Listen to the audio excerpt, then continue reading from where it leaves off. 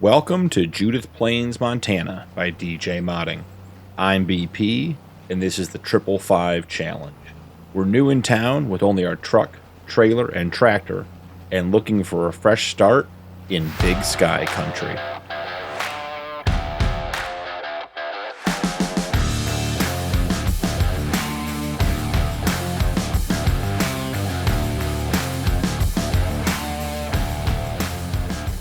Well, guys, been making some calls on my way into town, trying to figure out what we need to do to get farming in here. And our first stop is going to be at the bank right down here on the right. Not sure, it doesn't look like they have much of a parking lot, so we'll just try to get pulled over. But been talking to a banker, been talking to a local real estate agent, been talking to the guys over at the equipment dealer, and just trying to get an idea of what we are in for here on Judith Plains. In having some of those conversations, it looks like this is big farm country.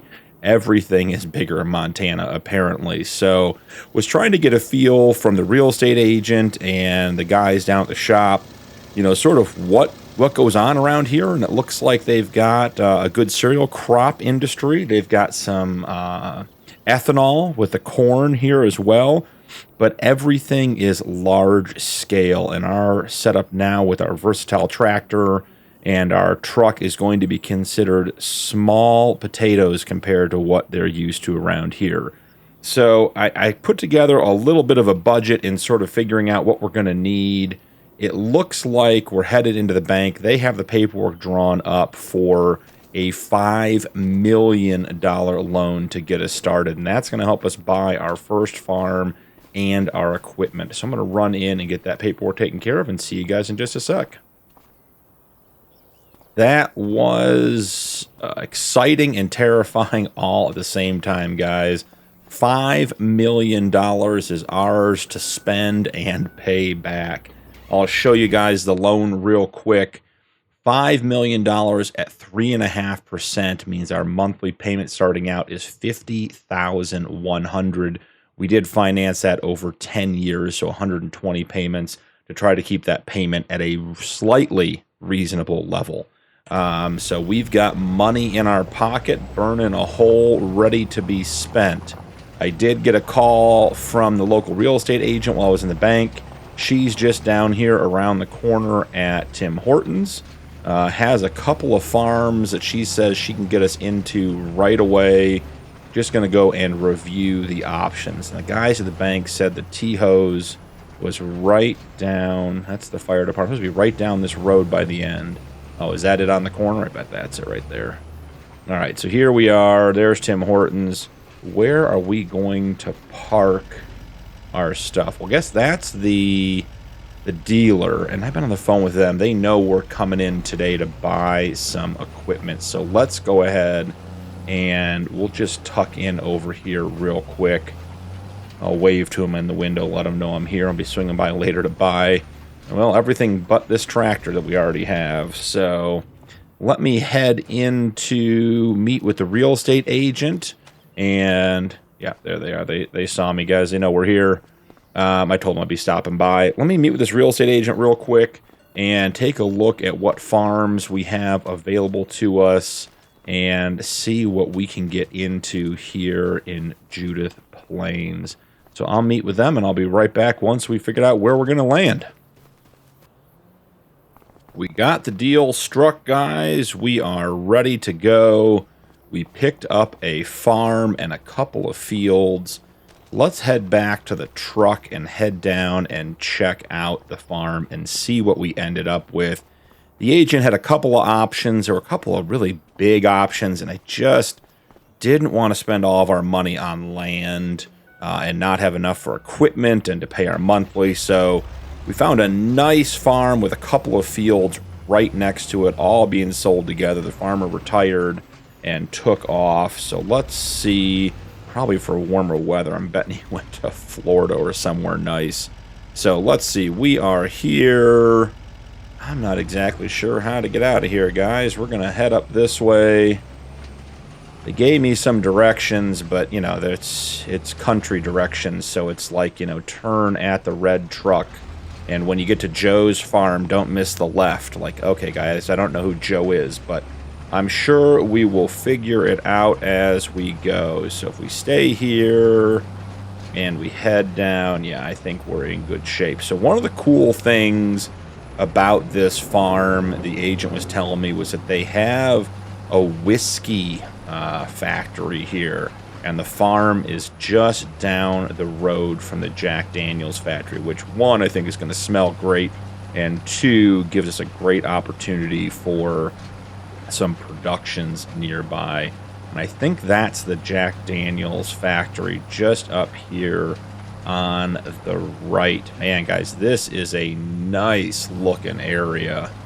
The farms look good. This is really, really good looking farming around here. Yep, there's the Jack Daniels facility right over there. So we're getting closer. And Yingling Locker, we got some beer over there too. She didn't tell me about that. All right, well, that's exciting. And what do we have over here? Roberts Ford Motors. Well, that's good. We got our Ford truck. Maybe he'll give us a deal on some service when we need it. So let's see. Do I need to turn in here? No, I don't turn in here. We gotta go a little further. It was past the Jack Daniels factory. So moving right along. I think it's right here. I think these are our fields on the right here, guys.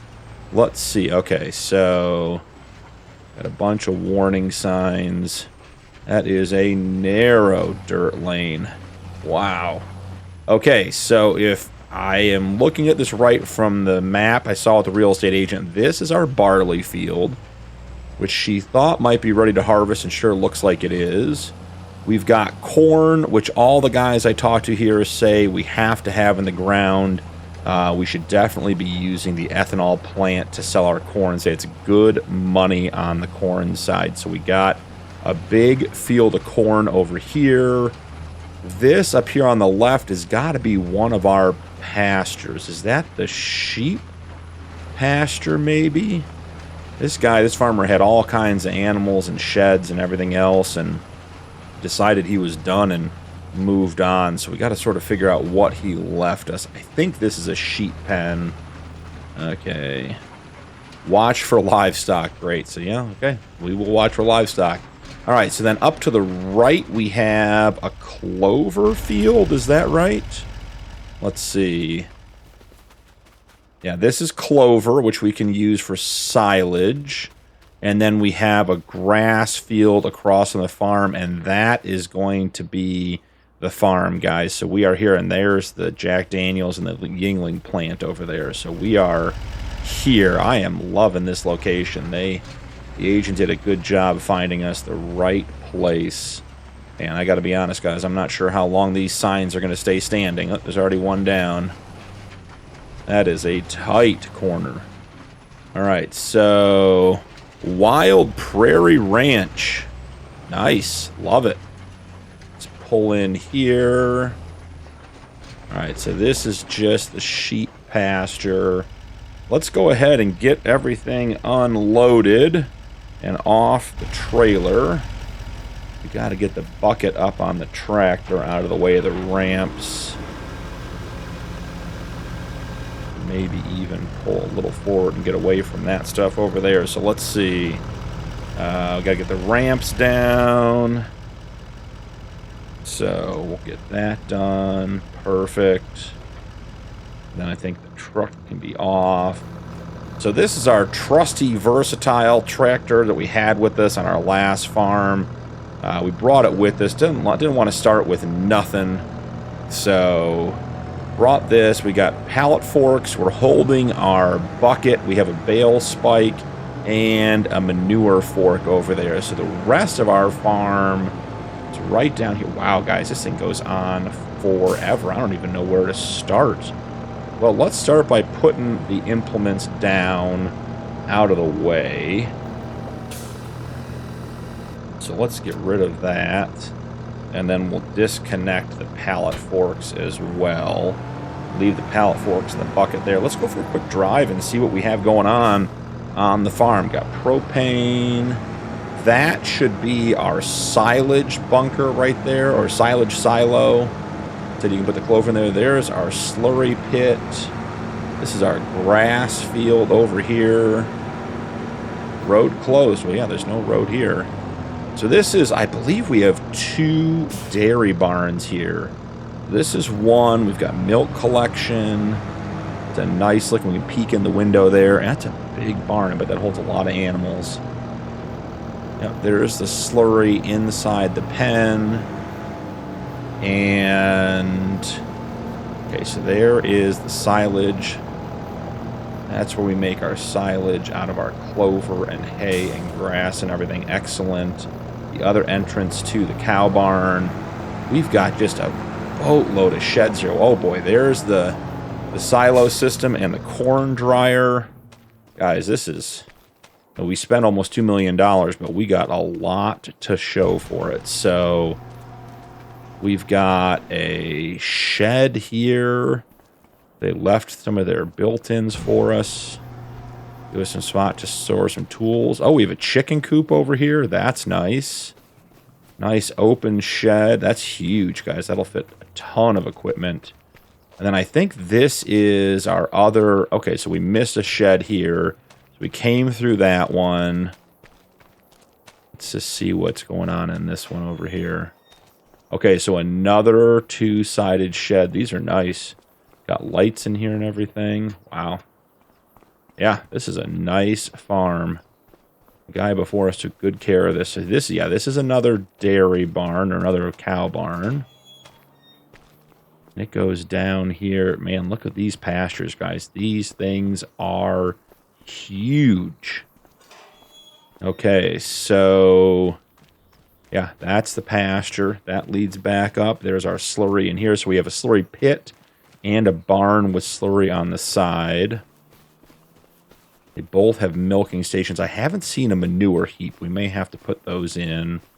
Not sure what they were doing for manure ahead of time. We'll climb this fence and get out of here. Okay, so there's the 2 sheds we already saw. The big one. There's the chicken coop. We have our suck-up grain bins and our GSI corn dryer with propane already. We've got this open-ended. Look at this. This is nice. All framed out, ready to go. Maybe we get that finished later on. We'll have to see. So this must be the shop, I assume. See, where are the lights in here? Got garage doors. Well, we'll have to find the light switch, but we've got nice upstairs work area and storage. Got an office with a living area. Oh, great. They've got, look at that, couch and a bed and a fridge. Yeah, that's where we'll be crashing for a while, I'm guessing. We'll have to see how nice the house is. And then, man, look at this door. That is a huge door. Got our diesel tank, some more propane. And it does come with the house now. We'll have to see. I'm not sure that I need to be living in a house that big by myself. Maybe we'll just crash in the shed. Keep it simple, but we have a house nonetheless. So, and then we're back at the truck. So that is the farm, guys. So, oh, and this is the sheep pen. Okay. Yep, got to keep track of that. So here we are. This is where the sheep go. So 2 cow barns, a chicken coop, and a sheep pen. And that overlooks our cornfield. Our clover field's up over there. Grass is around the corner. And our barley is at the end. So, man, guys, this is a huge farm already. I'm excited. Let's get the rest of the stuff unloaded. We got to get back to the shop and get some supplies so we can get to work today. We've got a barley field that needs harvested. I think the grass is going to be ready as well.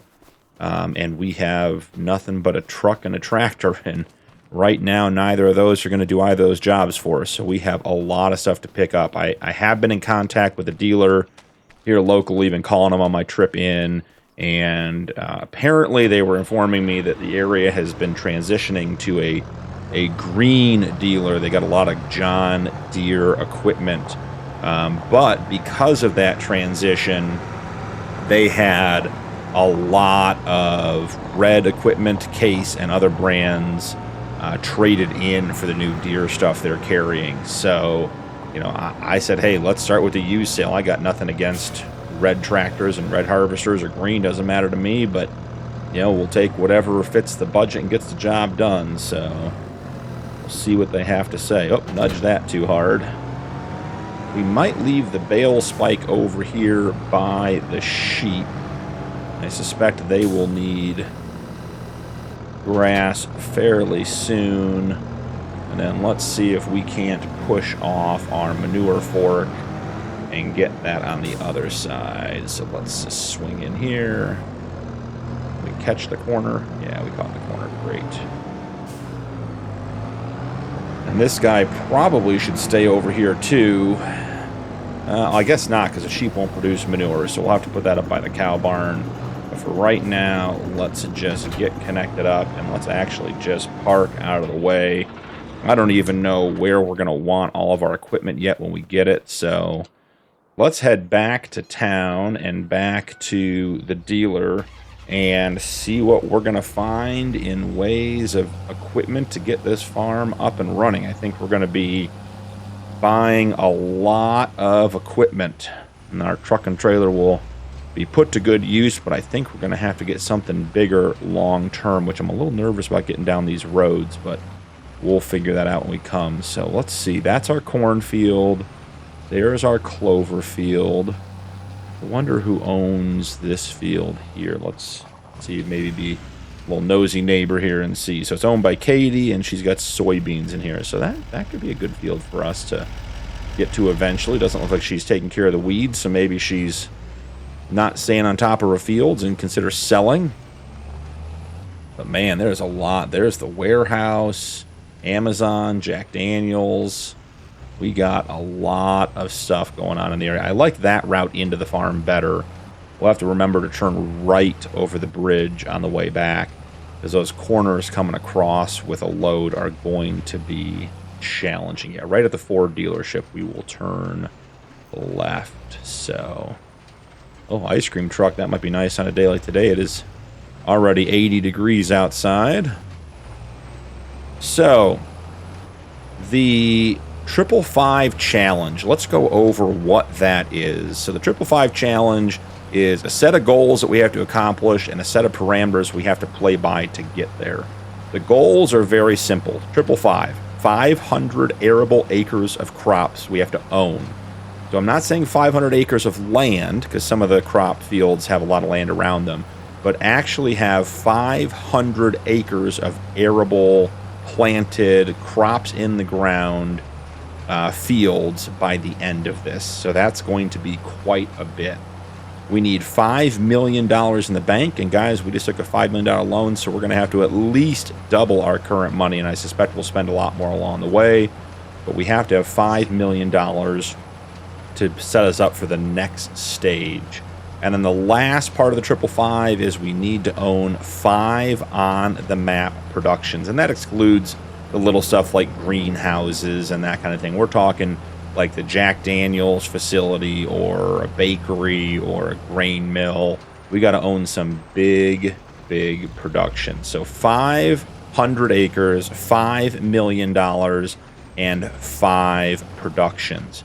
And what do we have to do to get there? What are the parameters? Well, first and foremost, we are starting off with base game equipment in regards to working with and capacity. So we're not going to start with some ridiculous equipment that holds 100,000 liters of crop and everything else. We are sticking with base game capacities and basically working with and standards until we are out of debt. We are allowed to use course play and auto drive as long as we're paying full wages, and we are allowed to change the speed in course play to something reasonable. We're not going to harvest at 40 miles an hour, but with the bigger fields, we can go up to 12 or 15 miles an hour to harvest if we want to. We will be using the realistic livestock mod on this playthrough. We've had a lot of success with that, and we will not be doing any contracts, so no contracts at all. and we have to use the productions that are on the map unless it's missing. So if we needed a grain mill and there's just not one on the map, we could place one, but we're not going to be bringing in a bunch of productions to reach our 5 production limit. So those are the rules. Those are the goals of the 555 challenge. Let's head up and talk to this nice gal at the desk and see what we're going to get as far as equipment. I will check back in with you guys when we have something to share. Well, guys, we spent some money. We got a lot of red equipment. Let's take a look. Let's run down here. So all of this equipment from the harvester down to our case quad track was all in the used sale. All this stuff had been turned in. Someone basically turned in their red farm and bought a green farm, and we took advantage of it. We got a Radon dump trailer. We got the Vicon mowers. We got the Krone baler for the farm. We had to buy all that stuff new. And the header, the case header, was on sale with the harvester. So we have just a ton of things we got to get back to the farm. So I'm going to go ahead and start getting everything loaded up.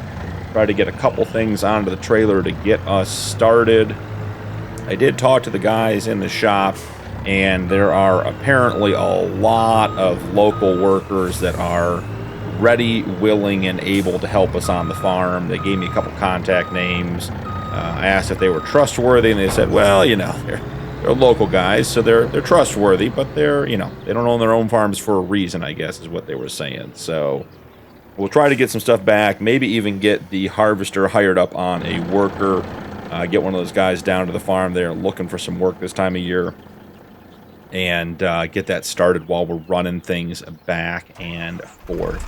So let's see about getting this case AF11 harvester up onto our trailer. I'm hoping our deck is wide enough. Let's see if we can't get at least one tire on each side. Ooh, man, that is tight. We might be a little bit too wide for our trailer. Let's see. Maybe if we jump in, we can see a little better and get squared up and hit it right dead center. I feel like we're getting pushed on that ramp just ever so slightly. Yep, don't swing too much. Just okay. Okay, we're gonna be happy that that's on there, guys. That, oh boy. We're hanging off the edge over here just a scotch. All right, so not too shabby. Let's see about maybe throwing a mower on the back there real quick. That way we can pull the header back with this. The guys at the shop did say when you spend this much money and buy this much stuff, they'd help drive some stuff back and forth as long as I gave them a ride back. So just going to get a couple of things loaded up, and then we'll convoy down to the farm and get everything set and ready to go. So let's see, can we sneak this underneath the grain pipe? I'm thinking no, guys. I'm thinking we don't have that kind of working space on this. Let's see. Nope, we don't. All right, we'll just get the mowers put on the case to get us started, and we'll head on down to the farm. So I'm going to pull this up and have one of the guys pull this for us. We'll drive the Volvo, and we will see you guys. Man, we got spectators going on. They're all wondering who's taking all this equipment, who was silly enough to buy a red farm. So, all right, I'm going to get this stuff back to the farm, and I will see you guys there once we have stuff unloaded. We got everything back to the farm. I got a couple of guys started on the harvesting, so our barley is coming in, and it is just about time to get this truck and trailer down to the field. Man, these stop signs are going to get abused. Let's not take out both of them at least. Maybe have to get a better route to get out there. So there you can see our case harvester, the case quad track, and our Elmer's grain cart in the field, ready to go, getting some work done. We're on the second headland, and I'm thinking we probably need to have this truck parked up right here on the field edge, ready to take some barley back to the silo. So let's just make sure they get off and get moving all on their own. Everything looks good. Apparently the local guys know what they're doing enough to get the job done, so no complaints there. Okay, so we are all set. Let's just check and see how much we got. Is that the first empty or the second empty on that harvester? I guess it's the second. Yeah, so they're at 84%. Okay. So he'll be full next time. He'll dump into here, and hopefully that's enough for the entire field. While they're running down there, we have our corn, which is only in growth stage 3 of 7, so we got a couple more months on that. And it, 100% fertilized, 100% yield. Yeah, no liming, no rolling. Looks like that's a good-looking field. So we have our clover, which I don't think is ready to harvest. Yeah, growth stage 3 of 4. But our grass is ready to go. So let's grab our case over here. And we've got dumped everything off to the side. I figured we'd be using it. We'll have to figure out where everything goes later. Let's get the Magnum hooked up to the mowing setup.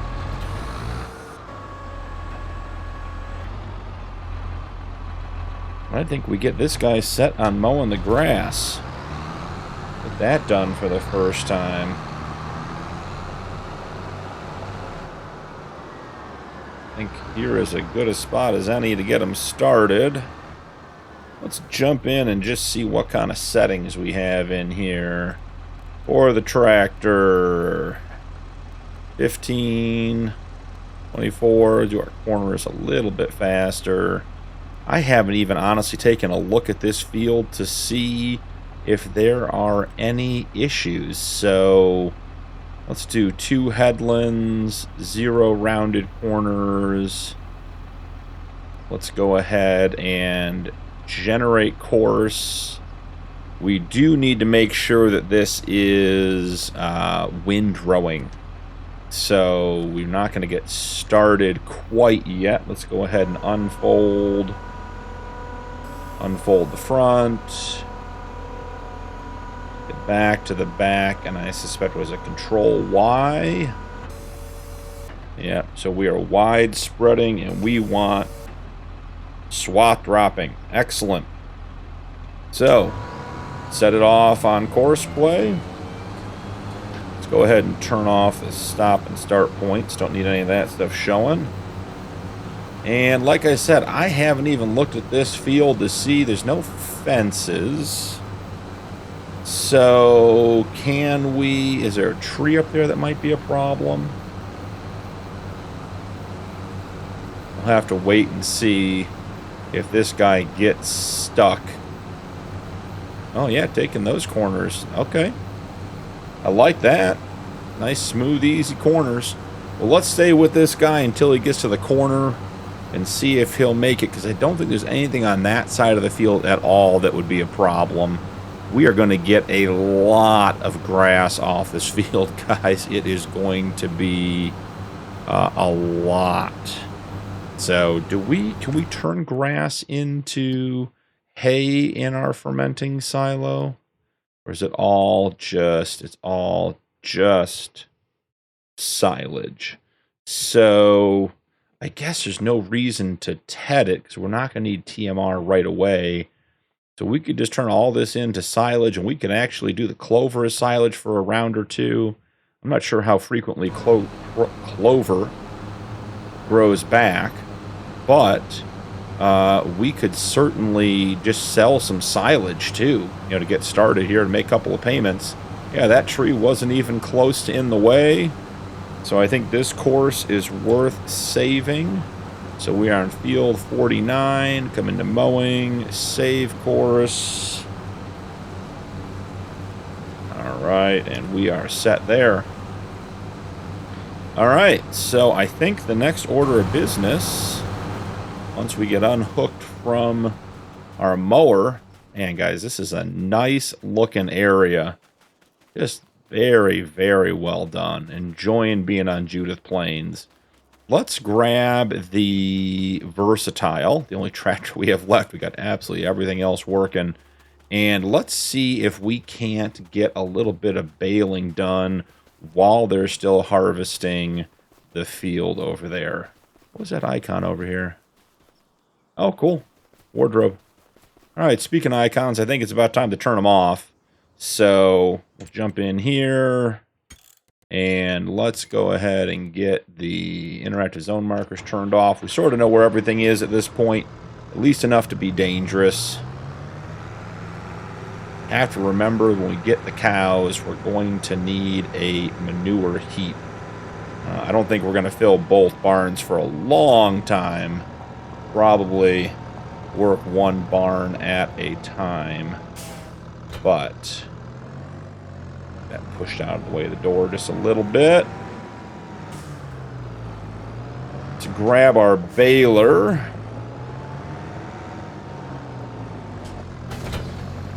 And I will see you guys over at the field. It looks like our harvester may be done with the field, just topping off the old grain cart. We are getting our first set of bales out of the field. I've been excited to use this crone baler with the bale catcher. I figure we're probably going to produce a lot of bales over the course of our playthrough here. Hundreds, if not thousands. And having to pick them up all individually didn't seem like a great idea. So the fact that we can drop them in stacks of 3 seems like the way to go. So let's go ahead and get this little bit over here. And we will loop around and check on the harvester and make sure it is all set and done. And if that is the case, then we'll probably call the episode there once the harvesting's done. And I will get the bales up and made while you guys are gone. And then we'll come back and we'll still likely be in August because we need to get some animals.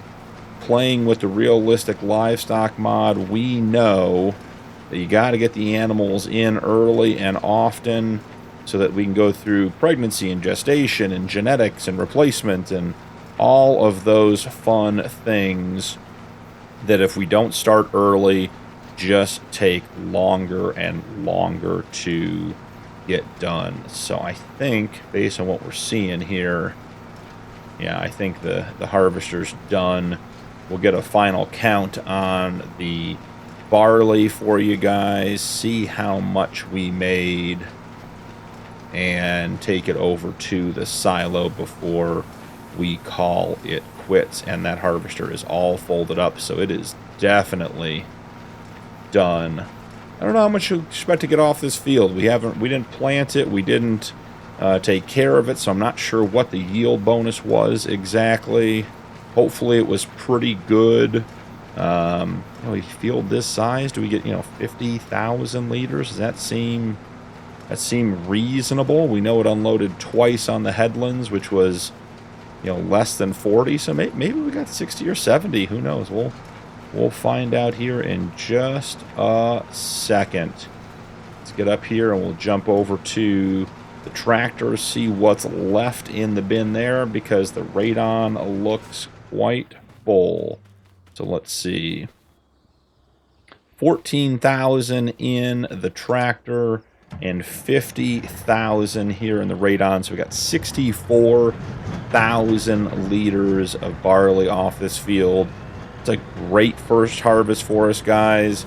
I'm excited. The Jack Daniels facility is right across the field there, and the recipe for Jack Daniels is barley, corn, dried corn, and water. So we have essentially all of that on the farm ready to go. We'll have to find some water to take over there, but I'm sure we can either find a water source or a tanker somewhere or head down to the river and get some water, but we could get right into making some Jack Daniels, which would be very, very exciting. So let's go ahead and get this put into our bin, and I'll loop back and get the rest from the grain cart. But I think that's where we'll call it, guys. So thank you so much for joining me today. Don't forget to drop a like and turn on notifications for more videos, and we'll see you in the next one.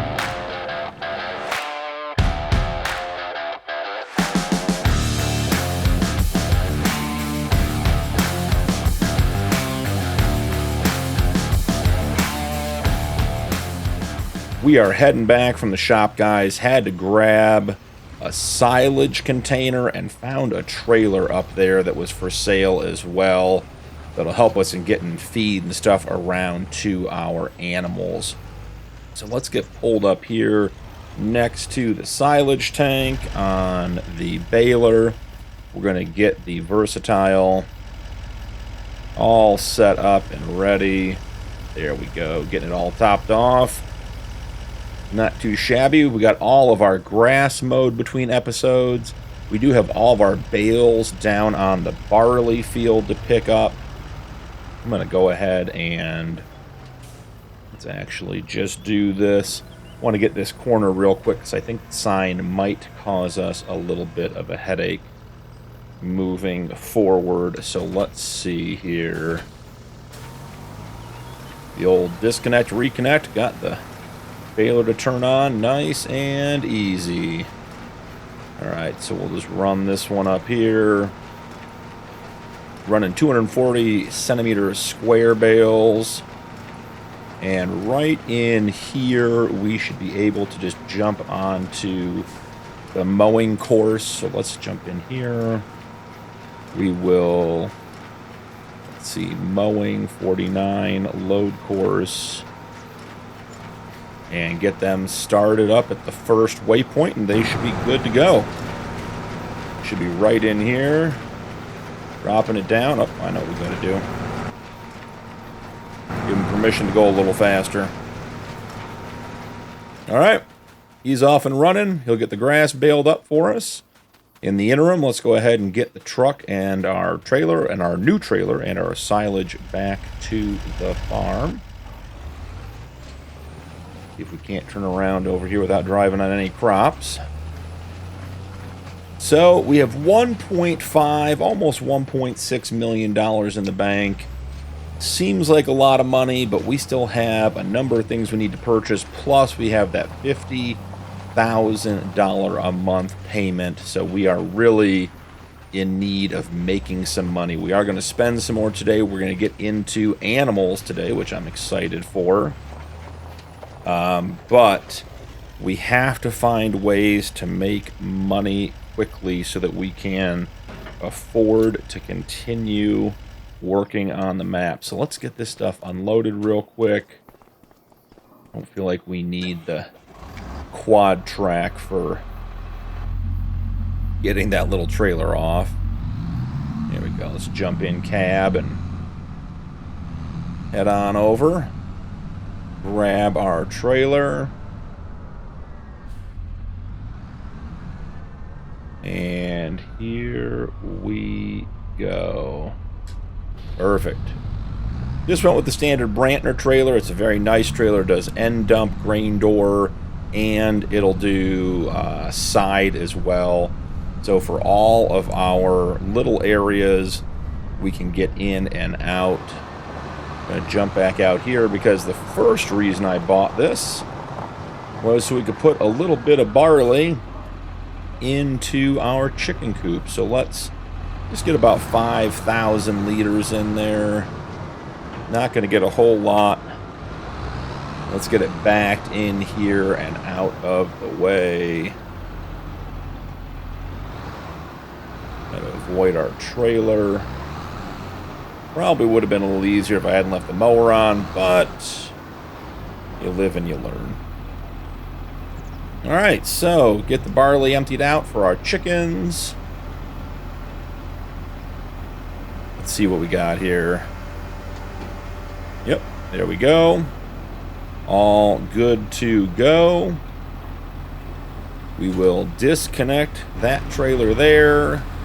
And I believe our animal husbandry is right here. So we need to buy some animals.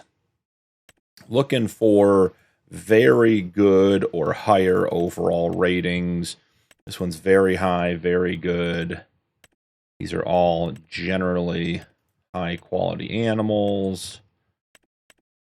Gonna need to find a good rooster in the mix. So let's see. Slow Franco, extremely good. Just a regular good, average. This one's going to be very good. We'll pick him up cheap.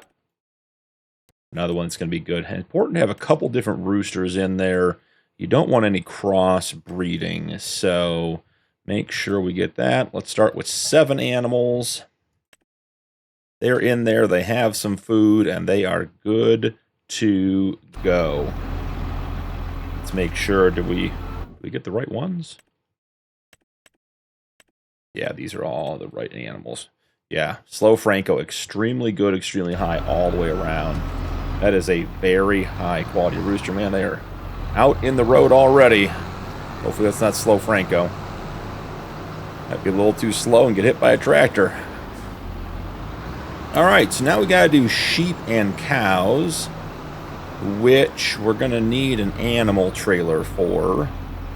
Well, should we do the animals first? No, we probably should get the bales up first. So we got, I think it was 24-ish bales. I can't get that off of there without the Versatile, which is out in the field. Hey, settle down there, little chicken. So I think... Alright, I got a plan.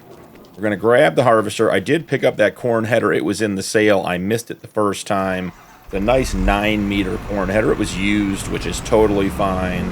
But let's get that off of the semi-trailer. And then we can grab the semi-trailer and go collect the straw bales and get those back to the farm before we go get animals. That's got to be Slow Franco right there. He enjoys being underneath the harvester, don't worry. Alright. Are we still... We might still be latched down here, guys. Let's see. Yep, there is a strap done. Forgot to undo it. Taking the trailer with us. Out wrecking the chicken coop. Alright. Heading on back over... Alright, chicken, we'll avoid you, I guess.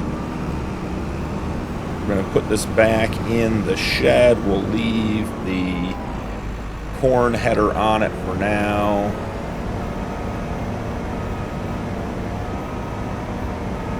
And away we go. Okay, so the trailer is available. So let's go grab the Volvo, which I parked in here. As you can see, we got our grain cart tucked away and our radon tucked away in the back. When we're in the farm, we'll try to do some in-cab driving. Makes not hitting things and not having the camera run into the buildings a lot easier. Slow Franco, he's everywhere you want to be. Go look over that shoulder, huh? Okay, and connect up. Great. We'll get out of the farmyard and go pick up those bales. Then we've got to head down to the animal dealer, and I think I know where that is. I was talking to the guys at the shop, and they gave me some directions, so hopefully we know where we're going. So, guys, these signs, love the signs, but there's just no hope. There's no hope of those signs making it. Alright, are we going to recognize auto bale pickup from Courseplay? Doesn't look like it. Oh, collection mode, here we go. We can do it. Let's see. Control-Shift-R. Collection mode is enabled, which is great. Love being able to just drive and grab bales. The 3-stack is just fantastic. Love the 3-stack mod on the back of the Crone. Just makes picking these bales up so much easier. There goes the ice cream truck. One of these days we're going to get a clown pop or one of those ones with the bubblegum eyes. You guys know what we're talking about. So, I think it was 24. We did have one at the end, so maybe 25 bales in total. Let's grab these. We'll grab that last set. We'll circle back for it. This made short work of that. This is a great trailer for picking up bales. Lots of... Oh, we are out of room. I was going to say lots of room. Well, seems like we might need to adjust some things. So let's make a couple quick changes. Unload side, let's make that right. Super, let's come in here. Yeah, it did not take the change. Some of these trailers adjust after the fact, and some of them don't. So, have to make sure. I'm wondering if I made the change after the fact. And I'm thinking, and that back just a little bit. Seemed like we had more space on the back of the trailer for one more row that we didn't get. So hopefully that takes care of it. Let's see. And no straps yet, so maybe it thinks there's more room. Oh, yeah. There we go, guys. I believe if we just back up, we can just hit Control-Shift-R again, maybe. Get the straps on there.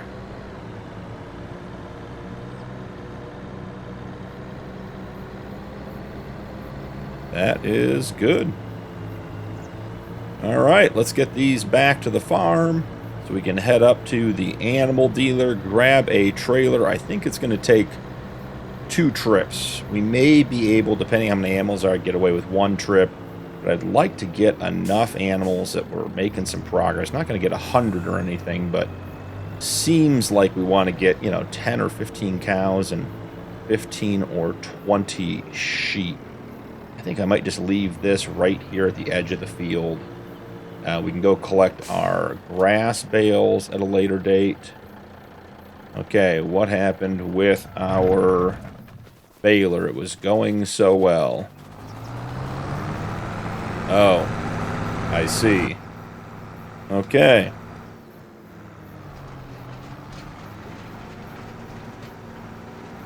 That is one problem with dropping a stack of 3. It can get to be a bit challenging. So let's see, where were we on the course? Did we come all the way back down here? Seems like we might have. Let's take a look and get back on track with this guy. So which way was he going? I bet he was going to go back here. Yep, all the way to the end. And then, yeah, grab this one right here. So let's swing this guy in.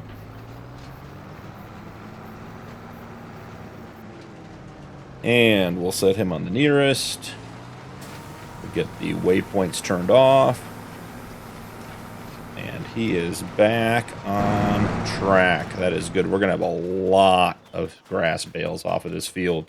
Some of which will go immediately to the sheep. And some will go in to make silage to feed our cows. So I think we can probably get the ramps pulled up on this one. Probably want to leave the actual trailer here so we can unload the silage additive onto the rack there when the Versatile's done. But we need to head up to the shop and then the animal dealer and grab a trailer and some livestock to get our farm going. So, after that, I think we're going to be in pretty good shape for August. It has been a pretty long day. The first day on the farm, there's always so much to do. but I think we are going to be just about all set. We might grab those bales. We'll have to see what we want to do for storing our straw bales. My guess is we can probably just put them right into a cow pasture, into the barn if we want. We may want to save some, so we'll have to figure out some sort of bale storage option. So, lots of traffic. Heading back up to the shop. Now, I'd like to get a big animal trailer, but I'm concerned with the alleyways on our farm, that if we get something too big, it could really end up being a pain to get stuff in and out. And with the realistic livestock mod, we are going to be doing animal management. We'll be buying animals, selling animals. We're going to have to rotate bulls, and it's not going to be, you know, super labor intensive, but certainly, you know, we want that process to be relatively easy and straightforward. So I'm going to go take a look and see what trailers we have, what their capacities are. I just don't think a trailer that holds, let's say, 5 or 6 cows is going to be enough. I think we need to be closer to 10 to really make it worthwhile. There's nothing in the sale that would work for us, so we'll have to just look at their new inventory. Let this nice lady go. Okay, so let's pull down this way. We know they're going to pull our stuff out when we buy it down here. Perfect. And I will run into the shop and see what they have and be back with you guys in a minute. We are getting ready to pull into the animal dealer. We ended up, they had the Wilson gooseneck animal transport trailer here, which we know and love. I was hoping to find something different, but all the options were either huge semi-trailers or small capacity and just not going to work for us. So I asked the guys to take a look and see if they could find us maybe something different, something a little, maybe even a higher capacity at double stack. We'll see. But they're going to take a look and see. But for now, we picked this one up. And let's take a quick look at our animals. Brown Swiss right off the bat. Very good. Don't have any brown Swiss bulls worth talking about. 13, how old was this brown Swiss? 12 months, perfect. 13-month-old, very good Holstein heifer. A 2-month-old, very good heifer. And do we have, yep, oh, here's a good bull, $1,700, very good overall, 13 months. 12 months, Sporty Strider. Love that name. And yeah, we have another one. So let's just buy 3 Holstein bulls. Do we want to get into any Angus, I guess, is the question. Don't know that we want to just yet. Now, my other question is, so are we limited to cows? Yeah, I think we're limited to cows once we put cows in the trailer. So let's go and see if they've got anything in the back for us and see if they can come up with a couple more animals, help us fill up our trailer. These are all just good. That's a very good bull. I'm not sure we need a brown Swiss bull. Holstein, 12 months from Japan. Very good. A UK 11-month-old. That's a great animal. Okay. So, I mean, do we want to get a brown Swiss bull? $577 seems like the animal we want to get. So that should be 4. It's only 3. Okay, so got a little crossover going on. Do we try for an Angus heifer? There's a baby Angus. That'd be a good investment. We could keep that one for a while. 10 months before we need to do anything. $454. We will buy selected. So we are... Oh, did we not buy it? What do we have? 1, 2, 3, 4, 5, 6, 7, 8, 9. Do we not fit 10? Okay, apparently we only fit 9. I thought this trailer fit 10, but it only fits 9. So let's run these back to the farm. I will catch up with you guys back at the farm while we're putting the animals in. And then we'll run back up here and find ourselves some sheep. And we will go from there. So I'll see you guys back at the farm in just a second. Here we are, guys. I'm not sure how we're going to get into the farm. Let's see. I'm hoping we have enough room to swing down and then back over to the door to drop them off. It's just going to be a little bit tight. Let's see. Can we get a wide enough swing over here and get the trailer around enough? Okay, yeah, that worked out well. Not sure how we'll get out of here, but that's a problem for another day. So, oh, okay. Select all. Move selected. Move 9 animals to husbandry. And they are in there, guys. So take a quick peek. They're going to need straw. They're going to need food. It does not appear they're going to need water. I assume there's automatic watering in the barn. Look at those happy cows. Looking good. Love this pasture on the hill. The mud and the grass. I mean, animals are so muddy. So that is a good representation. Okay, I'm going to run back to the shop or to the animal dealer and try to get some sheep purchased. So, man, we might just have to take the hill here, guys. Well, stay with me for a quick adventure. We're going around the hill. Oh, this may not be a good plan. Can we get around? Okay, we can. 6-7 power stroke for the win, making roads wherever we want. We will not be limited. The Versatile seems to be doing a good job. All right, we're back on the main road. I will check in with you guys at the animal dealer when we grab some sheep. We are back at the animal dealer. I'm loving this truck, guys. It pulls so nice. Works so well. Okay, sheep. I'm a fan of the Black Mountain or Black Welsh Mountain. Let's see if there's any animals that are any good here. So there's a very good.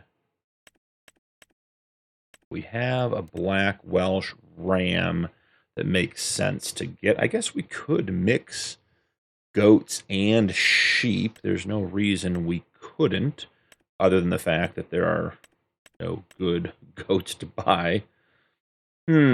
Swiss Black Mountain Rams. Let's check and see. Sprinkles. A nice animal. There's a nice baby. And let's see. Einschaft. Here's a good one.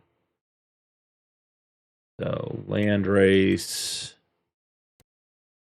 Very good. Very good. Okay, so what is... That is 6 animals. Let's go check the next pen, see what they have at the back for us. Always more. Just gotta ask. Okay, so we're back here. Good. Some Landrace. Those look good. Very good. And a Ram. Steinschaft. Still no good Steinschaft. That is perplexing. Been a bad year for him or something. Black Mountain Ram. Ooh, is that one better? They are exactly the same except for weight. We're getting the one named Crimson. Black Welsh Mountain. There we go. Found a good one there. Any good goats? Yeah, a couple of kids here. That one's not bad. I don't honestly know how many animals this trailer holds of sheep. Or how many sheep this one will hold, so... Okay. Well, We have one baby goat hanging out with our chickens. Oh boy, they packed them in there, guys. They got them loaded up. All right, I'm going to go back to the farm, and I will see you guys there. Hopefully we're done with the baling in the field so we can get the bales put in and at least get an initial quick round of feed in for all of our animals this episode before we head out. So I'll see you in a minute. I don't see the Versatile on the field, but it's also not back. Oh, there it is, way in the back corner. That guy might be done by the time we get these sheep in, which would be just about perfect for getting us some bales in and getting everybody fed. So let's start here. We are going to need some precision driving to get back into there, but I bet we can get it. Might even be able to get it first try. Who knows? Let's see. Never doubt yourself. Oh, I should have doubted myself. Not the first try. Alright, here we go. We'll cut it harder. Get it swung around. There we are. That's going to be just about perfect. Alright. And how far back do we have to go to get the trigger? Okay. There, apparently all the way back into the barn. Select all. Move selected 14 animals. Moved in. Let's shut this. Let's actually get it out of the way. If we're going to get them some food, we're going to need to get into the barn. So let's tuck the truck and the trailer right up here on the grass along the edge. And let's go back in and see our happy animals. So we got a couple of sheep in here eating. Out in the pasture. This pasture goes on forever, guys. Is that our one little goat? There's our one little goat. There he is. It's a good-looking goat, guys. What do you guys think? Should we name him? Maybe we should pick out a name for the guy. We'll have to see. Currently, his name, he doesn't have a name. It's a female, too, so. All right. Very cool. Oh, happy lamb. Happy lamb. Cool. I am very excited to have the animals on the farm. That is a huge step in the right direction. Let's see about getting that Versatile and getting some food put in real quick for our cows and our sheep. We already fed the chickens. What's this guy got? One pass left. We got to do a little cleanup, but we can do that later. Right now, we want to grab him. Oh, he's got a couple of passes. Let's grab him here on the end row. And let's just stop him there. Drop that guy off right there.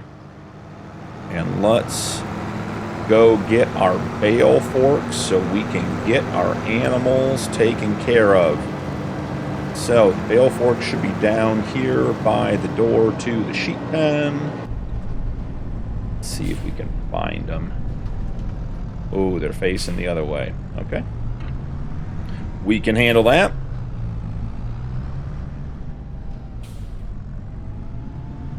And here we go.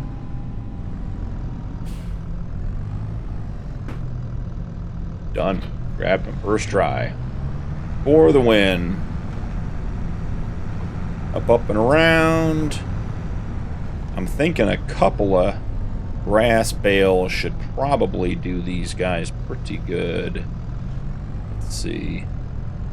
Let me stack them up, jump out here and see what we can see.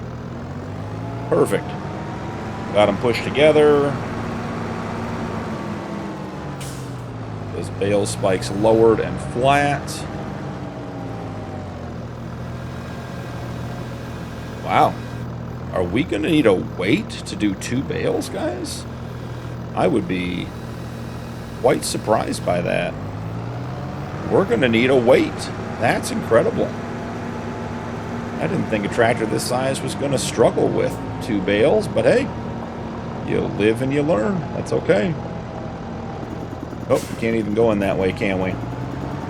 Forgot we got to feed them inside the pen.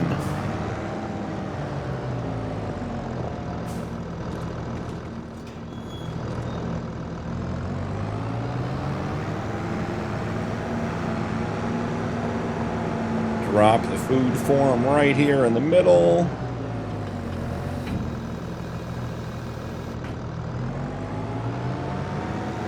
And away we go.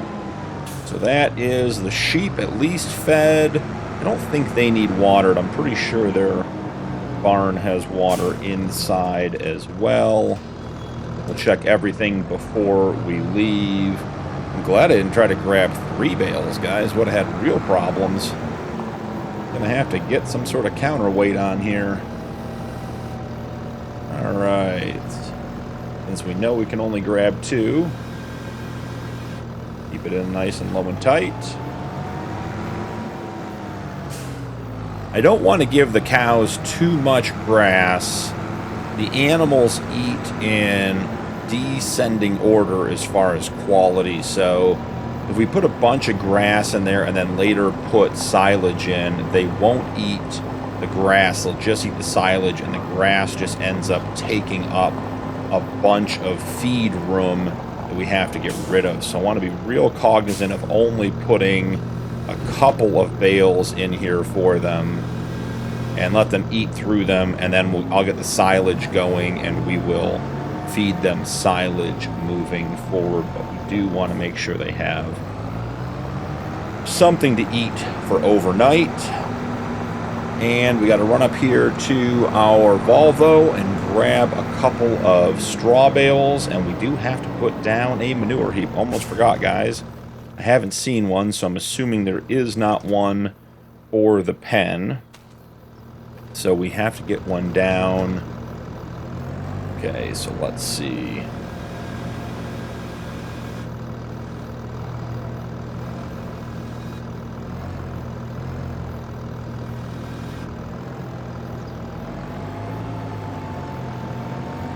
Okay, snag those nice and easy. Gotta avoid the chickens. Like Demolition Derby back here with the chickens down. Alright, so we'll get these guys in, and then we gotta find a quick spot for a manure heap. There's a happy cow over there on the left running. Alright, the trigger seems to be down here. I assume it doesn't matter too much, but we'll try to do it the right way the first time. Oh, yep, straw plane is filling up. Alright, so all the animals have a little bit of food. We'll obviously need more long-term. I'm going to get the rest of the bales collected, or at least the rest of the grass baled up between episodes. Trying to find a spot for a manure heap, but it is terribly unlevel here. Now let's go into the construction menu and just see what we get with silo extensions. We use that one a lot. This one's not bad. It is quite large, though. It does sort of overlap the doors. It's not a great spot for it. Man, this ground is so unlevel. We put it back behind the chicken coop. It has $100 in flattening. Can we actually get back there? I mean, we could always cut a couple trees down. That wouldn't be the end of the world, and that would be out of the way. Let's try that, and then give it a quick soften up all the edges, make sure there's no bumps, lumps, or bruises, I guess. And we'll grab some gravel here real quick. And first off, we'll backfill the actual manure heap. I like to do that because the mud that it comes with is so soft. That when you're trying to load it with like a skid steer or a bucket or something else, it creates all kinds of havoc. So let's see if that is going to be adequate. Got a couple little bumps on the outside, but overall I would say that is very, very good. And we don't plan on driving much back here. So try this one spot here real quick.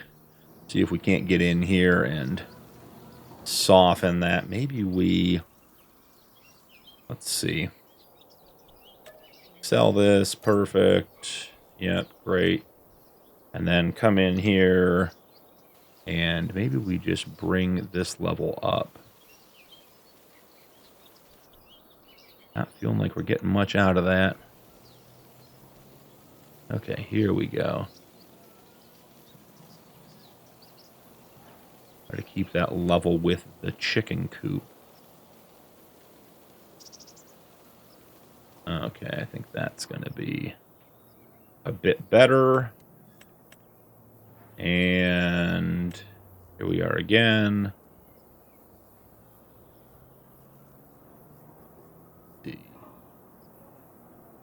Overlaps with another object. Guys, I don't know what to tell you. There's no other object here. Maybe it's me. Maybe it's my characters in the way. Just want to get a manure heap put in, guys. Not looking to make this complicated. Huh. Well, guys, that is turning into a bit of a mystery. That is a bit unusual that it won't let me do anything with that. So we'll try one more time.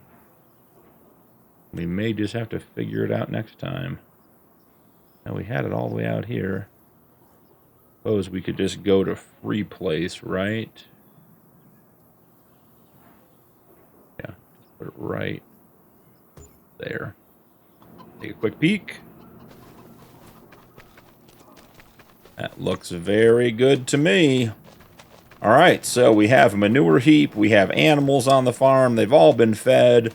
Lots of things done today. We do need to get the rest of the baling done on the grass field, but I am excited for how this is turning out. I will most likely see you guys in September for next episode. So thank you so much for joining me. Don't forget to drop a like and turn on notifications for more videos, and we'll see you in the next one.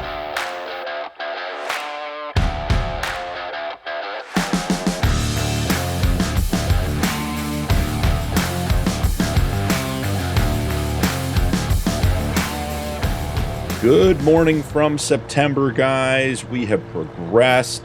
I am on my way back from the shop with another load of equipment. We have a fertilizer spreader and a plow. I was remembering that when you do corn, you have to plow between every harvest, so wanted to get that since it was on sale. The fertilizer spreader was not on sale, but it's something we need to get onto the grass field for today. So I wanted to go ahead and grab that right off the rip. Couple of quick updates on the farm. We ended last episode by putting in a manure heap back here behind the chicken coop. That was not connecting to the barn, unfortunately, so had to find a new one. This is not the best spot for a manure heap, but there's just no room back here at all. So we got a little one put in here, and we got 335 liters of manure overnight, really capturing a lot there and getting ahead in life.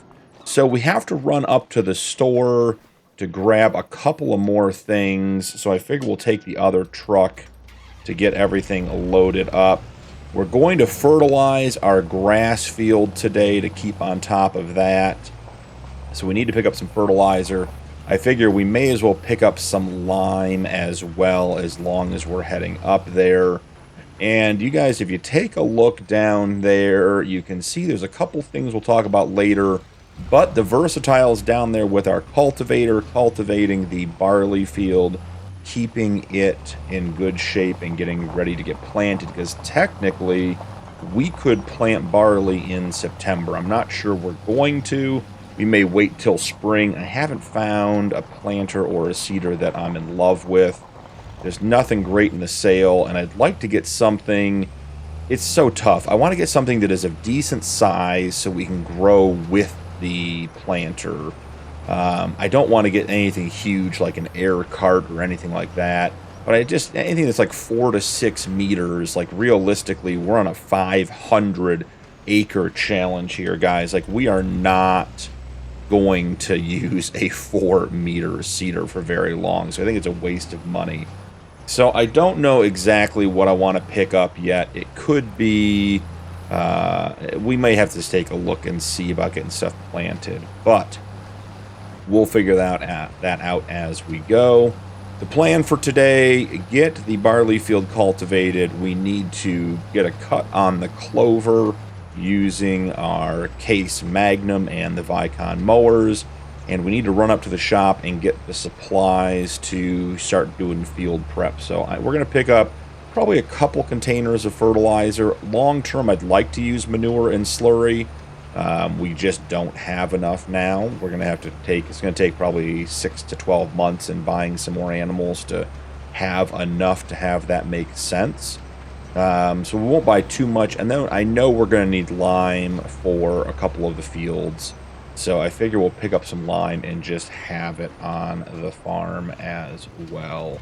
So we'll jump in here, and then there's one other, well, technically two other little purchases we need to make in relation to what I added in down by the barley field. So we'll go see that in a minute. I do have a tedder down here. It was in the sale. It is the Colossus tedder, which I did verify is the exact same width as the Pottinger. So that's on sale. We're not taking that with us today, or at least on this trip. We just don't have the space. But it'll be here when we come back for another round with the Volvo, I'm sure. So I'm going to run into the shop, get a couple of things purchased, talk to these folks, and I'll catch you guys when we're loaded up and ready to head home.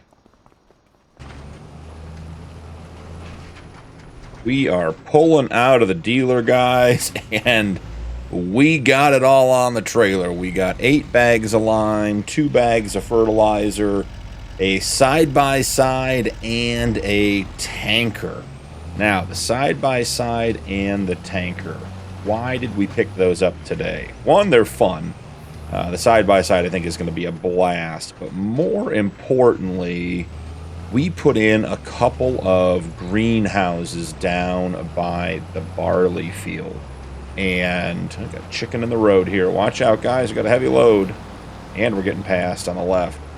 So we put in a couple of greenhouses down by the barley field. Now, these are not your traditional fruit and vegetable greenhouses. These are specialty greenhouses that we're going to be raising, growing, producing artisan crops out of to make oils. So they're going to be part of our oil production, and they take water and manure. So once we get the cows up and running, we can use the manure in there to boost up the production as well. So we're going to use the side-by-side to pull this water tank down to our greenhouses and keep them topped off and happy.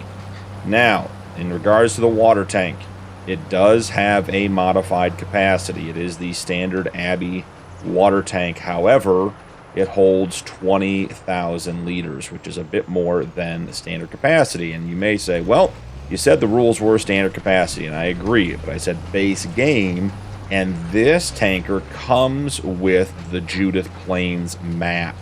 It is base game for the map, so we are allowed to use it, which is a huge advantage, not having to go back and forth and grab water a whole bunch of times to keep our greenhouses topped off. So I'm excited to have that. So let's go ahead and get everything in here unloaded, and we'll run down to the greenhouses, get them filled up, check and see how that process is going to work. We don't currently have enough manure to really add and have it be worth anything, but we will eventually get to that stage.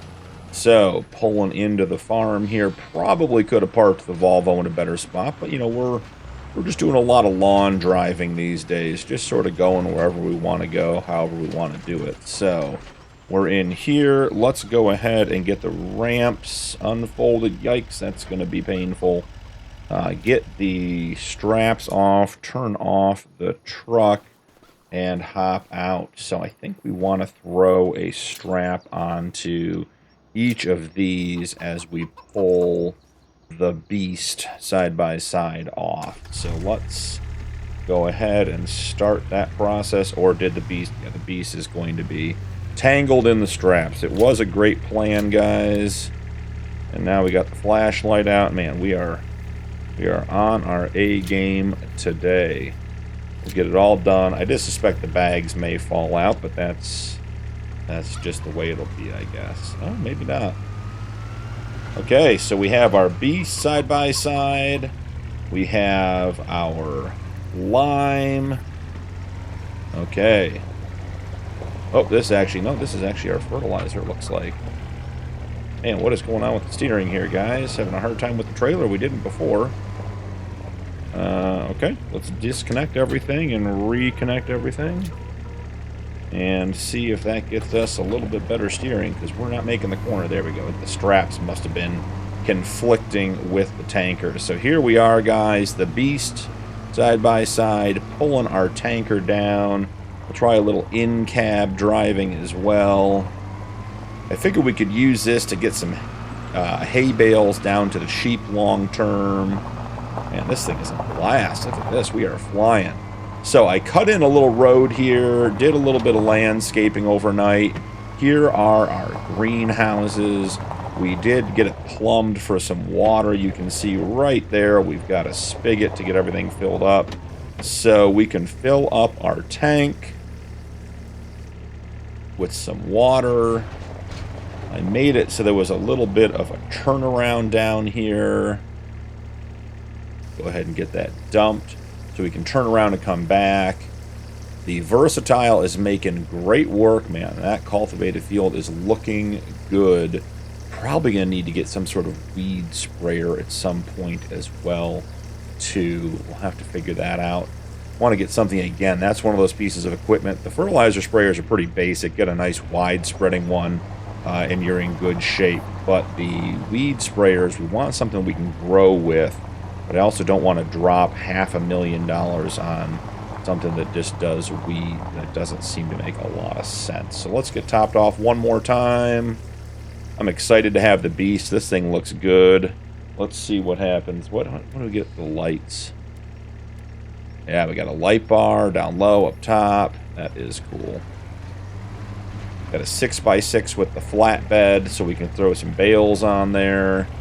I'm excited to have this. I think we're gonna get good use out of it. So, jumping in here, let's get the water done, and let's head into our production menu. Well, guys, we're back, and I gotta correct it. I put in the wrong greenhouses. They're the same mod, just grabbed the wrong ones.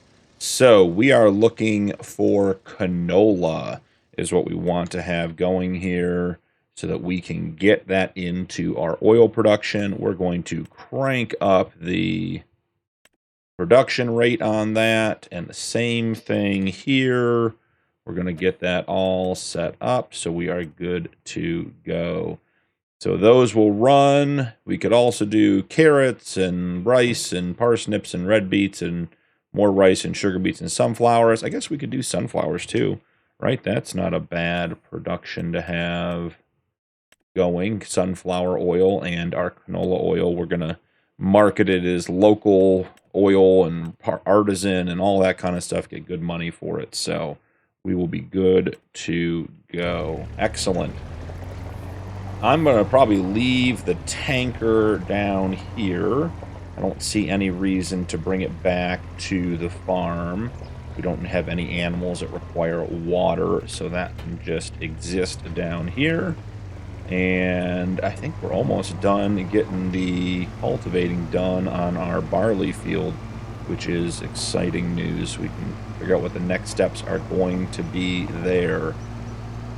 Yeah, zipping around in the beast is going to be the way to get around our farm. We have quite the lay of the land and not direct access to anything, so we will be using this extensively. So I think the next step for us is going to be getting the clover mode. So we'll jump out here.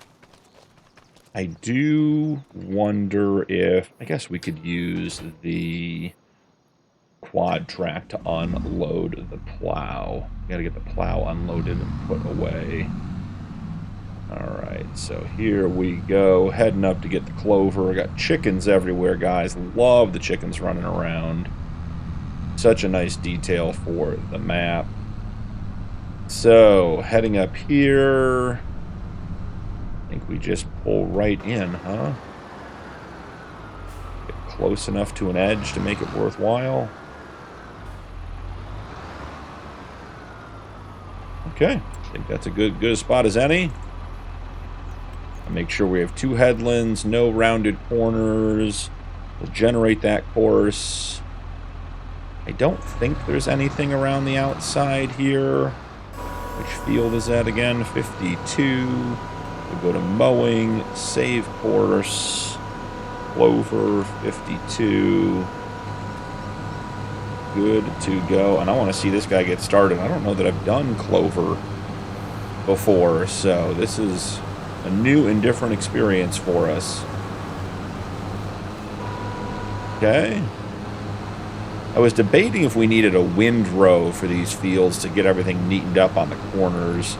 Maybe we just go to rounded corners long term, because like this little bit he's about to do is just not going to get picked up by the baler. We'll have to come back and get all of that manually, which isn't the end of the world. Just, you know, it'd be nice to be able to have the baler just do the work for us and not have to worry about chasing it. So we could windrow it and get it nice and neat if we wanted to. So while that's going on, that is good news. We'll take a run down to the barley field. Been training for a marathon, guys. We're great runners. And the versatile looks like it is done. That is good news. We are just getting stuff knocked out today. We are working hard and getting things done. Let's head back up to the farm with the versatile. Get off the field so we're not leaving a bunch of ruts for planting. And I think we use the quad track to get the plow off of the trailer. And then we grab the new fertilizer spreader. And we have the fertilizer. We already unloaded it off the beast. And get it into the spreader and start spreading some fertilizer on our grass field. Not going to get another cut off the grass field this year, but we're going to have a lot to do in the spring, and I want to make sure that our fields are prepped and growing, because we have corn harvest coming up before the end of the year, and then we get into winter, and we need to be all set for that as well. So, not sure who would be coming down this road, since we own all the fields all around that intersection. Alright, the cultivator, will that fit in our little garage over here? That is my question. Let's see. It might be tall. Let's see. We take a look. Ooh, it is going to be close. It doesn't quite fit. That's alright. I think we just tuck the cultivator right here. I'm not sure. Maybe that would be the side-by-side door for the beast. Parking it up for the winter. So maybe we'll just tuck the cultivator over here. Alright, so that is done and good to go. We need to get this guy up to the Volvo. Not in the way, though, because the first order of business is going to be getting that plow off. So let's just get this tractor out in the middle of the field. Jump in here. We need to take the straps off. We're not going to put the ramp out because I don't want to knock the plow off until we have it attached. The quad track is going to be our plowing tractor. This will be a good test run to make sure everything fits and works. Okay. Tried to have them loaded at the shop with the connection here at the edge so we could just snag it. There we go. And just yank it off the side of the trailer. Now we got to get it up. Oh, we just plowed our grass field, guys. Oh, that's not ideal. Okay, well, mistakes were made. We will have to get that fixed. Oh, didn't think about that. I have the automatic raise of implements turned off. So it just spawned off the trailer when we connected it all the way down. I think we're just going to drop this in front of the gate down here. We're not using this cow barn yet. So, okay. Well, I am bummed about that spot on the grass field. That is not ideal. May have to find a planter today, sooner rather than later. but get the fertilizing process started first. Tuck it back in the garage. Okay. Now, let's see about getting the ramps down. And we had the fertilizer spreader put on the edge. Man, that is a scar in our grass field, and it has rocks. It's just, guys, that was not good. But that's the way farming is, I guess. You make mistakes. So, I had him load the fertilizer spreader right on the edge of the step deck in hopes that once again we could just get our tractor up on here and get connected and pull everything off. There is a really nice JCB front loader in the sale that I would love to pick up. It's pretty heavily discounted, but it's just so big. We just don't need it. But it would be great for loading and unloading equipment just like this. Just think it's more of a need, not a want. I'm sorry, a want, not a need. See? Convincing myself as I go. So let's put some fertilizer into our spreader.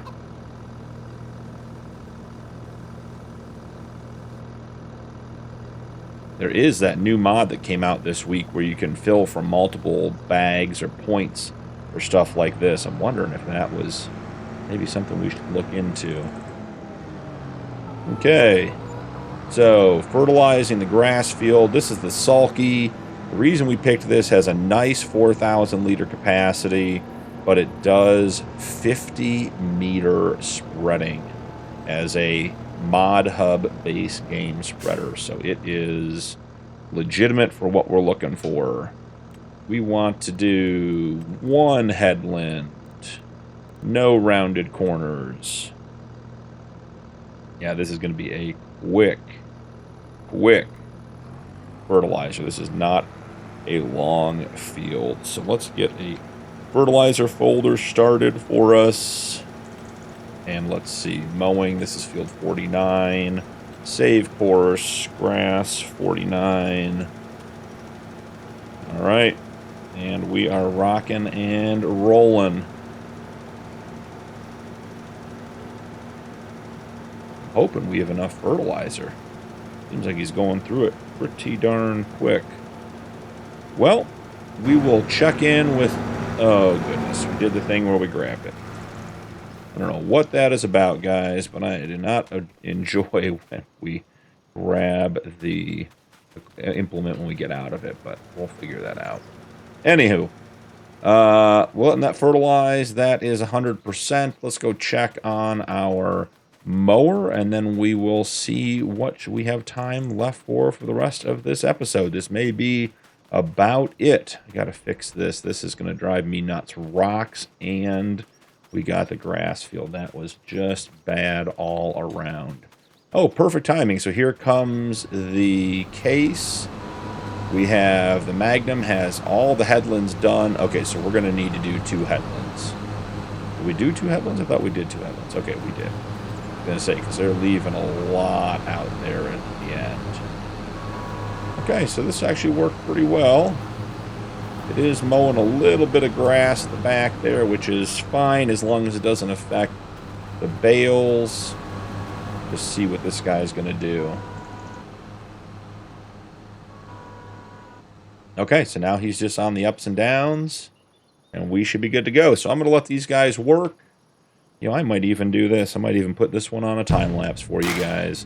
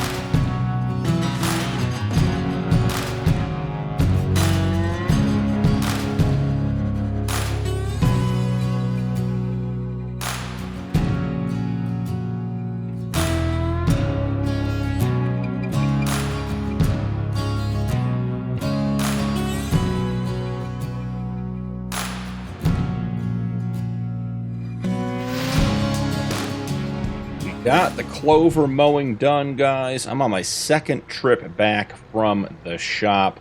We have a case seeder and a Brendel lime spreader. My first trip, I actually took our pickup truck back. I had the lime on it still and bought a bunch of seed and fertilizer and then kept the lime on there just to get us stocked up because we're going to get some stuff taken care of today. So let's see real quick, get zoomed in here. Let's go ahead and get the straps off of everything. All right, hopefully the ramps got fully unfolded. They did. So here's our new Brendel lime spreader and our case cart planter. We did the pull behind, or I guess the pull between planter. I always think that works better with the AI workers than the pull behind. So with that in mind, let's get the Brendel out or off the trailer. And we're going to put him right to work on the Magnum in our barley field. Drop our mower off just out of the way for a minute. Be back to grab that when we put it back away. Okay. Now, I did go Loki's bulk fill mod had an update recently. I tried it previously and did not have success with it. I did not try it for very long, but I had either some sort of conflict or something else, and so I just didn't use it. But it has been updated recently, I think maybe last week or the week before, and I am interested to see if it is going to work in this scenario. So to make sure we get set up right, I'm going to grab one lime bag and just get it close so we can start filling and make sure we get lime, because there's also fertilizer on that trailer and I don't want to pull the fertilizer off. So once the lime is in, the way the bulk fill mod should work, which is available on Loki's GitHub site only, it should load the rest of these bags without me having to click every time one bag empties. So I gave it one click, we're filling, there's 3,000, we're halfway done with one bag, 4,000 should be a complete bag. Okay, and it's going to keep filling. So realistically, I would have to click every bag to fill without this mod, and now we're able to bulk fill off the back of the trailer and just let it do its thing while we sit here, which is great. So I'm going to let him keep filling. I'm going to run back and grab the quad track and start unloading our planter, which we will also get filled up off of our trailer with seed and fertilizer. We'll do a quick repair. Oh, that rooster is taking off. We'll do a quick repair to the grass field where we had a little oopsie unloading the plow last episode, or was it this episode? I think it was earlier this episode. But we'll get that cleaned up, and then we will get the barley in the ground. So let's see that. Oh, perfect. I asked him to load it in order so I could just connect both up. So, case quad track, pulling the case planter. Let's get everything off the trailer. Beautiful. That worked really, really well. I'm going to leave that there for a second to go check on our Magnum. All right, we are full. So let's get the Magnum down to the barley field to get the lime done, or at least started, while we get the planter filled up. Oh, there's our one little goat. Found him. Could hear him as we went by. I have to pick up more animals. Probably do that between episodes as well. So, run down here. Let's get situated on the field. And let's see what we get here. 2 headlands. Do we want to do 2? I feel like 1 should be sufficient. I don't mind if it has rounded corners when we do lime. We don't need it to be perfect. Go ahead and generate that course. Let's zoom in. Yeah, that should be good. Let's get him off and running. I guess it's a her this time. Very nice. That is working well. Cool. So we'll go back and grab the case quad track. Get it filled up with seed and fertilizer. We'll hit that one little grass spot real quick. Just fix our mistake. And then we'll head down to the barley field, which hopefully at that point will be done. And we can put this guy on it to get the barley planted. So let's just get in close. It's always fun with an articulated tractor with dual trailing implements. The hinging gets to be quite the math problem to figure out. Okay, so here's the question about bulk filling. We are filling up with seed, which is great. Will it auto switch over to fertilizer? I would think not, because you'd want to tell the machine specifically to fill with fertilizer. We don't want just to fill everything, but it might. We'll see. And we bought just enough seed too. Okay, I mean literally didn't even know that was. Do we have one extra bag? There's one extra bag of seed in there. Okay, so it did stop, which is good. So now let's fill it up with fertilizer. Do we have to switch? Let's see. Toggle bulk fill enabled. Yep, we have that. We have everything else. Unfold, select seed, refill tank. Okay, so I'm thinking that maybe we have to clear the trigger because it's still thinking. Yeah, okay, so we come back out. Okay, yep, so it's still looking for seed even though it's full, and that's totally fine.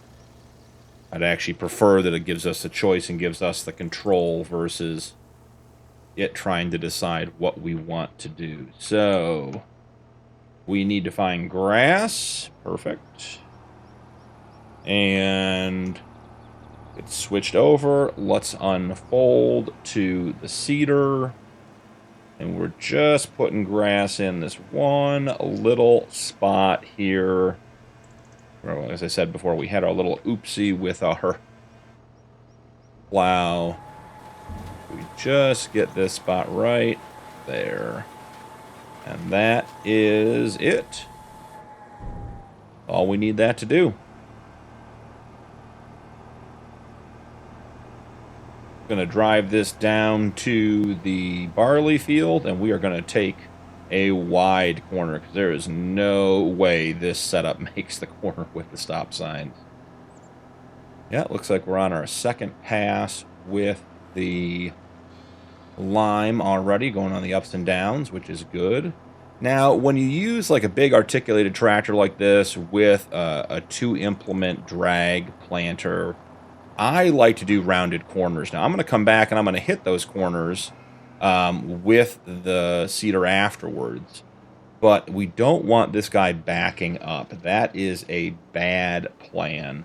When these guys try to back up, the seeder fertilizer cart gets jammed up and backed up, and we get in all kinds of trouble. So it's just better on a field like this to just give it rounded corners and then let it go. We also need to give it a lot more room to turn around. So we're going to go with 3 full headlands.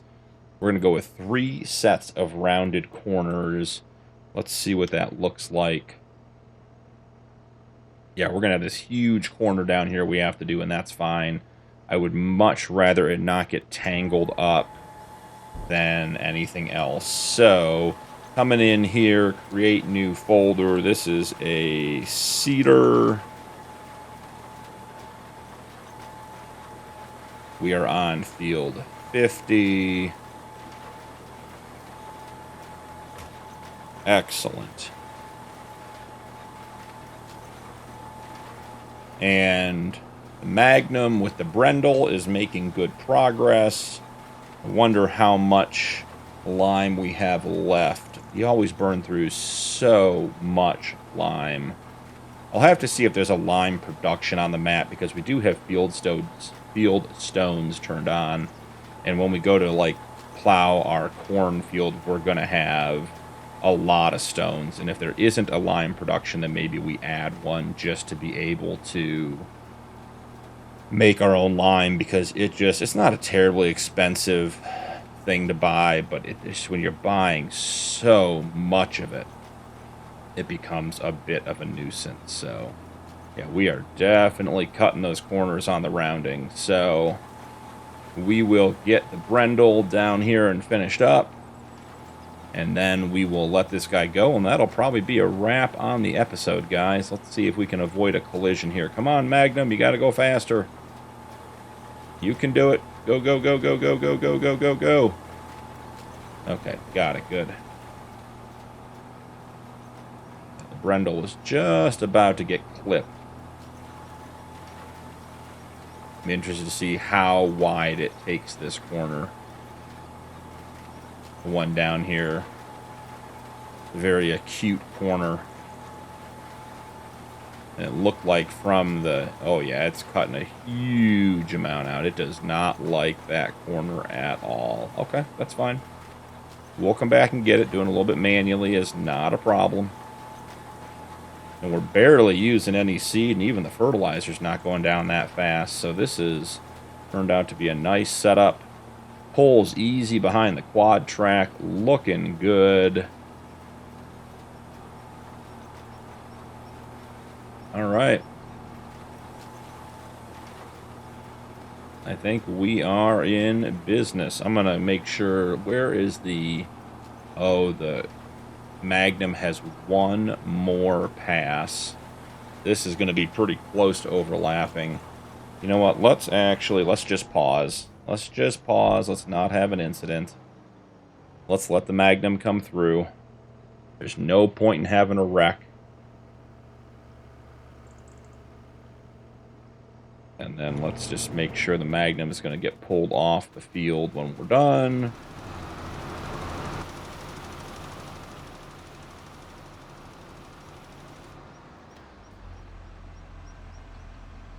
And are you going to return to your start point? I think you are.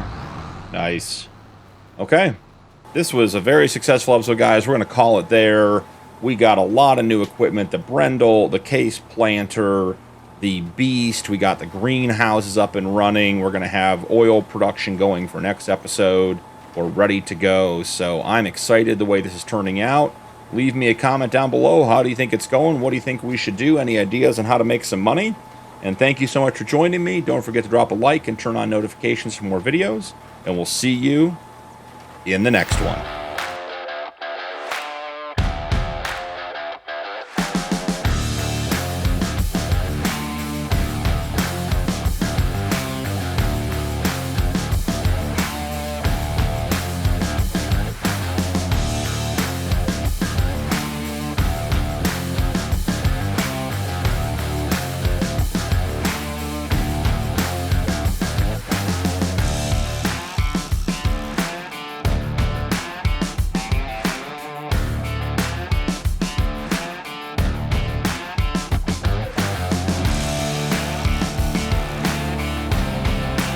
We are in October, guys. There is a lot to go over.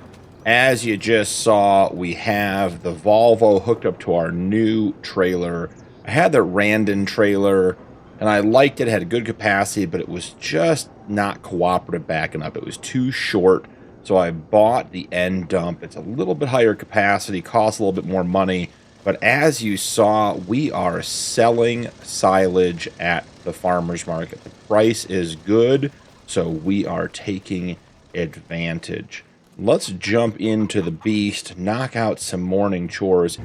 Well, guys, let's get you an update on what's going on at the farm.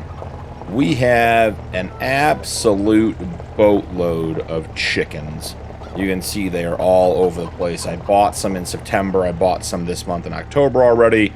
Just trying to keep our breeding stock alive and well. Next up for the updates, as you guys can see, there is no longer a manure heap here.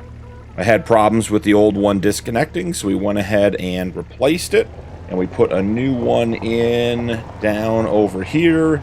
I'm not totally thrilled with the positioning. I did the best I could with the landscaping and the softening, but we had to get something in. We have to be collecting manure. We have 706 liters in here, and we will use that on our fields and maybe even in our greenhouse productions and everything else. So we will get to that when we have enough to use. I have been buying animals, like I said, with the chickens. So we bought a bunch more cows. We're up to 21 cows.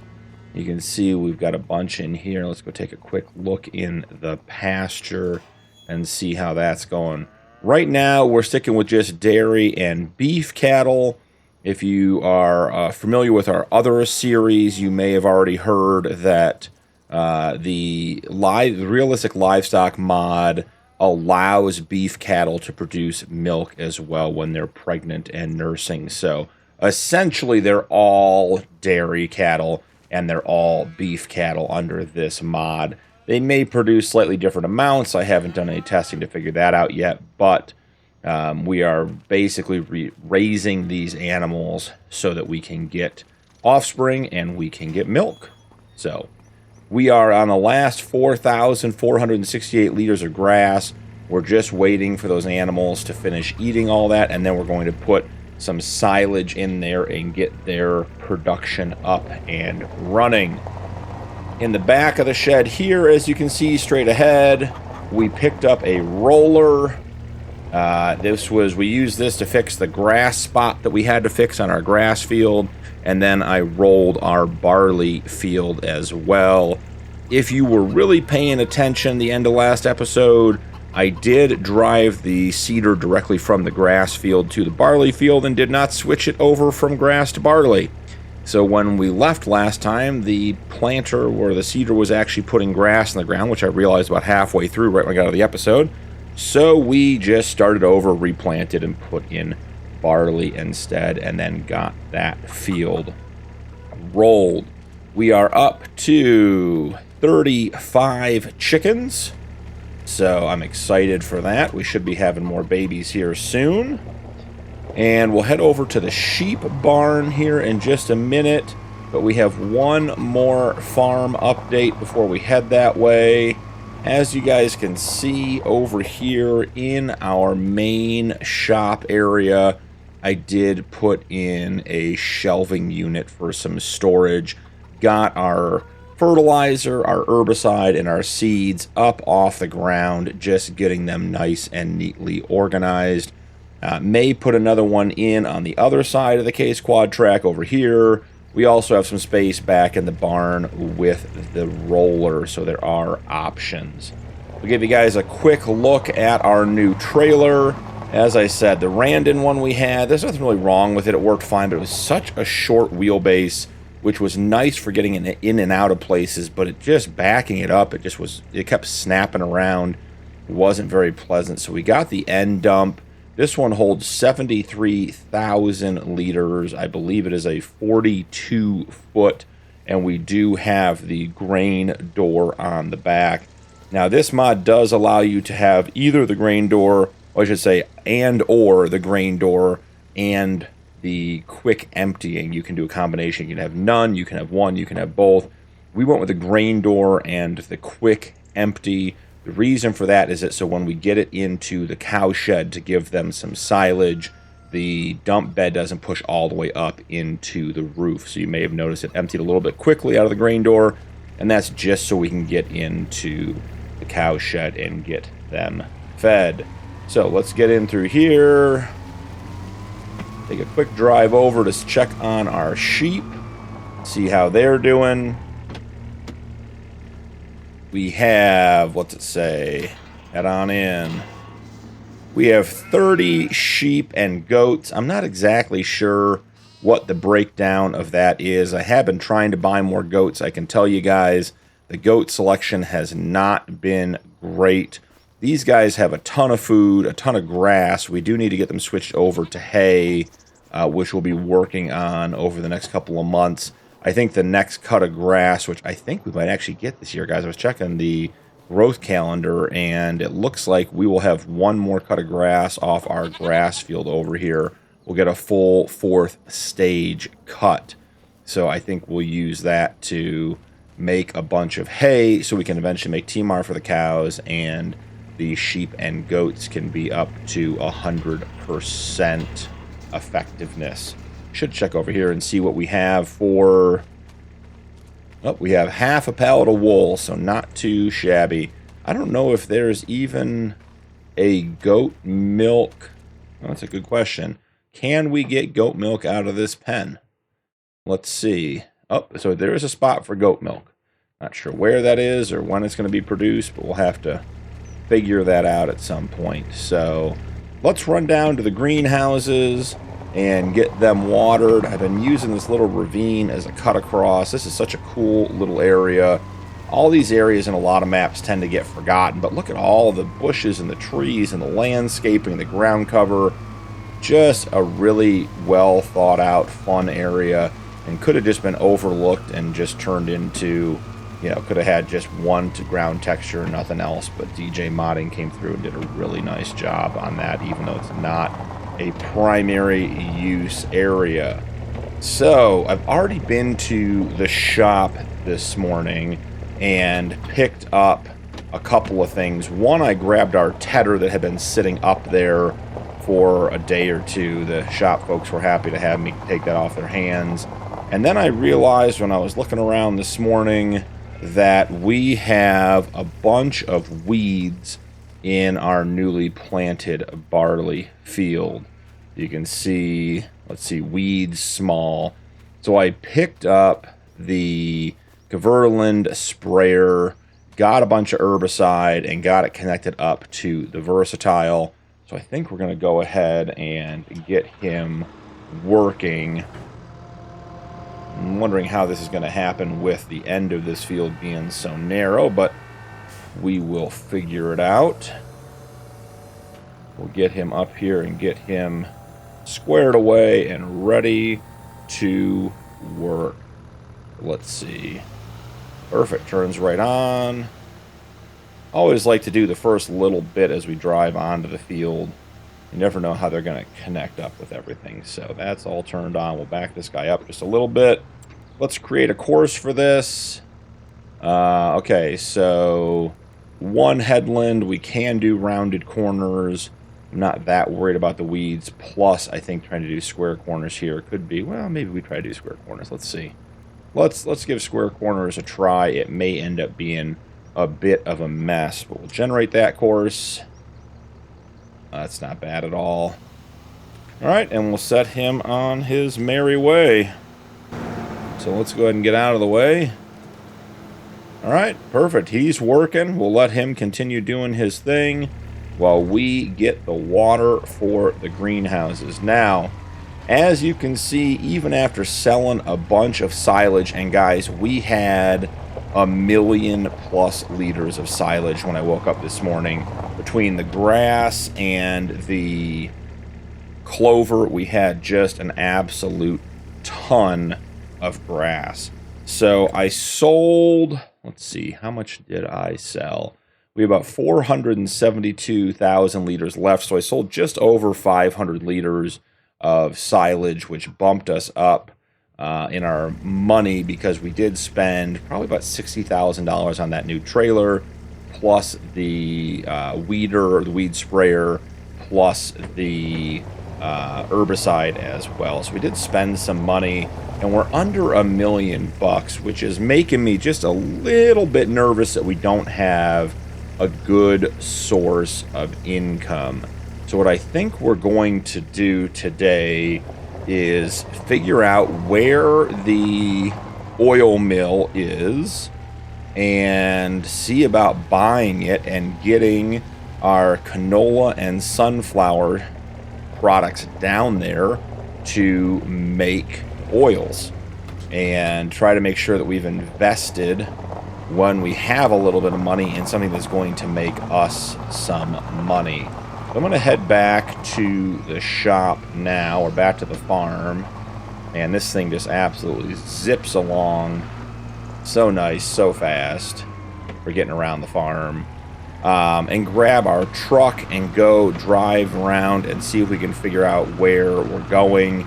I did talk to the guys at the shop this morning when I was down there picking up the sprayer and the herbicide, and they gave me a general idea. We're looking at the south end of town, back sort of by the ethanol plant, they said. So we'll have to take a look and see what we can find. I'm hoping the production somewhere in the $200,000 to $250,000 range. That's sort of a standard cost for one of those productions.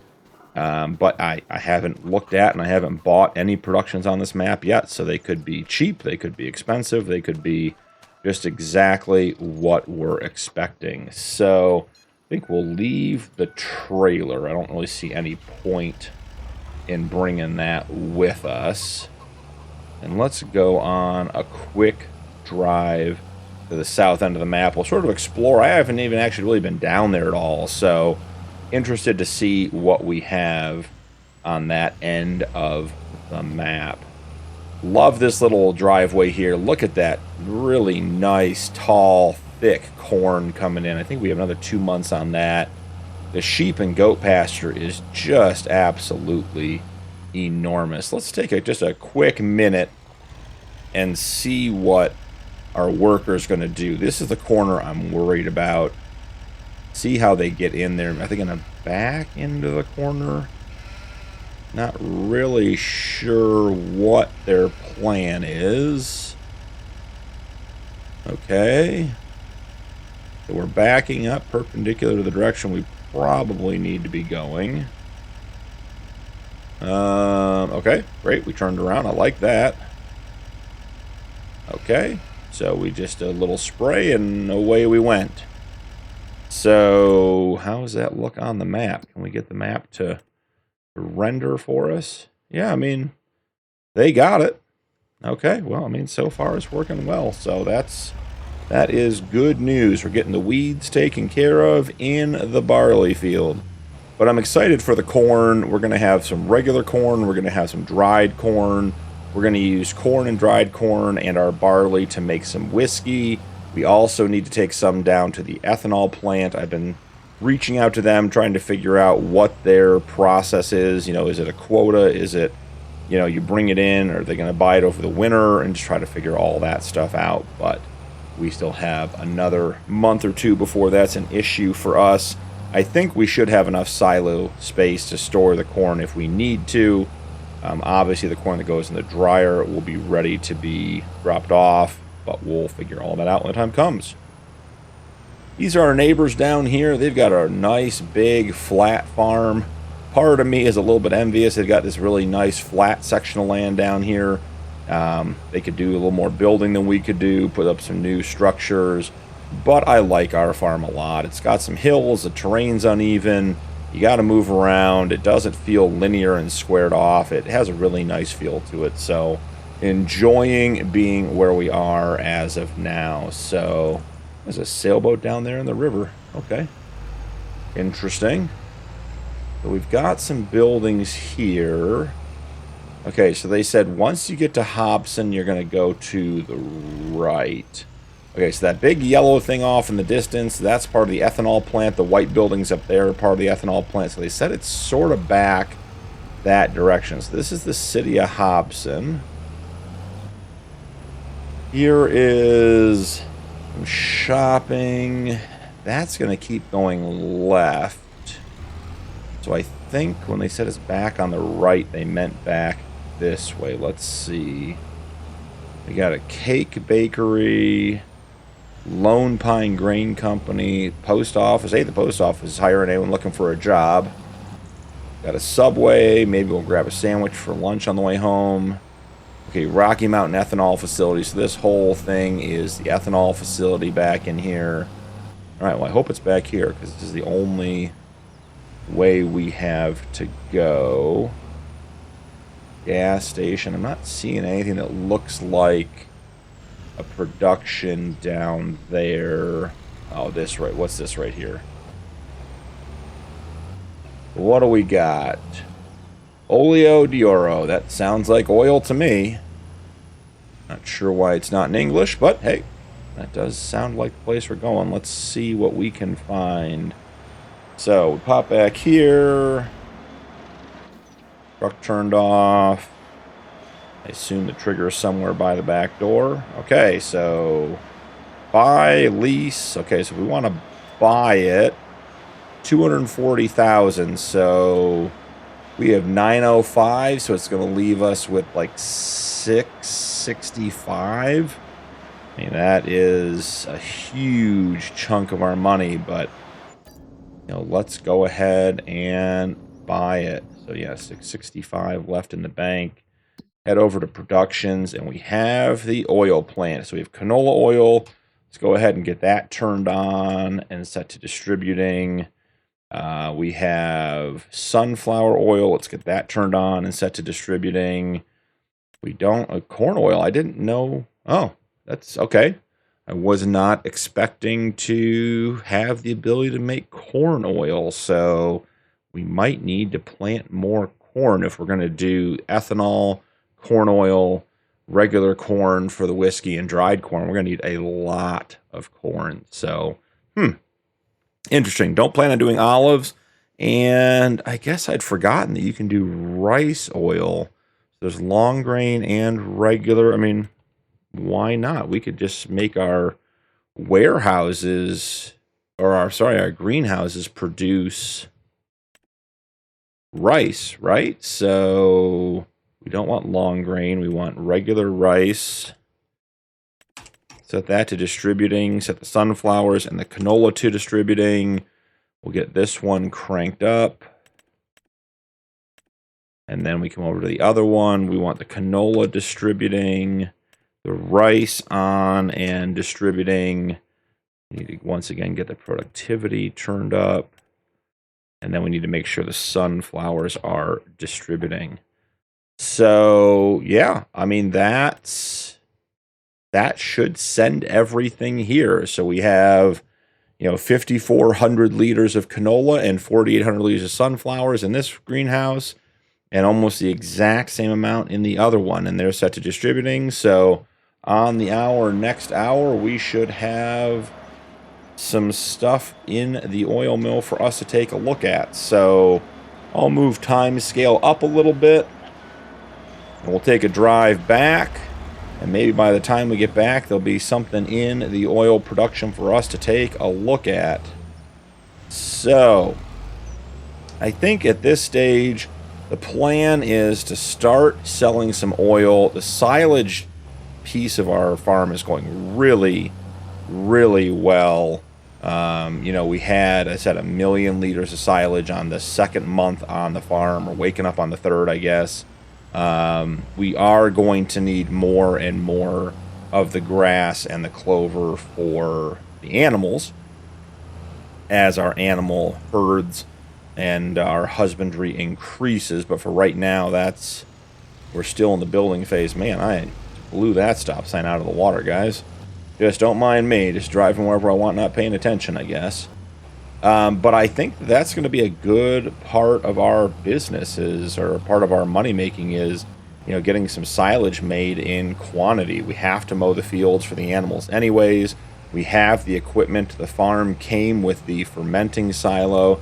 So it just seems like a natural fit for us to, buy or produce and sell silage.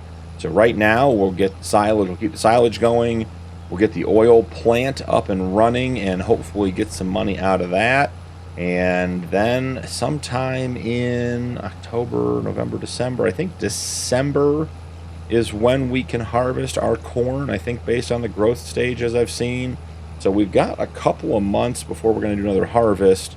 I guess that's not totally true because we have grass to harvest in November. So it's going to keep us pretty busy here, guys. We should be looking for more money-making opportunities. We need to continue to, build our financial base. But for right now, I think we are in very good shape. And there is the Versatile. And it looks like, yeah, got I guess there's couple tiny weeds on the outside edges, but that is That's done, guys. So that sprayer worked really, really well. Let's get back to the farm. Let's get situated. I'll run back over here and grab the Versatile and bring that back.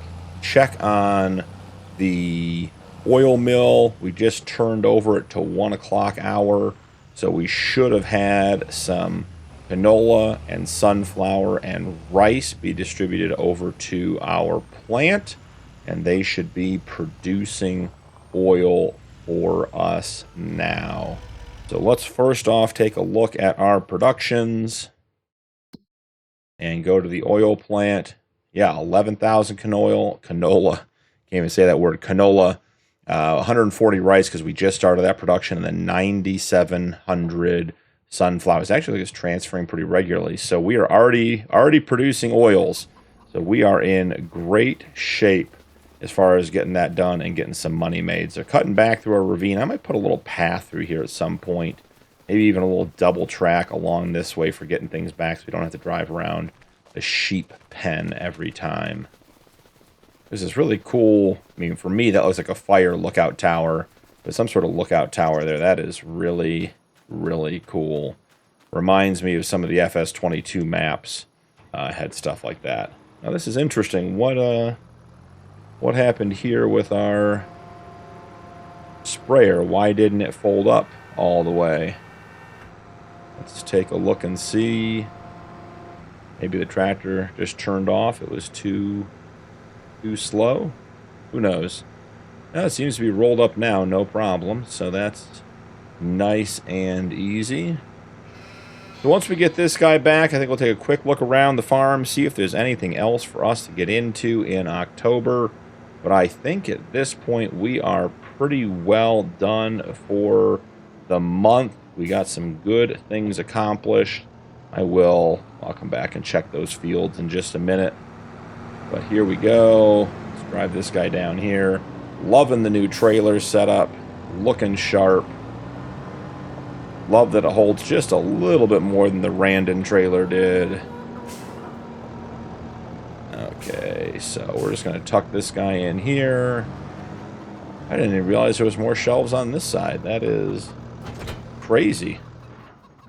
You guys see these over here? There's more shelves on this side of the building. Huh, that's good news. Maybe I'll find some way to use those or put some storage in or something else. So, all right, let's go check on our fields real quick, get a quick update there so we can finalize our harvesting and mowing plan for the fall. Excuse me, chickens.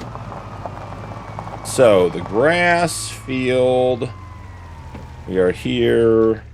The section we replanted is only in growth stage 2 of 4, but this section is on growth stage 3 of 4. So we'll be ready to mow next month in October, and I think we should make hay out of the field when we cut it again.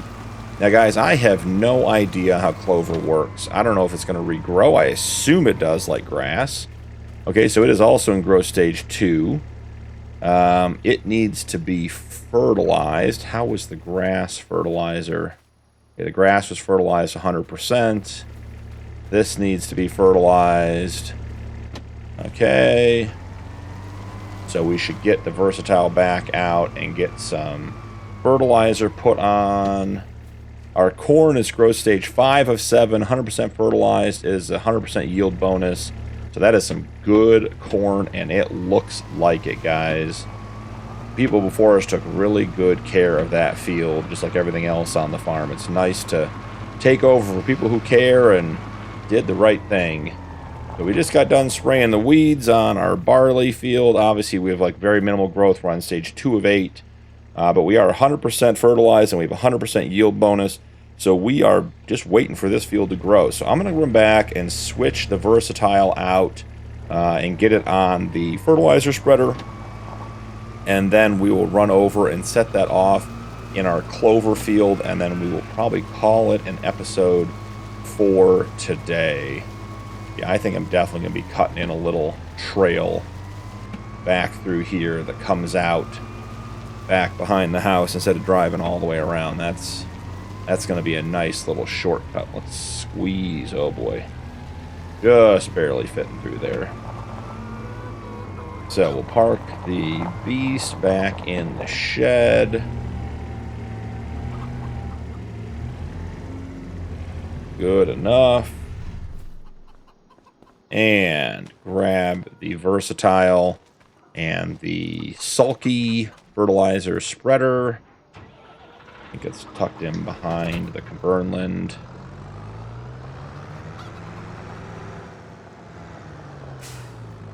And pull this guy up. Drop him back here out of the way. There are just so many details. Little dumpsters, little shelves, grills, IBC containers. Oh, that was very poorly driven by me. And not talking too much and not paying enough attention. Alright, we got the sulky. Let's head over to the clover field and get the fertilizing set up there. And like I said, I think we'll call it there for an episode, guys. October was another successful month. Got the weed sprayer, got the weed sprayed on the barley field. Sold a whole bunch, several 100,000 liters of silage. We got the oil plant purchased and the product set to distributing from our greenhouses to supply that. So we are in good shape. One headland, no rounded corners. Sounds like a winning recipe to me. Not a huge field. Should not take that long for this guy to do. We'll let him work and get out of his way. But again, just a nice, successful episode.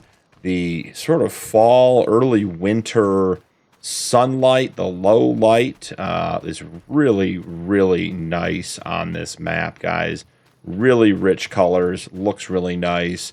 The vehicles and the buildings all look really good. This is a really fun map. I'm excited for what we're going to be doing here, and a lot more to come. So thank you so much for joining me today. Don't forget to drop a like and turn on notifications for more videos, and we'll see you in the next one.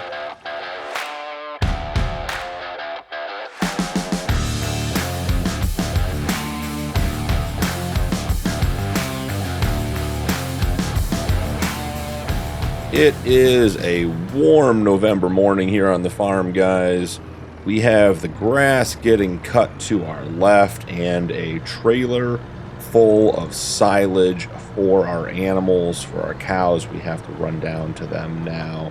We did finally run out of grass overnight for the cows, so we are getting them switched over to silage this morning. And we're going to try to get this guy backed in here. It's just a little bit tight. Let's see what we can do. Did some general cleanup on the farm. Got a bunch of implements put away in sheds and in garages. Just trying to keep things nice and neat for us. Oh, there's a chicken on top of the truck. Yeah, I won't tell anyone if you don't tell anyone. Okay. Yeah, I got a bunch of the implements put away into sheds. Trying to just generally keep things neat and clean. Did make some big changes over at our greenhouse setup. We'll drive over there and check those out this morning as well. Okay, gonna get the trigger. There's the trigger. Another 73,000 liters of silage going into the cow pen.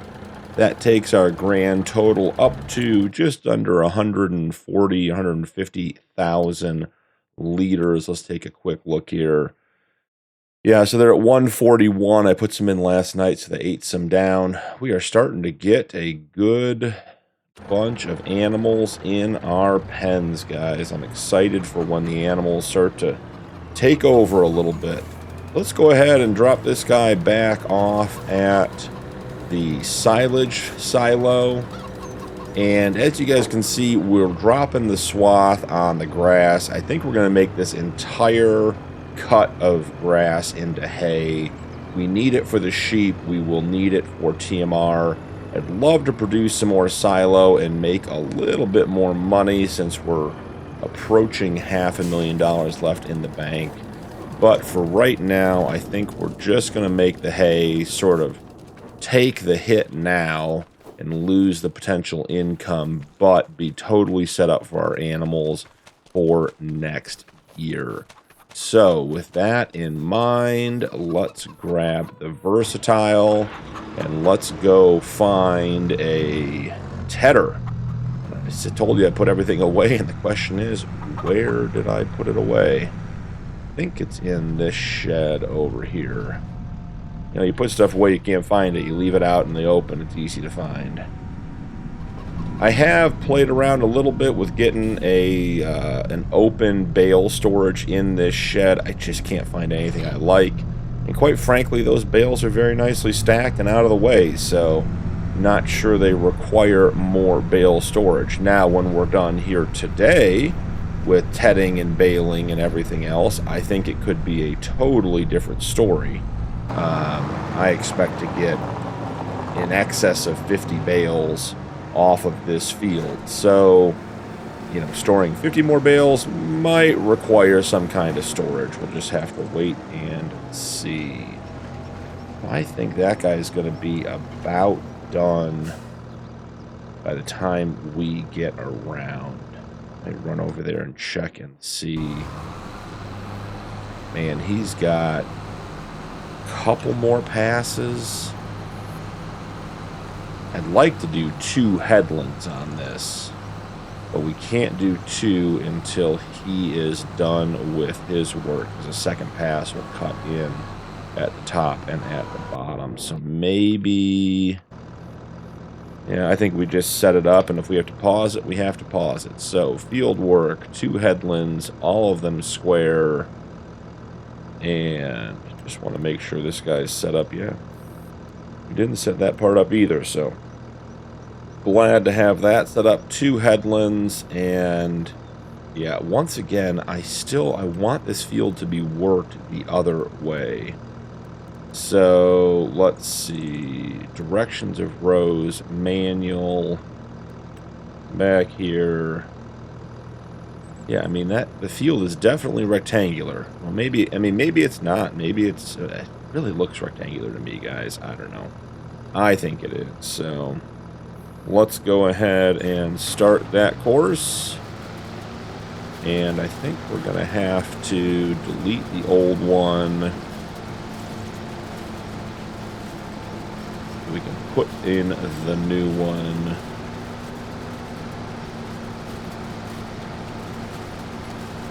And there we are. Okay, let's not have an incident right off the rip, guys. Let's give each other a little bit of space.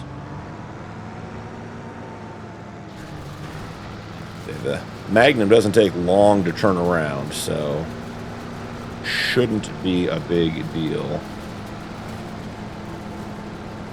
Yeah, hopefully by the time he's done with his first headland, the Magnum is done with mowing the field. We'll have to wait and check and see. Well, we're just going to sort of trust that that's going to work out. Let's go check out the updates to the greenhouses. We are going to have to buy a windrower today for all this hay. So I've got a couple of ideas. I'm thinking about doing something a little bit different with the windrower. Man, the chickens are just... I love the fact that they're out. That's great. So, take the beast, go for a quick drive, check on the rest of our fields. At least that way we're somewhat nearby in case disaster strikes with the tedder and the mower. Okay, so corn is looking good. Corn should be ready next month. Our clover is in grow stage 3 of 4. Now, will clover grow in January? I don't know. Everything cuts off, I'm sorry, in December. Let's see. Clover, no. So we're not going to get a cut on clover again this year. We will get one right at the beginning of next year, which will be good. We'll turn that right into silage. All right, so sheep are good. We got to let them eat down their grass. I think that's going to take like a long time, like potentially even 6 months to a year. We did put a lot in there. So greenhouses, they've doubled. We have 4 of them now. So I made the decision to designate 1 greenhouse for each of our oil crops. So this one is doing canola. This one is doing, well, I shouldn't say that. I may have those backwards. I think it's canola, rice, and then sunflowers. And then I wanted a 4th greenhouse. This one is just producing wheat for our chickens.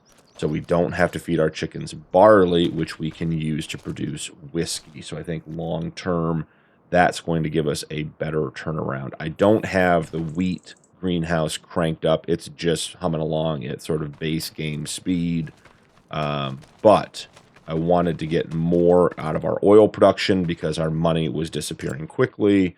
Looking this morning at our oil production, we have 8,000 liters of canola, 3,900, basically 4,000 liters of rice, and 7,300 liters of sunflower oil. Now, the interesting thing is the canola oil price is really good right now. So we might run down there once we get the windrower situation figured out and see about selling some of that canola oil today to try to recoup some of our money. So let's see if we need any water in any of these. Looks like we're going to.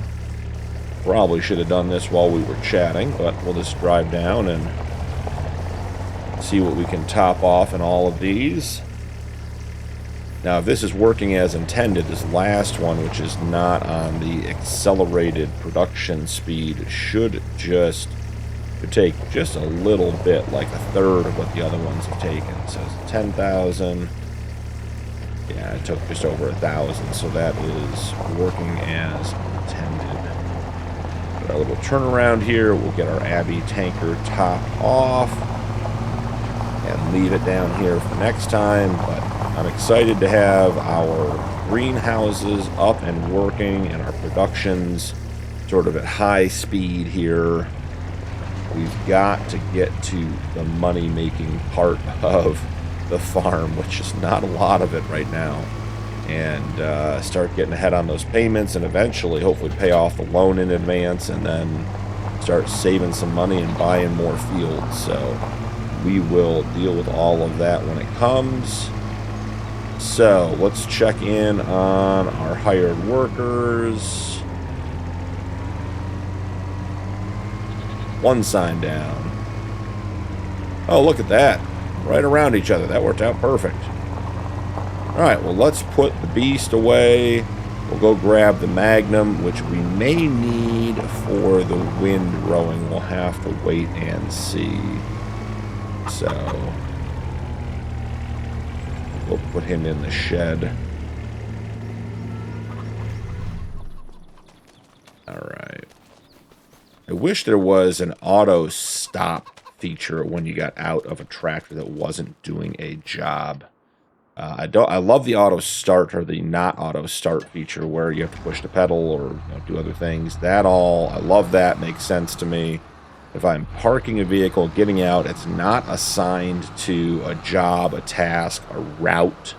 It's not going anywhere. Then just turn it off when I get out would be great. Maybe a modder will come up with that this year. We'll see. Okay, so the Magnum is back in the garage. All set there. We have the tedder running. I'm going to run up to the shop. I'll just meet you guys when I get there and look at a windrower for getting the hay into the baler. So I think I may have bought a bag of seed in the sale as well or something. There may be some other small items up there. I try to buy that stuff whenever it's on sale, save us the money. So anyways, I will see you guys up at the shop shortly.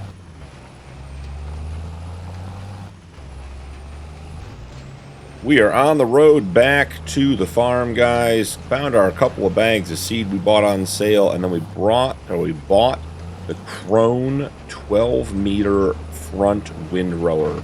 I am planning on taking the Magnum and hooking it up to the windrower and the baler and having it just go through the field and pick up all of that hay on its own without having to do a separate windrowing pass and then a separate baling pass as well. I wanted to go with a relatively realistic width. We do have certainly 15 and 14 meter windrowers already, so I figured a 12 meter front windrower was no bigger than what we could buy on the other stuff, so would meet our criteria for base game working widths. This does go up to 16 and 20 meters, which at this stage feels a bit unrealistic and something we may get to eventually, but are not going to do now because we haven't paid off our debt. I am really pleased with our farm's distance from the shop. It is a nice, quick drive down the road. Now, when I was pulling out here, I was looking around and I was thinking to myself, we may want to pick up another field. And these are, I think there's a grass field here. It might be 2 grass fields right here at the top of the map, right to our right, before we turn into our property.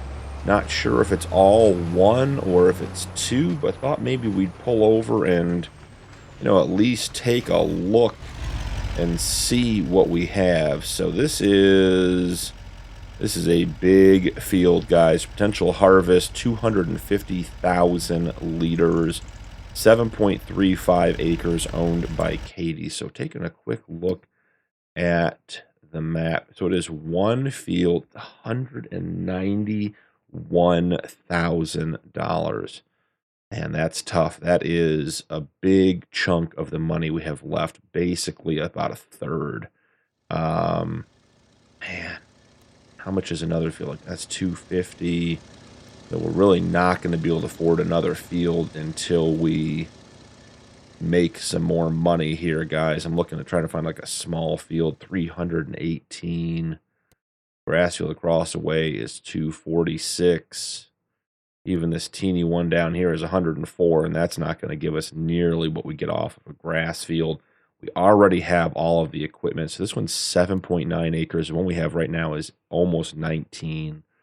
So it's more, the one we have is more than double what we would get off of this.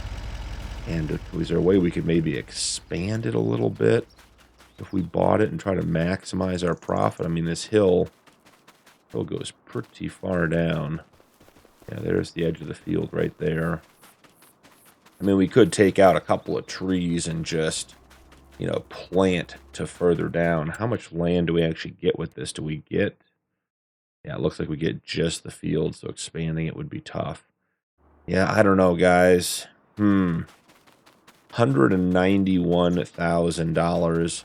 We'd have a second grass field could be dedicated to just making silage. Later on, we could certainly, you know, plow it up and put something else in here. Take a quick look at how it has been fertilized and taken care of. So, fully fertilized. It does not need plowing. It does not need lime. It doesn't need rolling. Just wasn't mulched. So, any stones?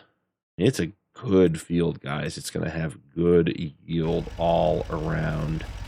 And I just don't know. That is a tough call. We could get another 250,000 liters of grass up to turn into silage. And our silage is 1-to-1, right? Just want to double check that. So our hay silage or haylage is 550 to 530. So it's not quite 1-to-1. That is something to think about. I'm not sure what we'll do about that. Right now, we're just going to try not to take out this sign and get back to the farm with the equipment we have and our seed.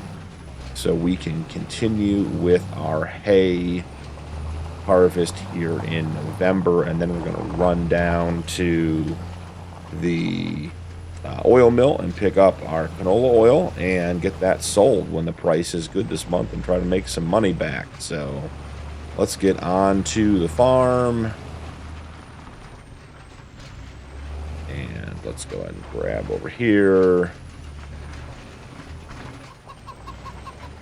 Okay. I think that'll work. Take the straps off. Get him turned off. Now we got to get the mowers off of the Magnum. I think we just tuck the other mower straight across for now. Excuse me, little chickens. We are coming through.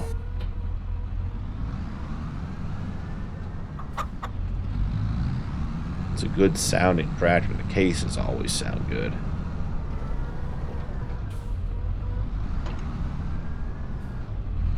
Alright, grab ourselves a front windrower.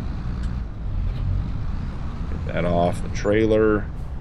I'm hoping our shed doors are tall enough that we can sneak in and grab the baler without getting caught on the rooftop. So let's take a look this way. It's going to be very, very close, guys. Okay. I'm glad we went with the 12 and not the 16. May not have made it.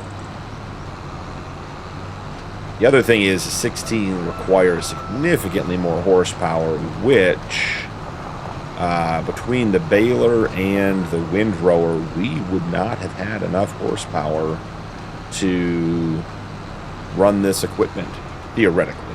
A lot of times in Farm Sim you can, but we would have been about 40 to 50 horsepower under the recommended to run these two pieces of equipment together. And that's with the Case Magnum having the largest, most powerful motor available to it installed. We cannot upgrade the Case Magnum any more than what it already is. So, jumping into... Okay, I don't know what we assigned there. That was not what we wanted to do. So, I think... Or... What are we doing here, guys? Did I already... Okay, let's do this. Clear course. Let me click around now. Select bale wrap. I mean, it won't let me do anything else, so let's see what this does.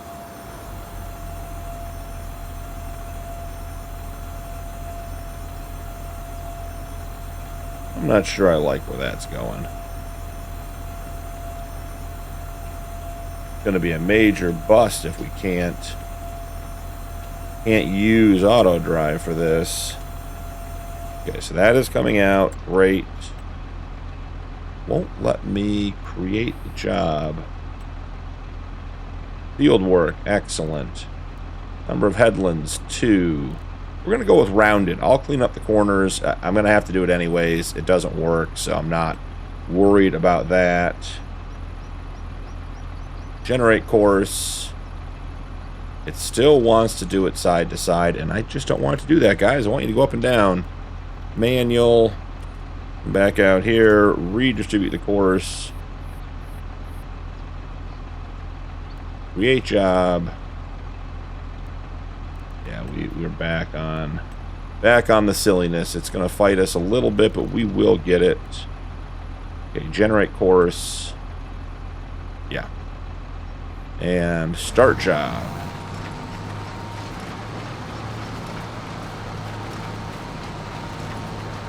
Okay, well, so far that is doing exactly what I want it to do. So let's go ahead and save that course. Create a new folder. Wind / bale. We need to know this course is for both. Save course.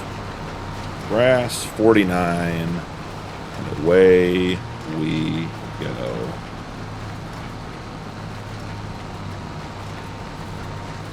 Yeah, see, even the rounded corners, it's missing a little bit, which is fine. We knew that was going to be the case, so we will just let it do its thing. As long as it gets 90% of it, we are going to be good.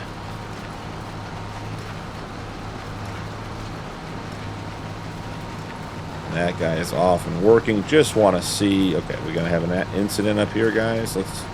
Let's not and say we did, huh? Let's not run into each other. Don't do it. Okay. They figured it out. It's always a little bit stressful with the workers. They're not really that good at that type of thing.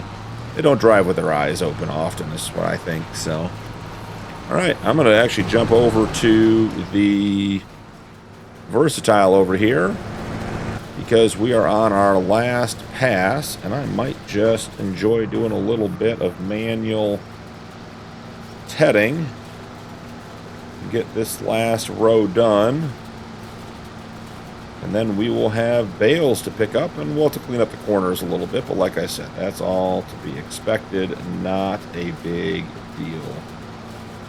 After this, we're going to run down to the oil mill and check on our canola oil and see about getting it sold, because today the price is very, very good. I'm liking that setup. That's working well.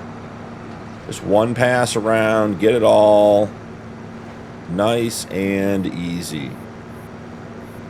So let's tuck the tedder away back into the shed, trying to get in the habit of putting stuff away. I really like pull-through sheds for small implements like this.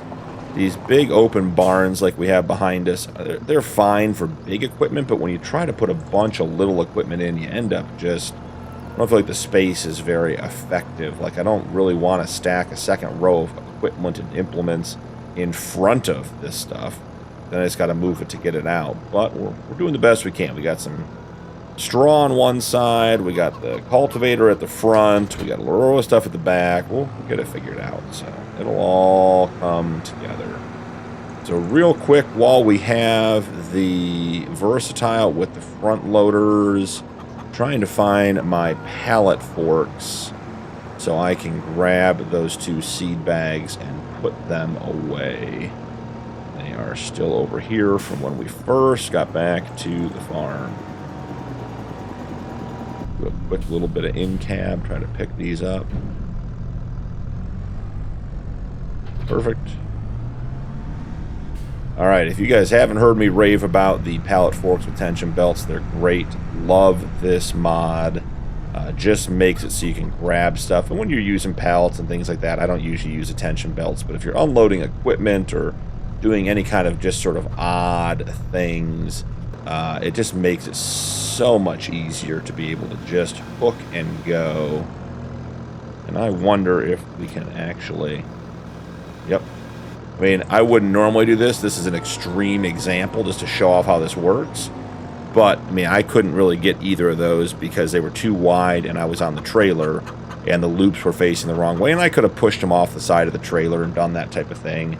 But here, I just run up there. As long as I'm overlapping with them, I just throw them on the tension belt and away we go. Go ahead and drop, I think. Oh, it's got both of them. Great. That worked out really, really well, guys. Perfect example of why I love that mod.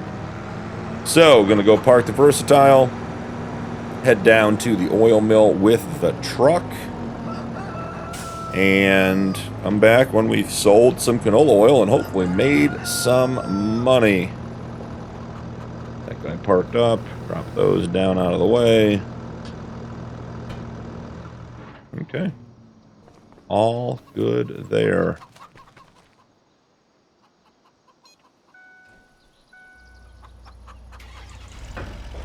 All right, ramps are up. Get everything turned around. Apparently I turned our beacons on. Watch out, chickens. We have our lights on. Yeah, this guy's doing well. Still got one little bit of rocks there I got to get up at some point. Yeah. I mean, the turns, like we knew, were not going to go great, but in general, he's getting most of it up, and I can very quickly and very easily come through and clean up the corners now that we have a front windrower. So that is, I think that's going to be exactly what I like. So I'm pleased with that. I'm going to head down to the oil plant. I will see you guys down there in just a minute.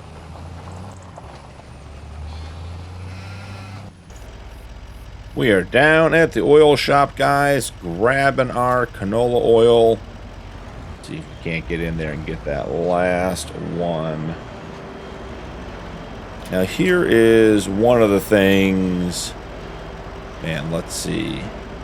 Can we change the loading way? I don't like them stacked up at the top. Let's see. Detach, toggle HUD. No, we're not really getting the things we want out of that. I think I re-key bound it. Yeah, there we go. I want it flat loading like that, so we don't have a bunch of top heavy stuff at the very top of the trailer. Now I am going to speed up time just a little bit. We've got one remaining pallet, 950 liters already. Just going to get that one to pop out. Perfect. And get that one loaded up. Jump back in, turn that back to distributing so we don't have stuff piling up outside. And we are going to just barely make that corner is what we're going to do.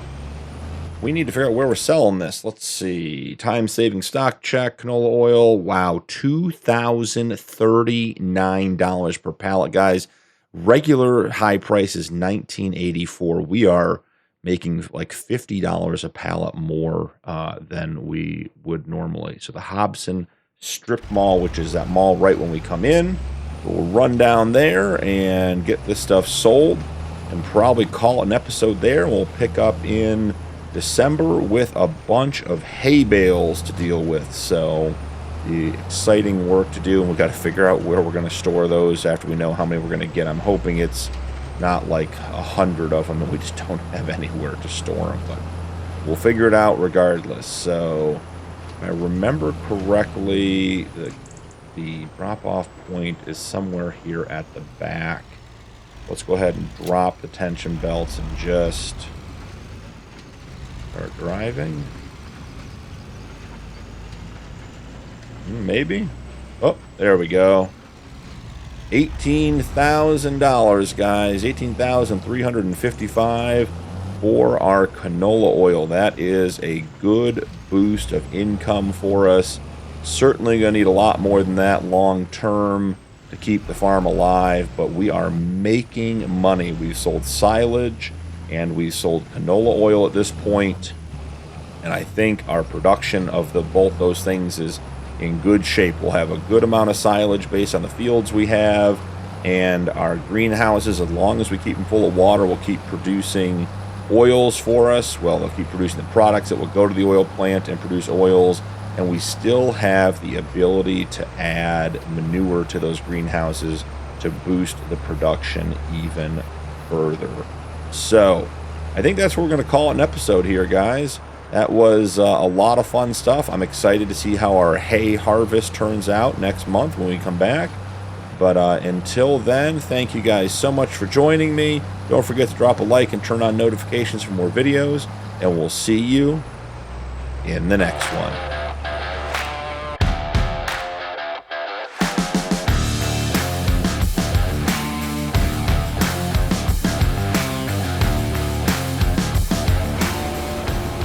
We are in December, guys. We are in our cornfield getting some harvesting done.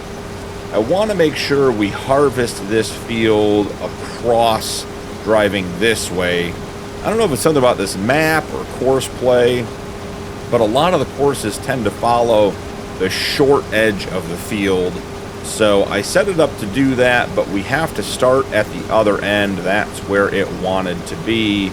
So I'm just cutting our way around to get to that other side so we can get started. And then we'll get the Case quad track all set up to run grain cart. And we have our Volvo VNX ready to be on the field side and receive all of the corn. The exciting news is with the corn harvest, we will have all of the necessary items to start making whiskey. We will have to dry the corn first, but after it's dry, we will be ready to start making whiskey. And I think at this point, with the $384,000 we have in the bank, it is going to be a matter of leasing that production first and foremost rather than buying it. We'll probably end up buying it eventually in the end when we have a little bit more money, but for right now, I think leasing is going to be our best option. I did make a couple, but one really big change on the farm between episodes. We'll go over and explore that. We did finish the baling of the hay on the hay field, and we got, I think, just about 72, 73 hay bales off of there. They're still on the field. We still have to get them up. So we've got a little bit of work to do today on getting that done. And here we are, guys. Just going to set this guy loose at the starting point. Okay. Where are we going there, friend?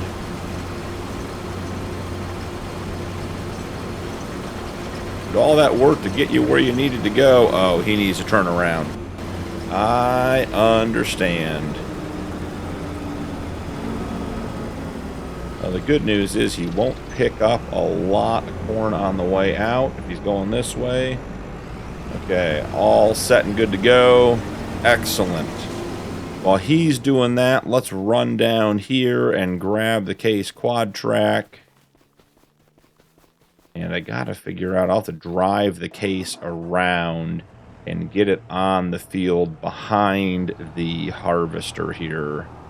Otherwise, it will be in the harvester's way. So let's go ahead and take a trip around the field. You can see all of our hay bales over there. I'm very excited to show you guys what we did overnight.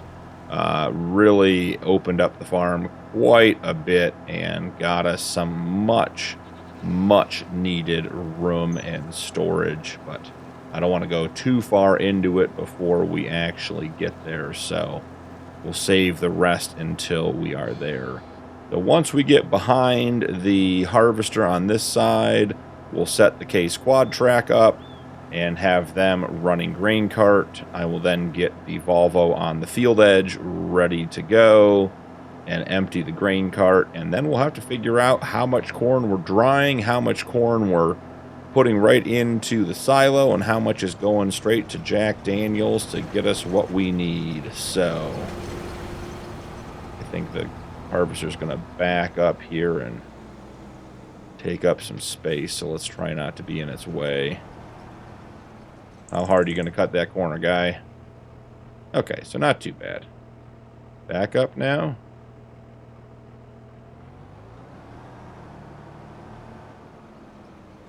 And turn. Perfect. All right.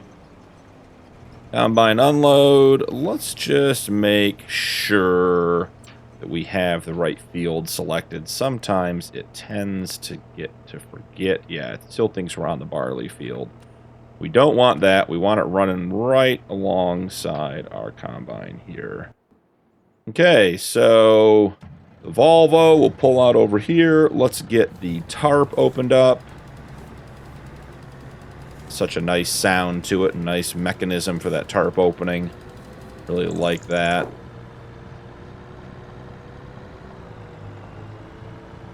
I think we'll park him just right along the long side of the field over here. Try to keep him out of the way.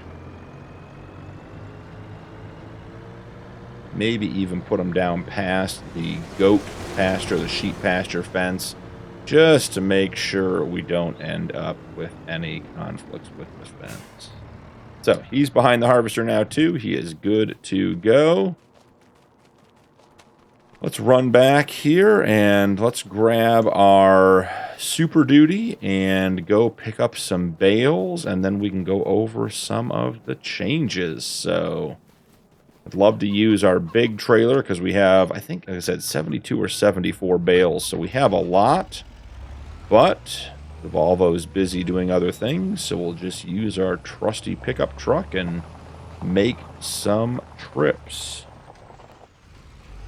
I think that should put us in bale pickup mode. Yep, there we are. So the baling went really well. The cleanup went really well. We got a bunch of hay off the field. I did spend quite a bit of time trying to manipulate some sort of bale storage into one of the existing spaces that we already had, like into the sheep barn, because there's a really nice hayloft in there. It'd be really nice if someone did a map edit and we got got storage up there, because there's just a ton of space up there. So let's go ahead and just give this a quick stop and start. That tends to kick it over. There we go. So the big change on the farm, I just needed a spot to store the bales and have a little bit more flat land to store some implements and everything else. I love the sheds, but I like open sheds where I can back stuff in and put stuff in bays. So we had a major construction project, and we opened up this whole area over here to the right. We filled in the ravine, removed just a couple of trees, I think it was 2, put in this nice shed with some bale storage in it. So here we go, picking that up. And then if you look on the top side, just there on the corner, you can see we have some solar panels on top as well. So my thought with this bale shed is that if we stack the bales along the back like that, we can still afford to put equipment in front of it in here. So we get some of our equipment we're having a hard time storing put away and out of the elements as well. So heading back out, let's grab some more bales. See how many we're going to get off of here. I didn't even count how many were on the first loads, so we'll have to do a better job of keeping track. So I'm assuming we're going to get 3 or 4 loads of bales off of this field. So let's see.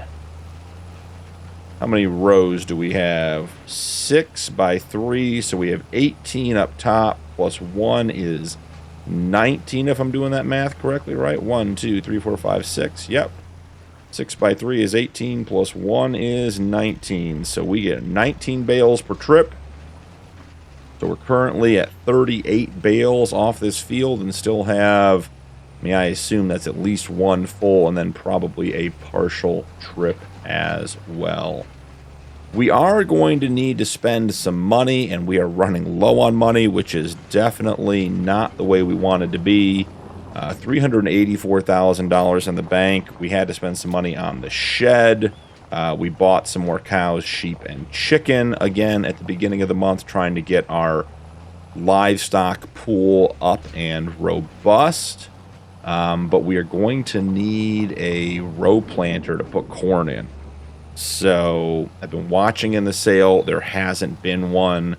I did notice, or I did remember this morning, that we need probably, I think it's propane for the corn dryer. And we certainly could lease something. I think there's a propane trailer in the sale that might just be worth getting for us to have long term. I don't know that I'd buy a new one, only because we probably will only use it once or twice a season. But if there's a used one in there and it's a good deal, then maybe we just take advantage of that. So I'll have to look and see. We can just actually pop in right now and take a quick look. The corn dryer runs on propane, holds up to 1 million liters of propane. We're not going to have that much, not anytime soon. But we don't have any now, so we will need some propane to get the corn dryer up and running, so we can then take some dry corn over to the Jack Daniel's whiskey plant.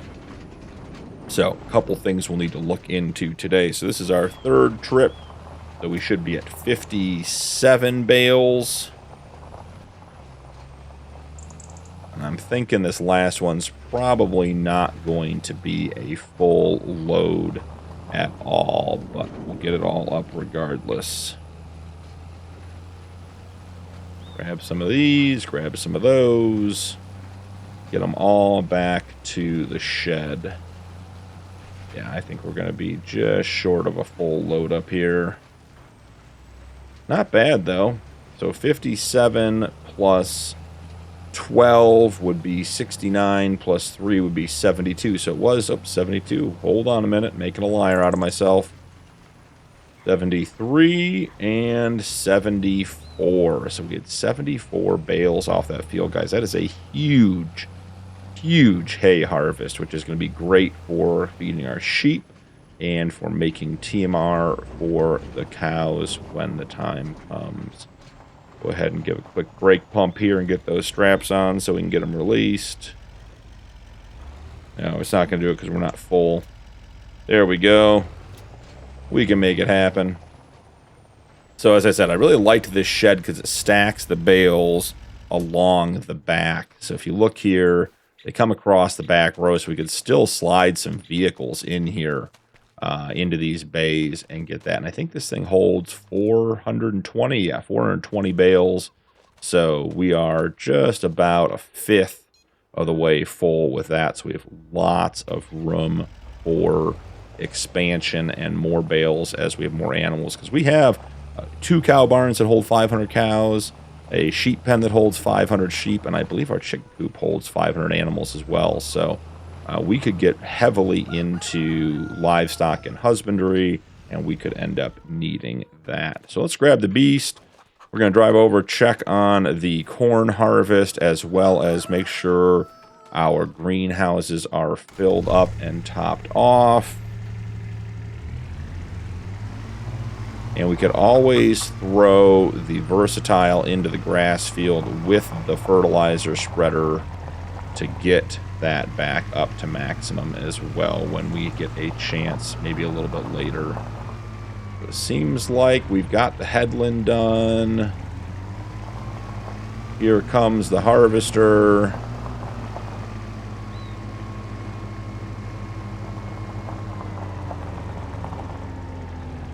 Yeah, working away. That's great news. Anything in the truck yet? Let's see. Nope, nothing in the truck yet. But I see, yep, the case is moved. It's over there by the whiskey factory, so we've emptied at least once. So that is good news. Swing down here.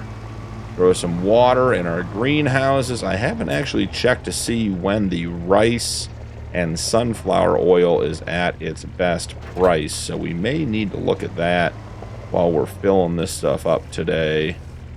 Oh, great. We're already topped off. Super. I didn't remember if I came in and did morning chores or not today, but apparently we did, so that is good news. Let's take a quick look while we're here and see about the best price for our sunflower oil. Looks like it's going to be in March. Sunflower oil. Yep, in March. We don't have a great price now. Our rice oil is best in June, so we have some time on that as well. So no need to sell anything today. The canola oil is still at a great price. A little below the max, but not too bad. So all right, well, I'm going to take this guy back. We'll let the corn harvest continue. And when that's wrapping up, I'll bring you guys back in, and we'll figure out a plan for the corn, the dry corn, and the whiskey factory. See you guys in a minute.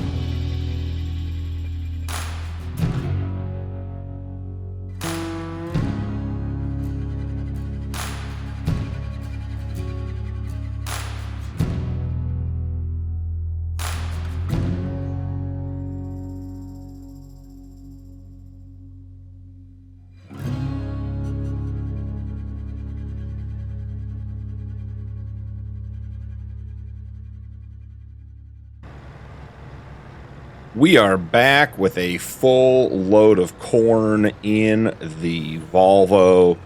There's still some left over in the grain cart, and our harvester is full, so we've got to get some of this unloaded so we can keep the field work going. Man, this Volvo 500 horsepower is still struggling with this load of corn. It must be heavy.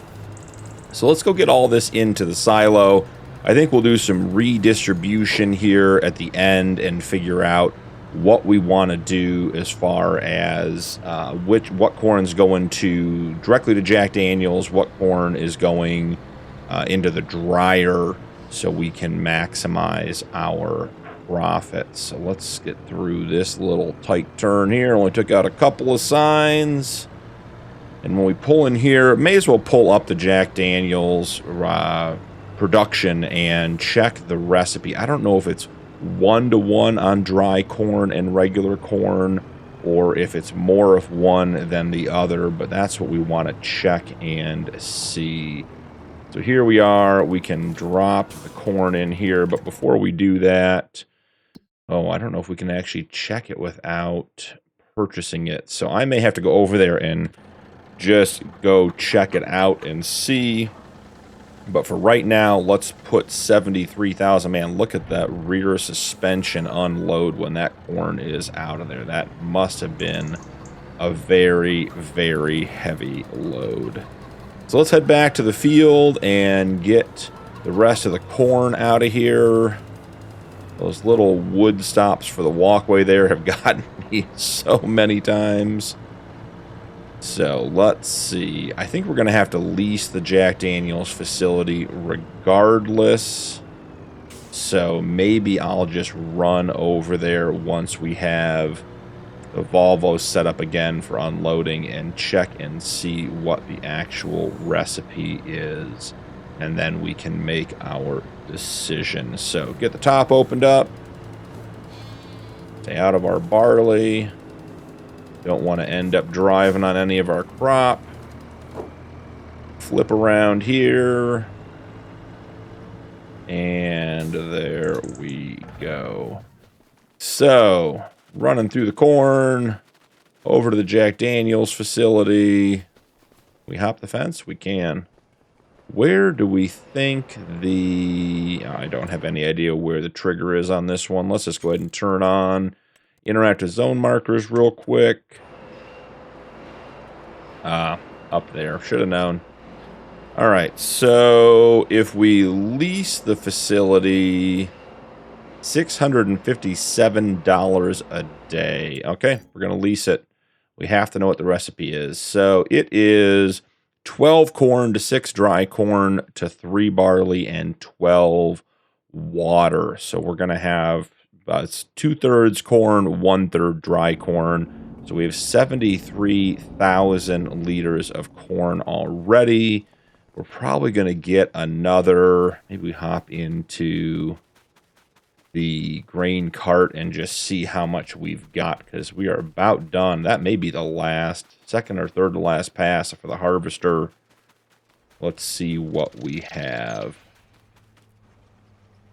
Yeah, already 38,000 in here. So 73 and 38, we're looking at 111 plus what's left. We'll call it 120. So 2/3, 1/3 would be about 80,000 liters of dry corn and of corn and 40,000 liters of dry corn, and the dry corn is not quite 1-to-1, so we'll have to monitor that as well. So it looks like, yeah, we are going to have just about one more pass after this one for the harvester. Am I seeing this right? Are these our chickens? What are the chickens doing in the middle of the cornfield, guys? That seems pretty far away from our farm, but I don't know where else they would have come from. Okay, well, I guess that's how that's going to work. So, great. When this guy is done, I am going to take over for him, and we'll just get him pulled up out of the way. Let the harvester go back to work. and we'll get this emptied into our new trailer.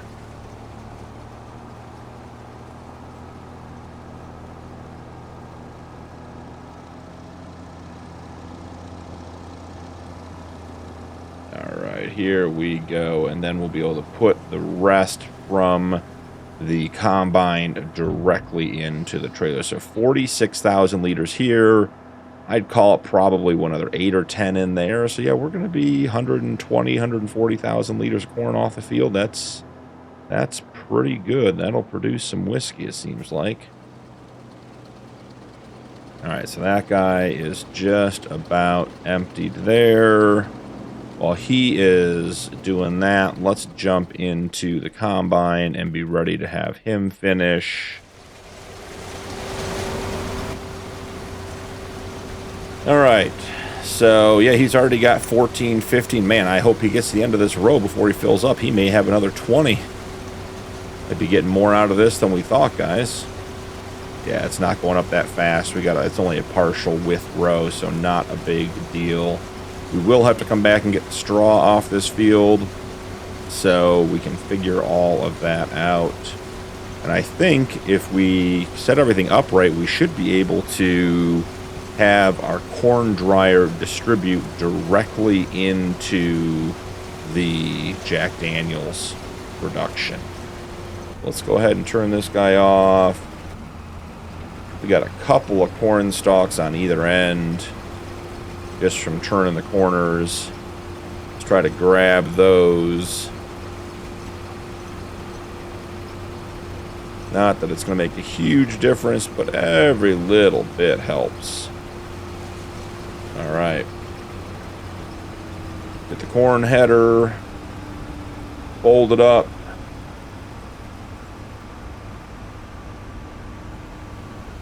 Get our auger out. It's another 16,768 liters of corn. There we go, right in the front corner for you.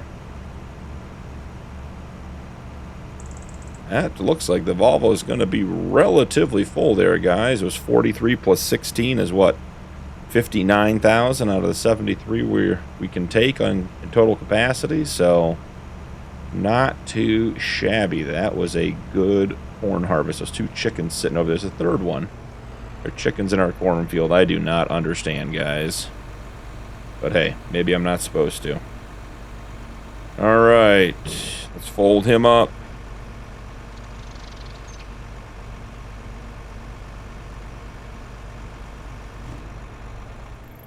Excellent.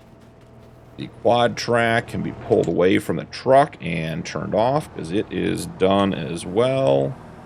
Get it off the road.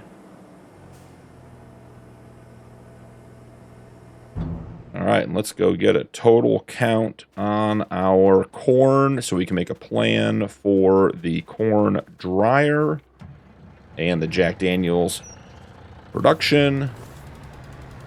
Yeah, 62,700 plus the other 73, so we're at 135,000. We do a third each, we'd be at what? So 45 would be 135, so that's about what we're going to need on each. So we should put just about 90 into the Jack Daniels facility of straight corn, and then we will have about 45,000 liters of dry corn available to us when the time comes. So I may just try to put this into the corn dryer now. Put a little more than 45 because it's not quite 1-to-1, which would leave us with, let's see, 17,000 in here. Chickens coming out the back, watch out. All right, so got to empty this to about 17. Okay, 16.5, that will work. We do not have propane to run the corn dryer.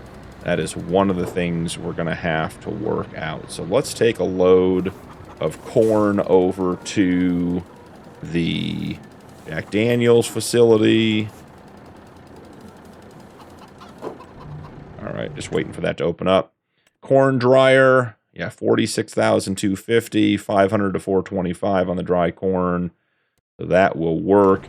Now, I did mention that I thought we had a propane tank in the sale. Let's see. Tankers. Does this hold propane? It sure does.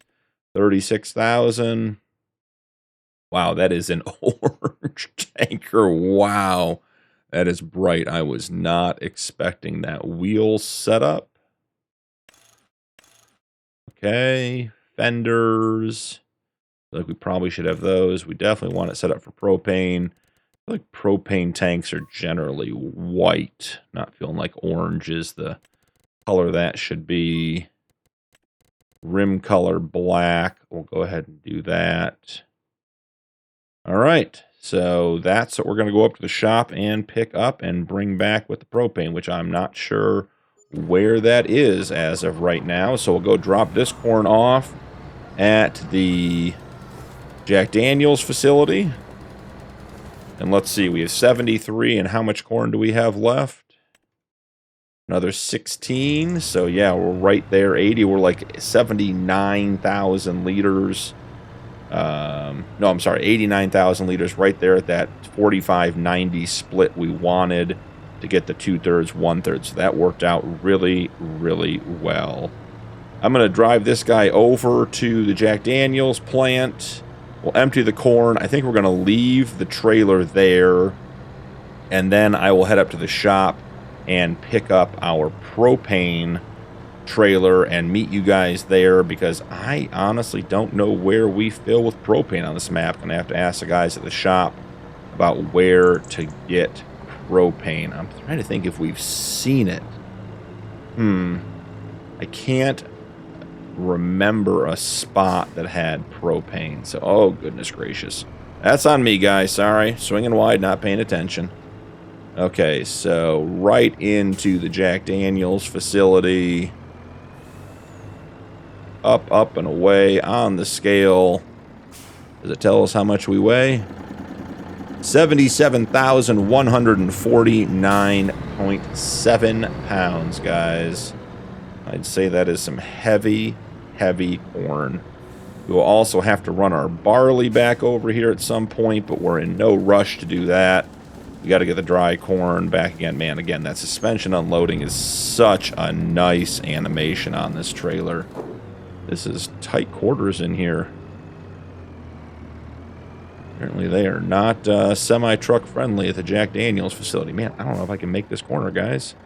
That car is going to make this really, really tough. Okay, let's try getting a little further out and cutting a little harder.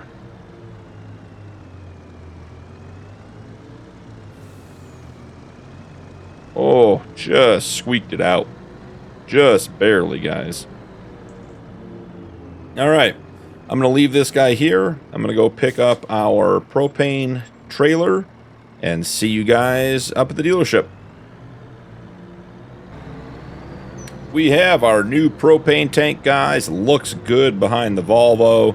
The guys at the shop were very helpful in getting us directions to the propane fill station, which is actually just down here around the corner down at the Tractor Supply. So we're actually right here and ready to grab it. So let's see. In here, I suspect it's probably the large tank labeled propane. Okay, so let's go ahead and get squared up here. This is a long, long propane trailer. Okay. We want to fill with propane. Not a very fast fill, but we will see. And what we said, the propane corn dryer has a 1,000,000 liter capacity, so, and it's 50 propane for basically 500 corn, so twice that. So let's see, take off a 10. Yeah, so we're gonna need a full tank. We'll just go with that. It'll last us a long time. It's not costing us that much money. Probably only need about 10,000 liters of propane, but we'll take the full 32 since we bought the trailer. Okay. heading back out. Heading down to the farm.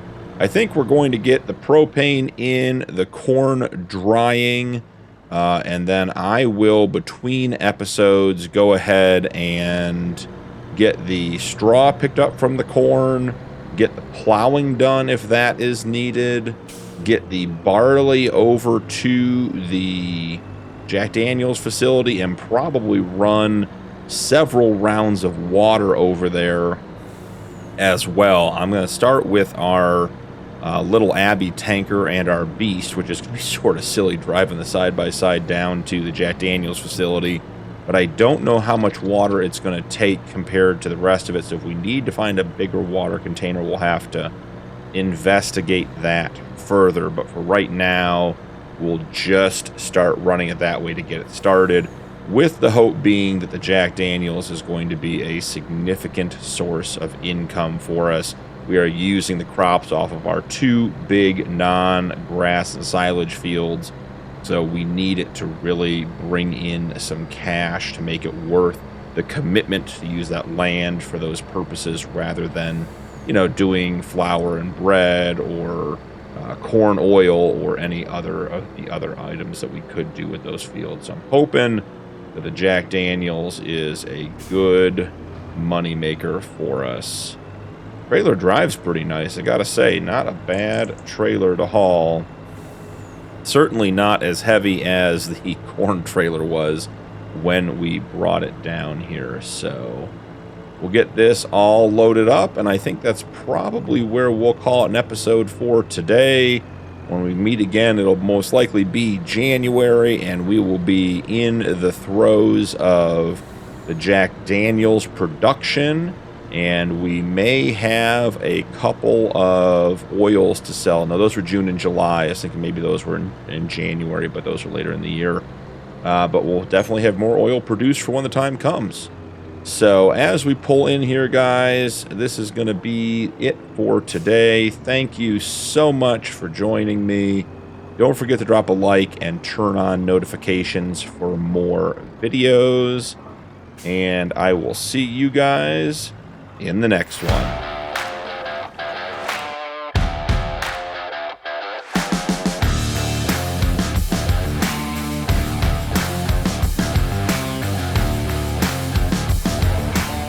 We are in January, and I've got a couple of updates to share with you guys while we get our corn field mulched. The Versatile's been out there all morning working and doing a good job. We moved the harvester to the back shed.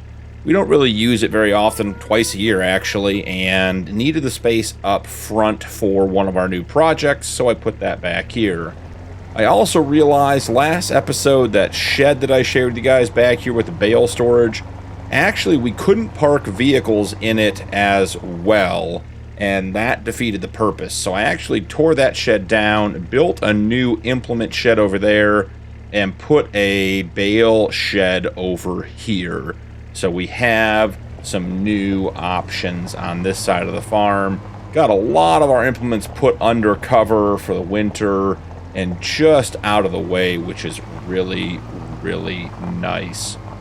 On this end, the harvester used to be planted, or used to be parked right here at the front of the shed, at the front of the farm, but we put another storage shelf up, and the reason behind that is we have whiskey, guys. As of right now, we have 26,708 liters of whiskey.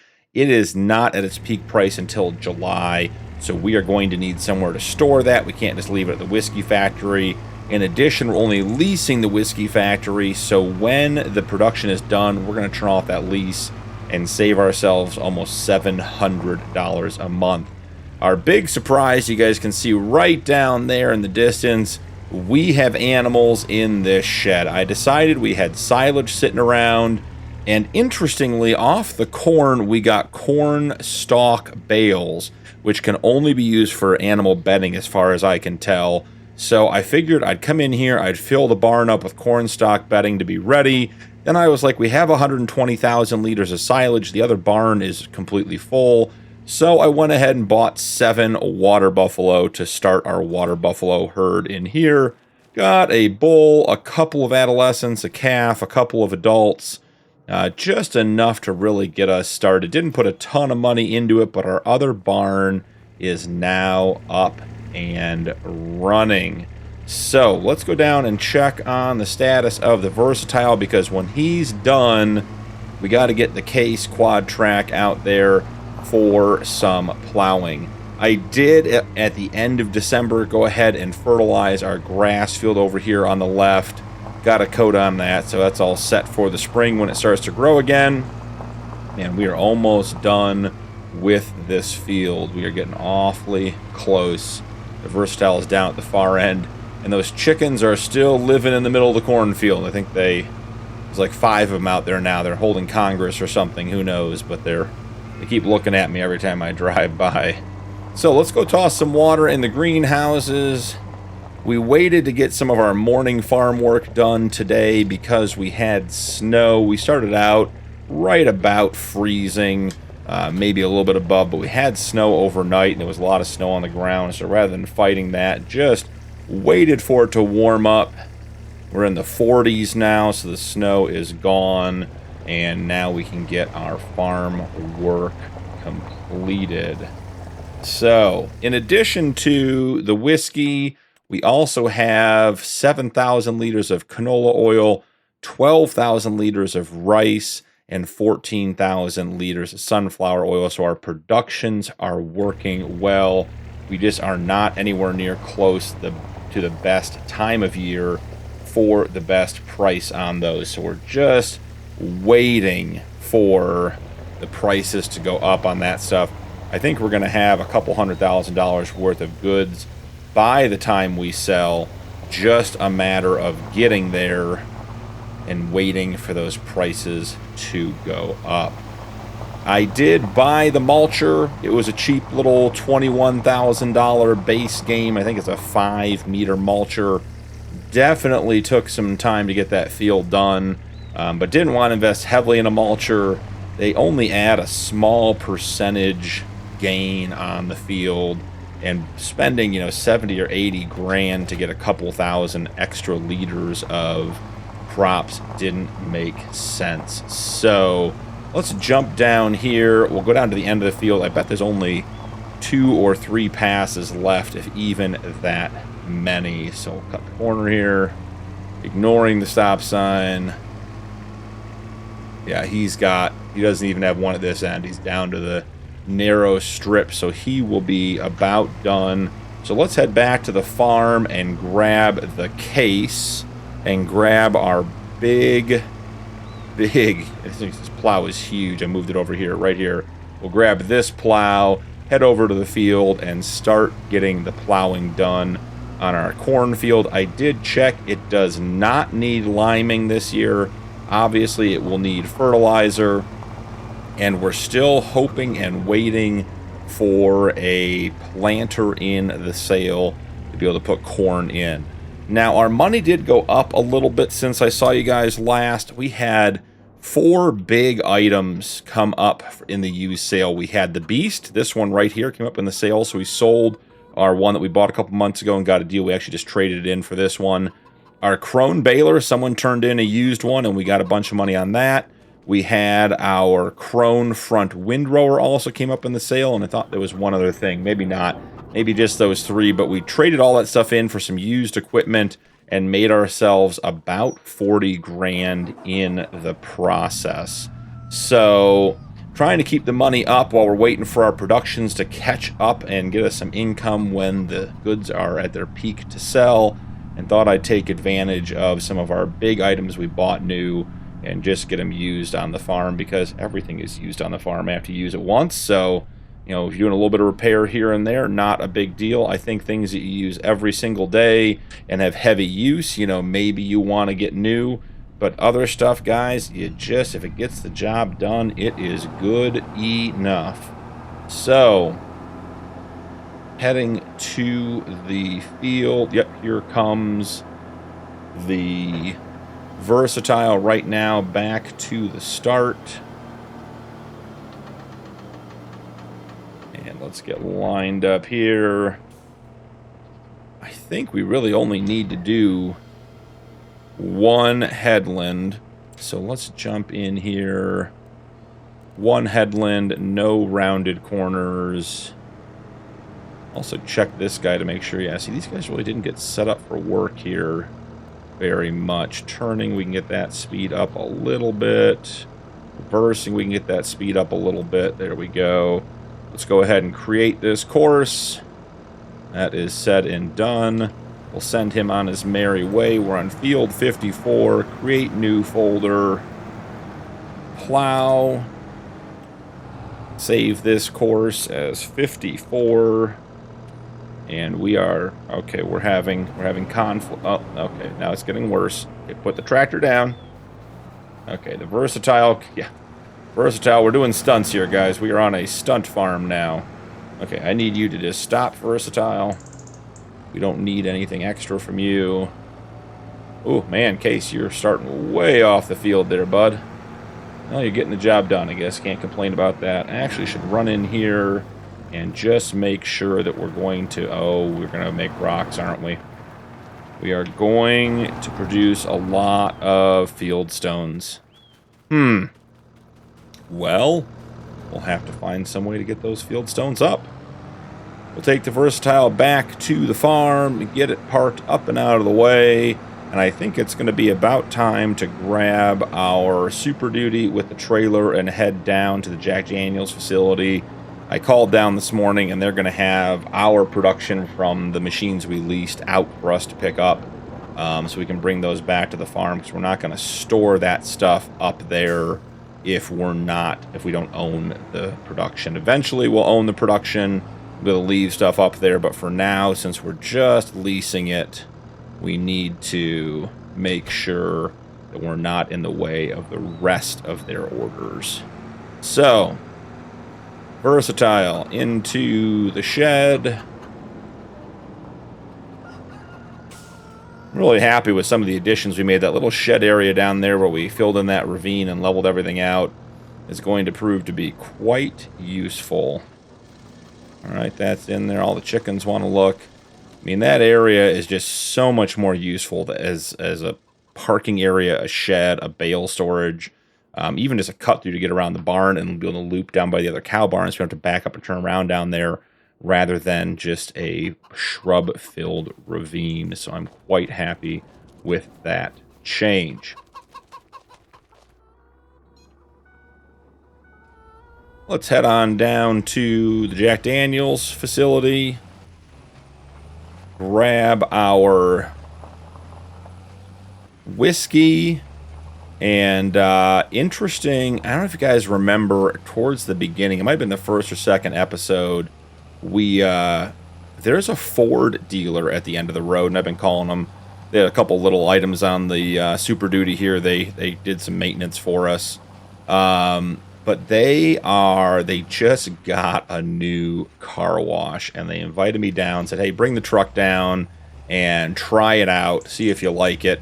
When they were down there working on it, they said the truck was pretty dirty, and they wanted to give me a chance to drive a clean truck around town since they don't want me looking too shabby. So we're going to grab this stuff. We'll go down there, maybe park the trailer on the side of the road there, and go check out their new car wash. I said it's state-of-the-art.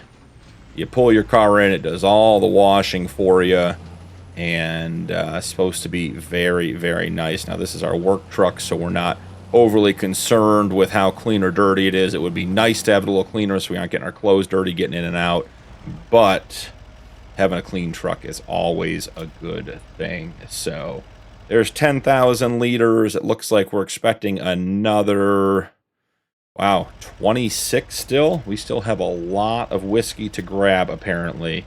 Guys, this is a lot of whiskey. I'm not sure we have the pallet storage for this. We might end up having to put a second pallet rack up, or just park this trailer in the shed for the winter. Is that going to be... That's 24. Seems to think we have 26. What do we have in here? Nope, that seems to be about it. So, I mean, either way, guys, that is a boatload of whiskey. Look at that packaging. That is so cool, guys. Look at that. All right, well, let's run down here. You know what I'll do? I'll actually just leave the trailer right... we'll leave it on the side of the road. I don't want to block their driveway. Wouldn't be polite. Maybe we'll just pull over here. But the Ford dealer's right up here. Go ahead and drop our trailer. Hopefully no one runs off with our whiskey while we get our truck washed for 5 or 10 minutes. So they said the new car wash is around the back. Let's see. Okay, so pulling in. Got a G-Wagon at the Ford dealership. I'm not sure about that. Wow, guys, look at this thing. Oh, yeah. Okay, so pull your truck on in. Hop out. It said push the button on the end. Oh, here it comes. Look at that, guys. Washing the truck. Now, does it go back and do it again? It does. Let's see. That is super cool. So glad they called and told me about the car wash. Come look at our truck. Well, it got most of the dirt off. Maybe we got to do it again. Let's see. Round 2. They're not used to having farm trucks that are that dirty, but at least it'll be cleaner than it was. Now, that's really fun that they got that added in at the dealership. That's a nice touch. Hopefully when you get your car serviced here, they wash it for you too. That'd be nice. So, okay. Well, our truck is clean, or as clean as it's going to get. Man, it is already looking better, I'll tell you that much.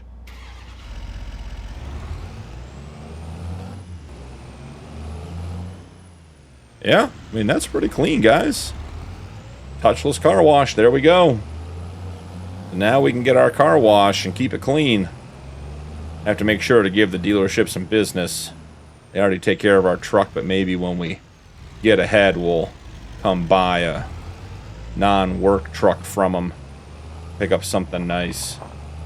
Only problem now is our trailer is going to look like it needs to go to the wash.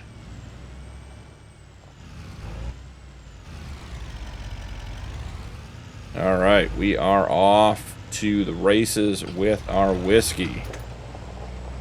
Got a little Smokey and the Bandit situation going on here. Got to get the booze to the buyer.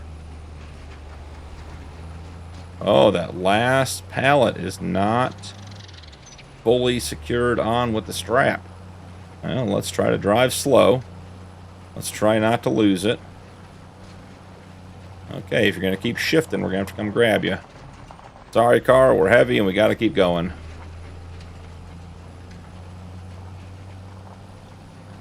So 24 pallets of whiskey so far. We've got a little bit more to make. I may have to drop off more corn or more barley. I just did the rough calculations to get it up and running. Whiskey sells for over $2,000 a pallet, so we're looking at about 50 grand worth of whiskey right here, which so far that sounds really, really good to me. So let's get it in. Let's see how much we can get on the shelf and see if we need to put another one on. All right. Now let's see if we can get around the world's toughest trash can. That thing's been hit by just about every implement on this farm and still stands strong. That's its spot and it's not moving.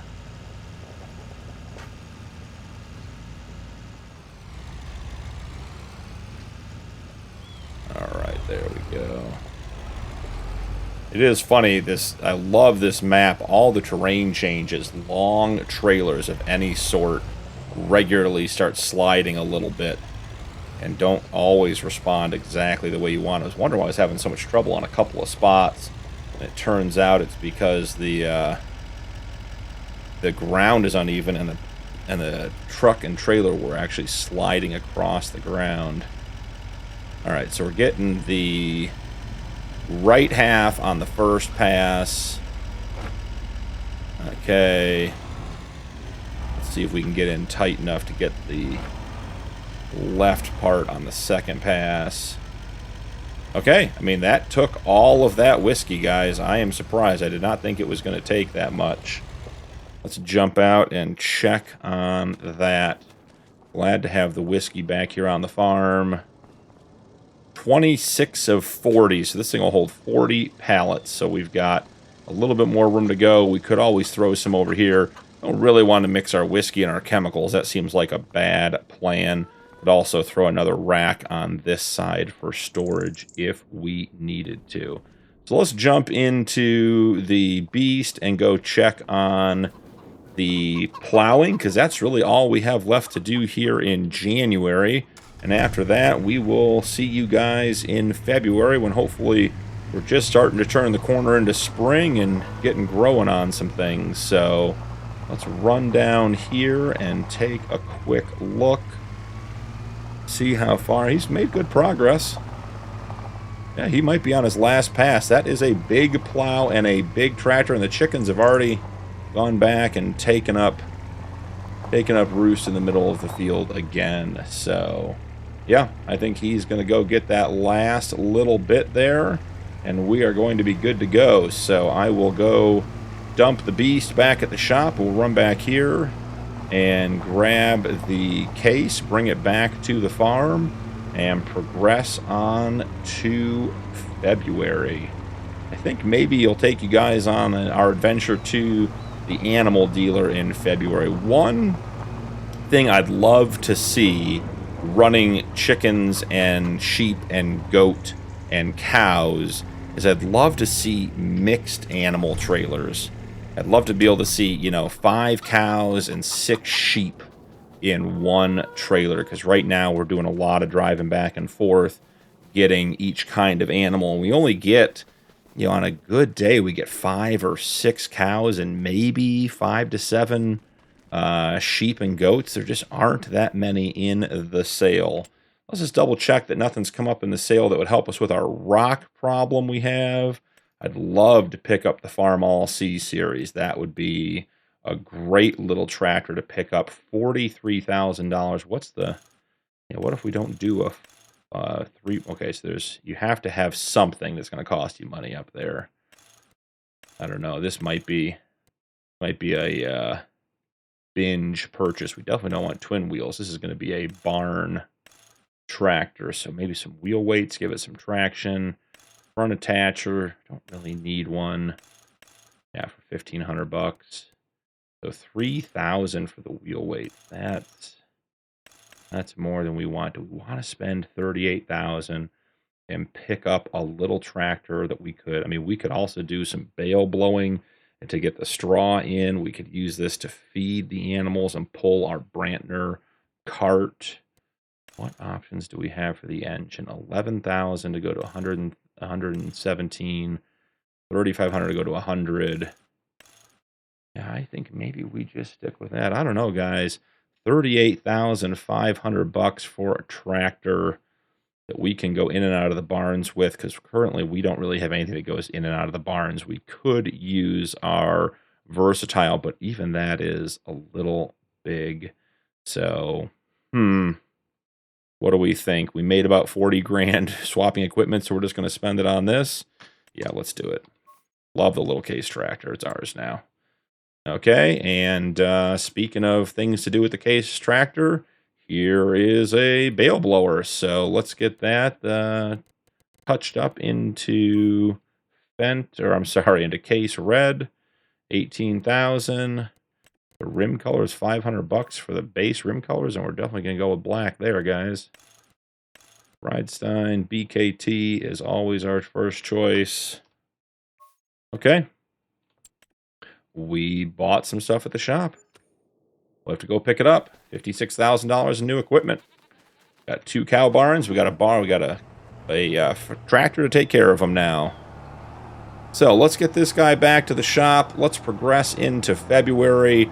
Maybe I'll take you guys up to the shop for one quick run, or up to the animal dealer for one quick run to grab the cows, since we have cows and water buffalo. I'm talking and not paying attention. I'm driving right by where we store our plow, and this plow did a great job getting that field prepped. We are going to have to buy some sort of stone picking implement, but we will figure all of that out.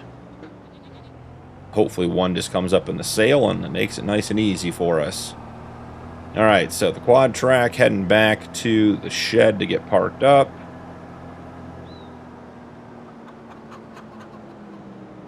And once we're done with the whiskey factory, because we run out of whatever, I don't know if it's going to be barley or dried corn or what we're going to run out of first, but whatever we run out of first, the rest of the stuff, we can use the other supplies. So we could make some corn oil if we really wanted to, just by taking the corn down to the oil mill and produce some of that as well. There's a trash can that every vehicle's hit.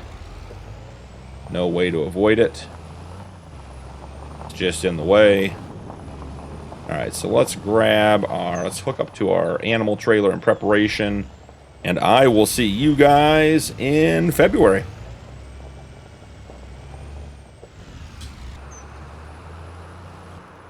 We are getting ready to pull into the animal dealer, guys. If you look off to the left, you can see our little case tractor that we picked up last month, as well as our bale, our straw blower. So we'll have to go up and grab those from the shop sometime later today. It is a snowy February morning. We are nice and cool, 31 degrees, enjoying some winter weather. I'm going to throw the tarp onto the trailer here before we get the animals in there. So let me get out and get that done, and I'll go get the animals, and I'll come back with you guys when we're all set. We searched long and hard, guys. We found 9 good animals, including 1 water buffalo heifer that we picked up to bring home. So we'll run these guys back, get them put in their pens, and likely call that an episode, because we got a lot done. I will get the sheep and the goats picked up and brought back to the farm. I will look for a rock picker. I checked the sale this morning, and there was no interesting equipment, and specifically not a rock picker, and not a planter as well. Those are 2 things that we are going to need, is a rock picker and a planter. I guess the rock picker we technically could get away without buying for this season. I'd prefer not to run my equipment over the stones in the fields, but we certainly could. The planter, we're not going to have more corn if we don't find one. I guess I could technically lease one, and I wonder if this shop will take orders, like they'll go out and look for stuff. I'll have to check and see if they will go out and look for items for us, because I think we have a couple months before the corn has to go into the ground, so we could have them reach out to some other dealers, see if they get something relocated here. I'll have to check and see if they do that here in Judith or not. So, heading back to the farm. I did get the tarp on, as you guys saw. Give the animals a little bit of protection. Want to take care of our animals and make sure that they are happy and healthy as much as possible. I'm sure we have some more Jack Daniels to pick up today. I'm hoping, and I think we will probably be out of at least one of the ingredients, so we should be returning that production lease as well. We won't need to lease the equipment to make Jack Daniels for us anymore. So let's get these animals put away and get them all snug and warm in their barns with straw and food, and we will go from there. We had, I believe, 5 lambs born this morning, and we did lose 1 chicken to an accident. I can only imagine how that happened with them on the road in the driveway, and even potentially, I don't know if those are our chickens in the cornfield or not, but it does seem like they live a very adventurous life. So, let's get this guy selected, move the water buffalo over. Excellent. And swing on through. Look, we got some good manure coming in over here. I think there is a manure spreader in the sale, but it's still like 60 grand. It's a nice one, too. It's one that I would want if we had the money. I just don't know if we have enough manure to justify buying that at this stage. So my hope is with this new area back here that if I loop back here with the trailer and approach from this side, we should be able to just, pull straight up here and then back right up to the door to get these guys in instead of having to do that crazy 3-point turn we were doing earlier before we put in the back drive on the farm. Okay, so all set and good to go. Door is open, and we will select all, and we will move selected. So we got 2 brown Swiss, an Angus, a full-grown limousine, and 4 Herefords. So move selected. Great. I'm going to go ahead and park this guy. We'll take one quick look at our whiskey production and see if we need to be done leasing that facility. Yeah, how did the chickens die? I don't know, guys. It was an accident. That's what they told me. 1 chicken died. Couldn't imagine how or why that happened on this farm. It's not like they run around down the driveway all day. Alright, can we hook this guy in? A little bit of a hard angle cut here coming from this side, but I think a little bit of patience. Okay, so we got most of the way there. Gonna have to cut even harder to get this thing around the post. There we go. Now we can pull it up and get it going. So we sort of have either a hard turn getting to the barn or a hard turn getting it into the shed. But either way, it's better than having 2 bad turns. So we're grateful to have our sheds here. Okay, we are in place. Let's check on the whiskey production on our way out. So, leasing Jack Daniels. We are still going, guys. We got 2,500 barley left. And 4,900 corn. So we're going to need more corn. The dry corn, I thought was going to be the limiting factor, but we need twice as much corn as we need dry corn. So we need 28,000 liters of corn total. And we need half as much barley, so we need 7,000 barley. So do we have 24,000 corn? And what do we say? 5,000 barley. Let's check barley. We have 39,000. Corn, we have 16. So all the corn needs to go over there. I'll get that moved over. I'll go get the sheep. I don't know why I parked the trailer because I just forgot I had to go get the sheep. But anyways, thank you so much for joining me today, guys. It was a snowy day in February to get us started.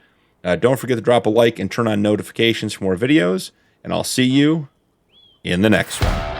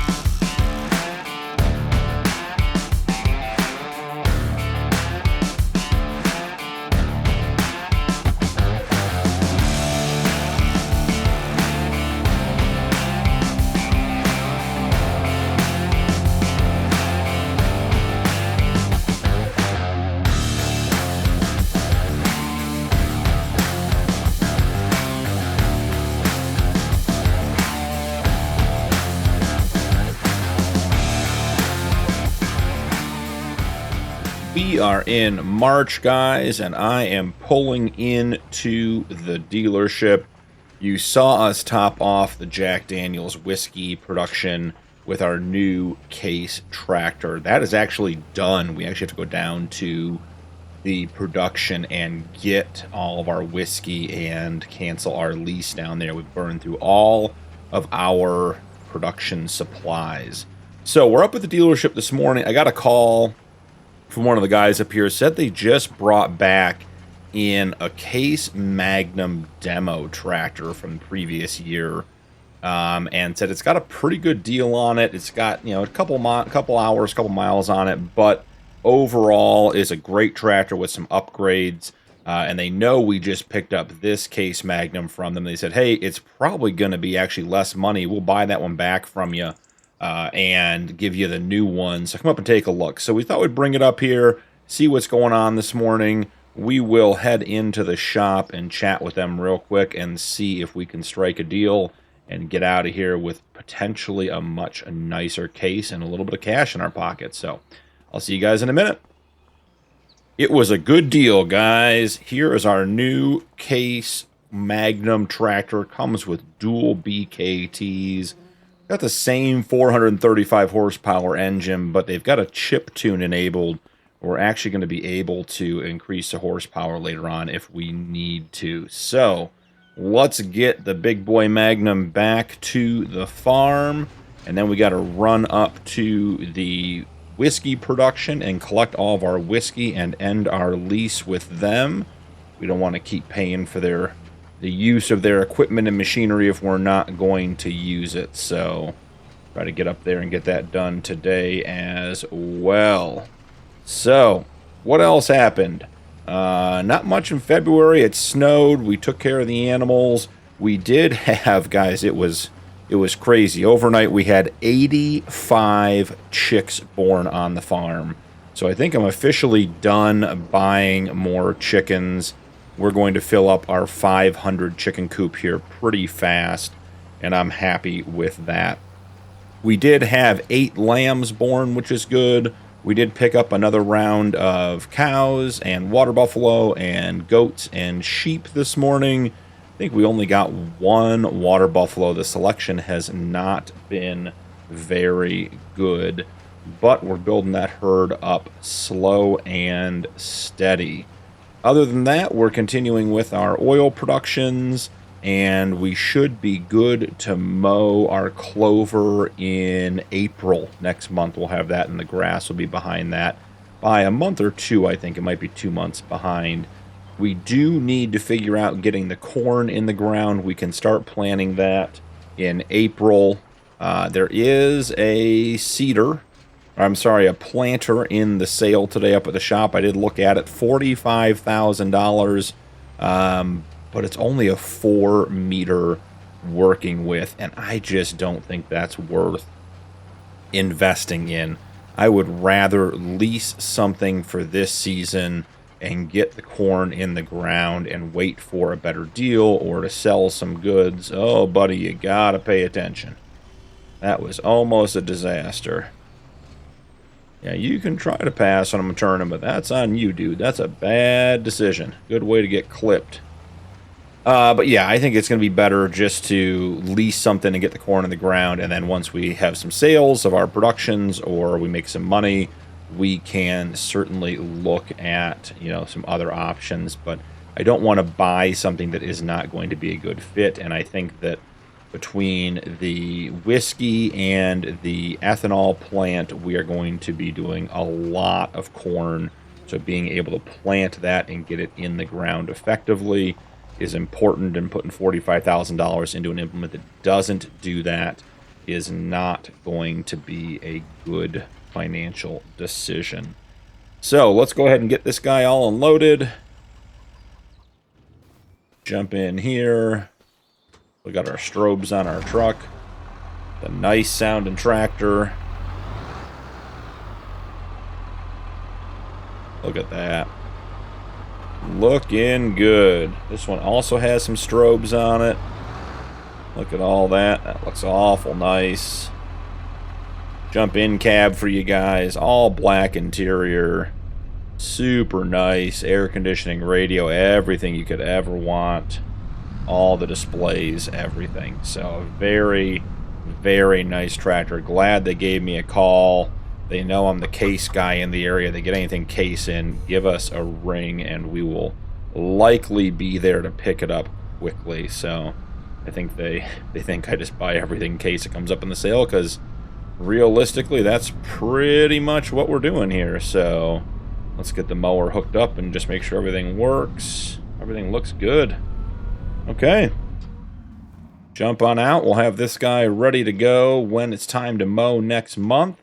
Right now, I think we need to head over to the Jack Daniel's whiskey facility and grab our whiskey and just end our lease with them.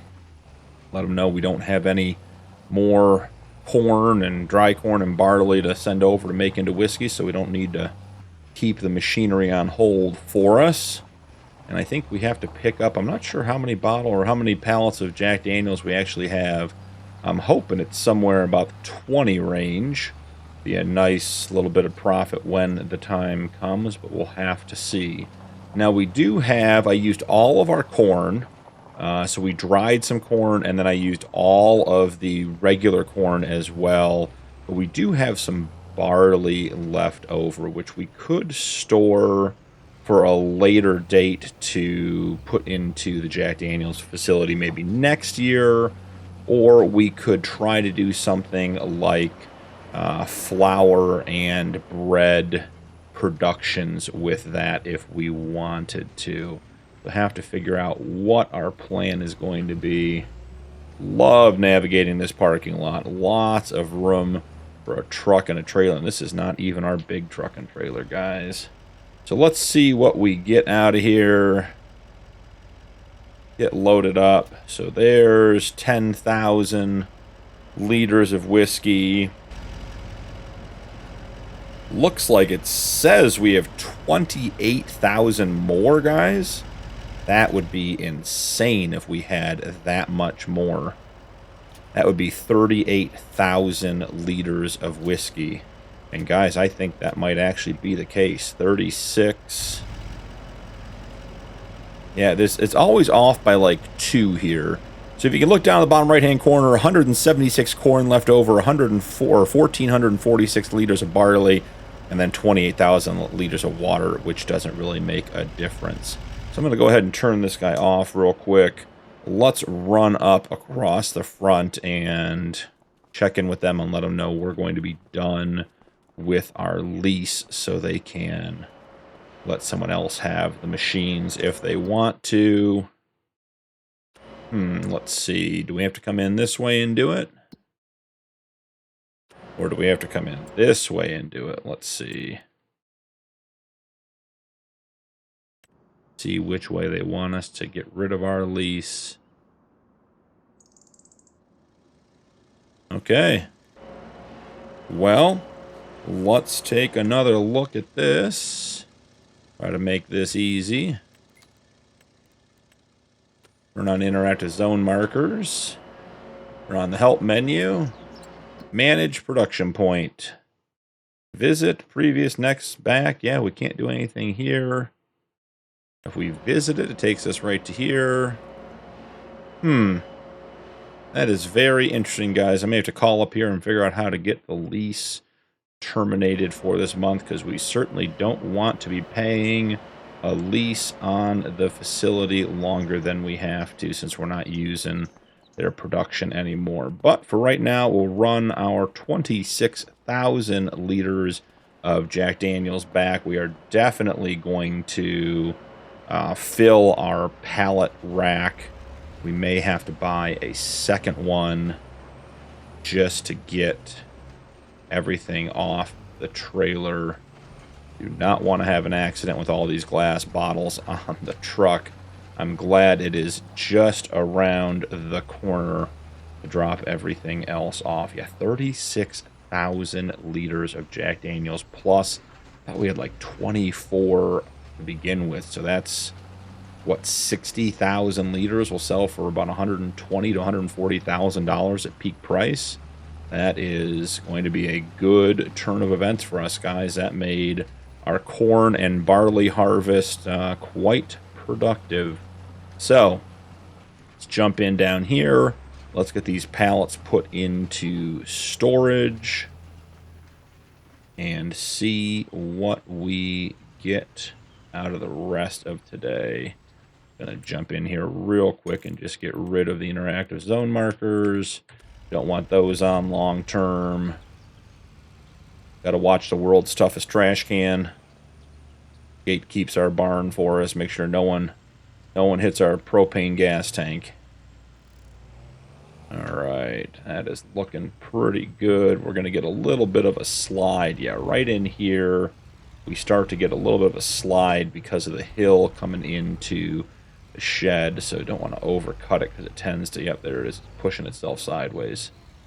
Yeah, it does not like that last little bit until we get flat again. There we go. Feeling better about it. So let's go ahead and get the straps off. Get it backed in here. I'm thinking we got to be pretty close to full on that pallet rack. Okay, so with the truck in the way, let's see about putting another pallet rack in there. Construction, we go over to silos. Scroll past it already. Now it's got to be lower down. Here we are. We want the big one. All right, so if we put this one on this side. Okay. Now we got a pallet rack on either side. Make sure we don't dump any whiskey off coming up here and getting straightened out.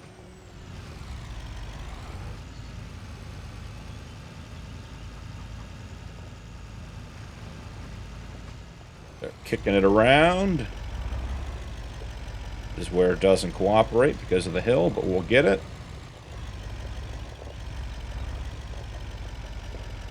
Just squeaking inside the building there. Don't hit our fuel tank. One thing, guys, I went to share with you the other day, this fuel tank that came on the farm when we bought it, it was full. That's a nice little add-on surprise. I was really pleased to get on the farm and have a full fuel tank. That was, you know, I don't know, $20,000, $30,000, $40,000 worth of fuel we didn't have to buy. So that was quite nice. Nice little treat as well. So let's jump in to the shop and just check and see what we've got. We've got 24 over here and 40 over there. So we have 64 pallets of Jack Daniel's whiskey, guys. That is great news. I am super excited about that. So really at this point, there's not much more to do in March.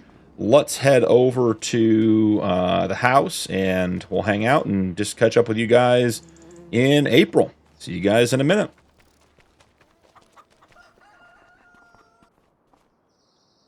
Welcome to April, guys. It is a sunny, beautiful morning. We got a little bit of rain in the forecast, so I want to jump right into the new Magnum and get that clover mowed up as quick as we can to get some silage production going.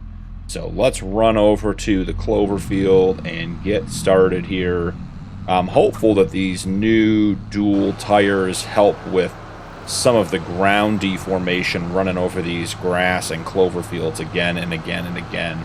Distribute the weight a little bit. So let's get over here and get squared up. We should be easy and good to go right on the existing coursework. I had them poured over the GPS stuff, so it should be able to just run the same route we ran previously. We'll run into the settings. We'll jump into the settings and just get everything turned up and on as quickly as we can. Let's see, get that stuff set up. Probably mow a little faster than normal. And a couple of things there. Great. So mowing, we want to come down and grab the clover field, load the course into the GPS, and set it on its way. What are we thinking here, guys? Working out the course. There we go. Oh, didn't back up far enough, apparently. Oh, do we start on the other side, maybe? I thought we started on this edge, but apparently, nope, we started right here. So we'll jump in there and get everything squared away and on track. Nice. I'm liking the dual tires. And we are off. Oh, we got one small problem, and that's on me, guys. Didn't switch the mowers back over to swathing. There we go. That's on me.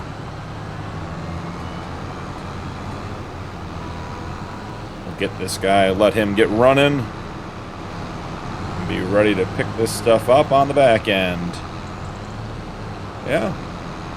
That's a nice looking tractor, guys. I am very happy with our purchase.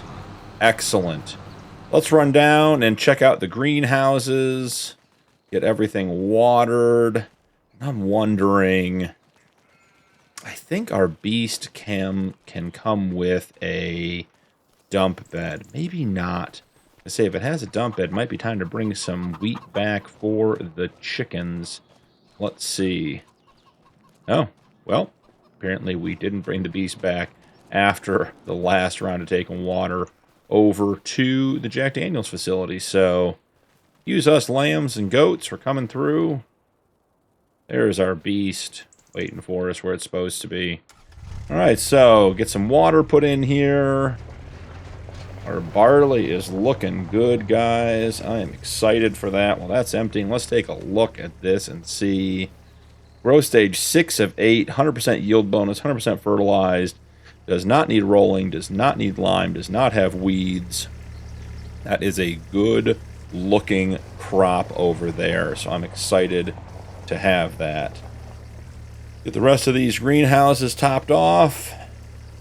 Looks like we're going to need to fill up with some water. Yeah, I didn't even get all the way through the second greenhouse before we ran out. That's all right. Not a problem.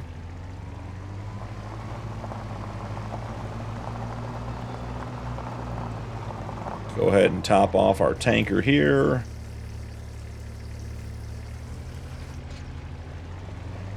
We had 13 lambs born overnight, guys, as well. I do want to, on our way back, stop and check the food in the lamb and goat pasture and just see where we're at. We're trying to burn through the grass on there just to get down to hay. We don't want to put hay in on top of the grass because then the grass never gets eaten, and then we just don't ever have that capacity back to put hay in until it's full. So wanting to let that get eaten down, but definitely don't want those animals without food. And these guys were thirsty. I don't know if we missed a day of watering yesterday or they were using extra for something, but they definitely took a lot of water today. Alright, we'll top this guy off, get him parked. Want to just double check while we're filling here that last greenhouse. We still have the Jack Daniels leasing. I'm still working with those guys to figure out what we're going to do to handle that. That could take another 7,000, so I think we're going to go down and put 7,000 into that last greenhouse. We want to leave them topped off just in case we miss a day or come out late because of weather. Don't like having these guys not fully topped off if we can while we're here. So that'll take us down to about 13,000 liters of water.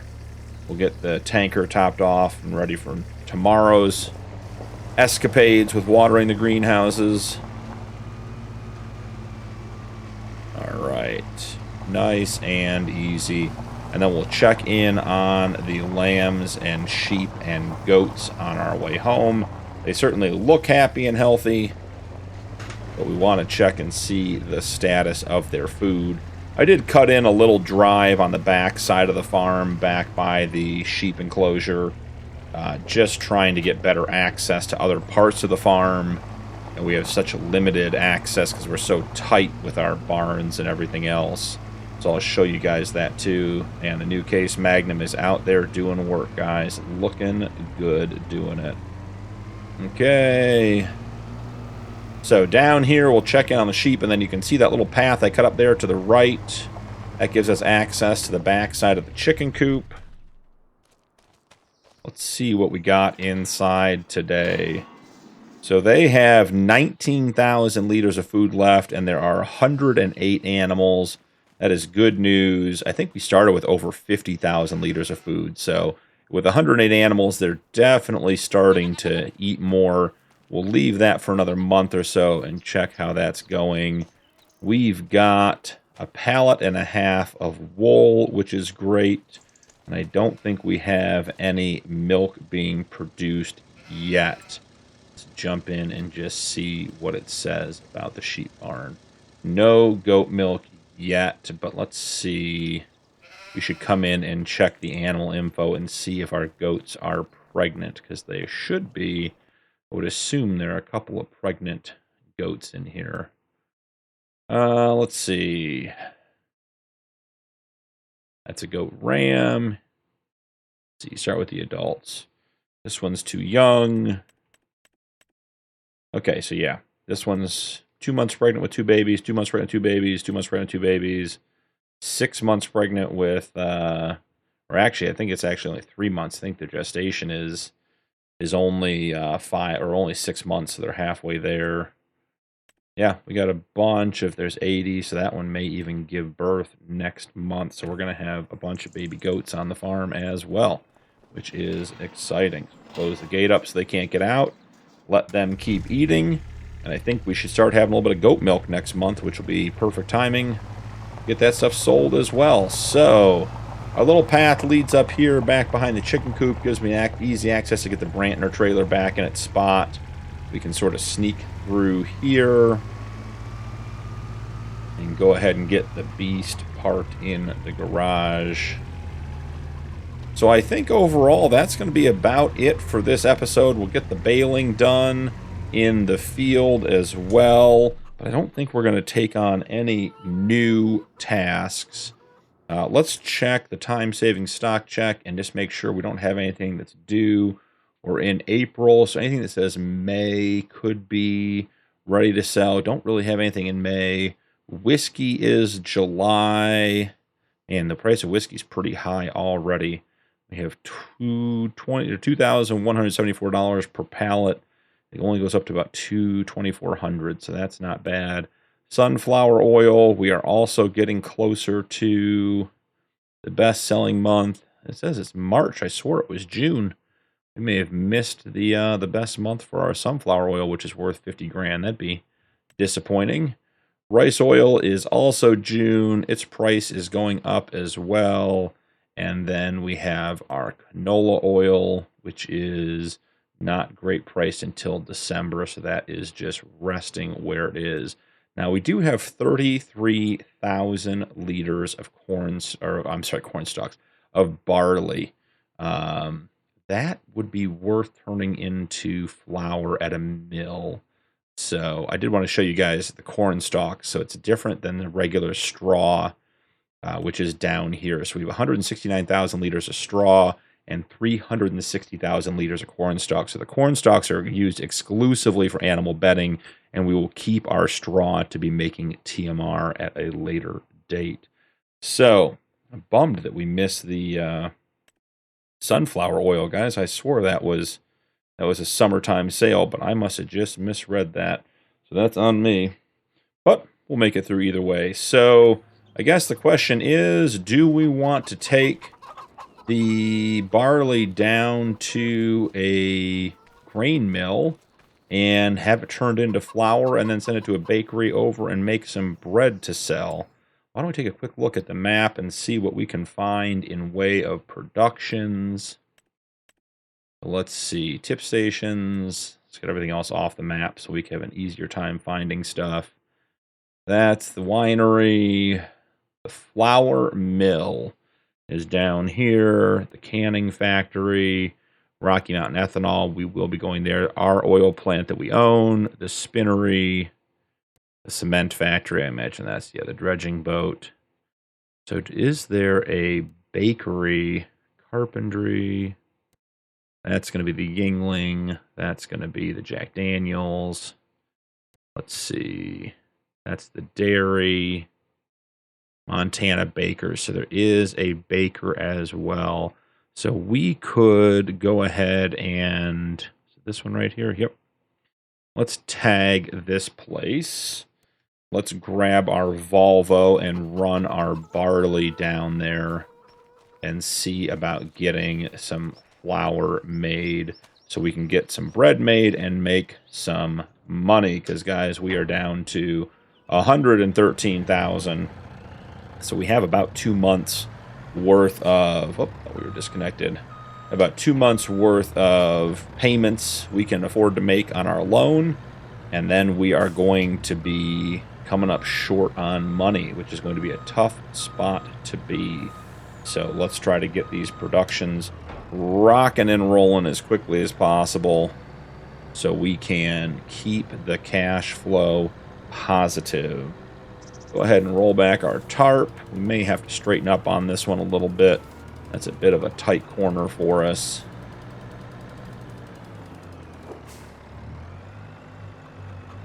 Let's see. Here we are.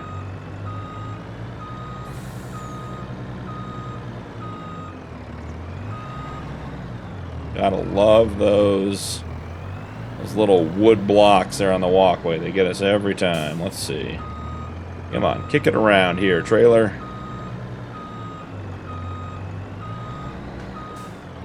There we go. Now we're nice and squared up.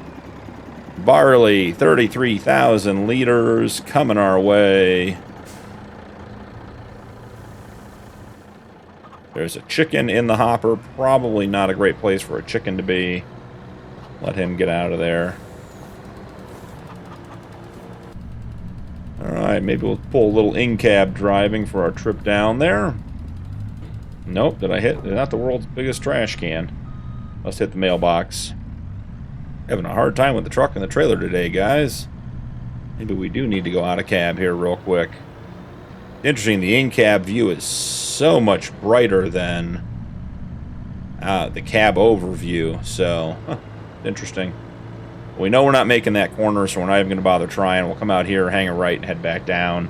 So yeah, I think we'll get the barley in and turned into flour, and then take the flour up to the bakery and have some bread made. We've got to keep working our productions to make sure that we get our money coming in.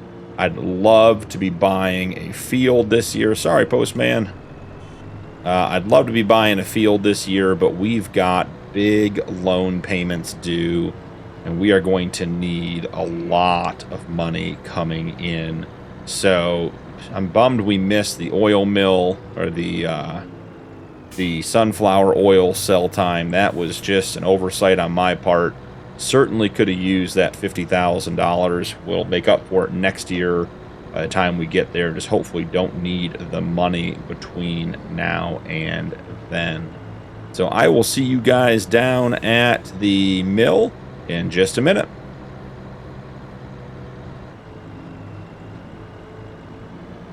We are getting close to the mill.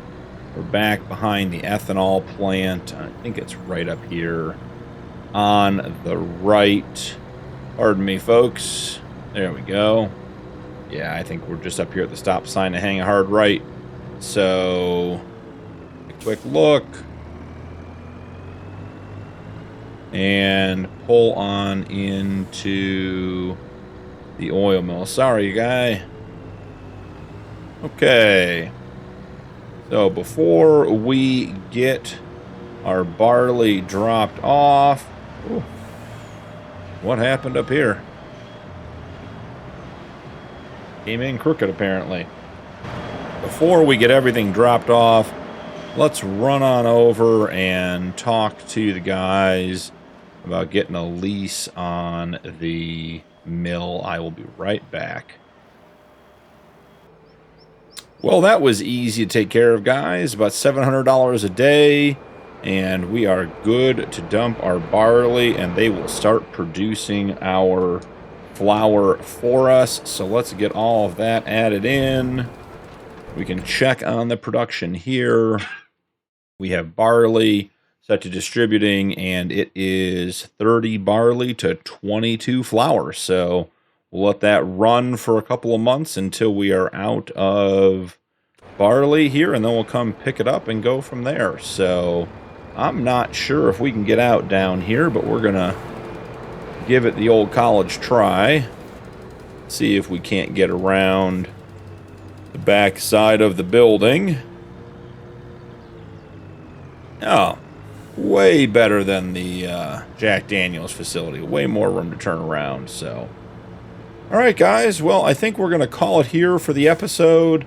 I will get the clover baled up and put into the silage silo so we can have silage for next episode. We'll probably pick up here in May, in which point we will need to be getting corn in the ground pretty much regardless of our options. So we'll be solving that problem as well. But thank you so much for joining me today. Don't forget to drop a like and turn on notifications for more videos.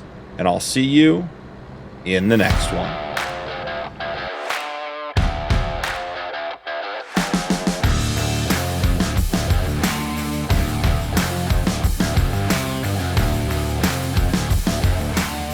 Had a quick upgrade installed on the farm between episodes, guys. Got the new steel power washer. Figured it was time to start taking care of our equipment. Wanted to get a couple of things washed off this morning before we get started. So that'll about do it. But there is the new steel wall-mounted mod that came out this week. Wanted to bring that into the play. So we have a lot going on this month. We got all of the grass and all of the clover mowed and baled and put into the fermenting silo last month. And this morning we woke up to 1 million liters of silage, which I sold about 800,000 liters of that, which funded our new purchase, which is our Valtra seeder. So we can get corn in the ground today. I really like this one. It's got a good working with. It does solid and liquid fertilizer, holds seed, and only requires 250 horsepower, which is nice. So I went to the shop, picked that up this morning, wanted to share that with you guys before we got it off the trailer. So let's go ahead and get the ramps down. And I think we're going to the ramps down and hopefully stay down. There we go. Hopefully, I think we're going to do this with the quad track since we have the mowers hooked up to the Magnum, and that just got a bunch of hours on it doing all of that mowing.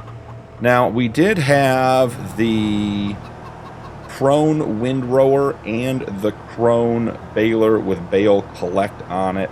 And guys, I got to tell you, that thing gave me absolute fits on this grass field. There are, if you look out, you can just see at the top of the screen, there's dark little spots all over this field.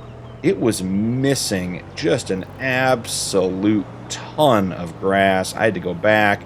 I was spending more time going back and getting grass, and still, even after driving over it, not getting all of the grass off the field than it took to have the worker do all of the baling.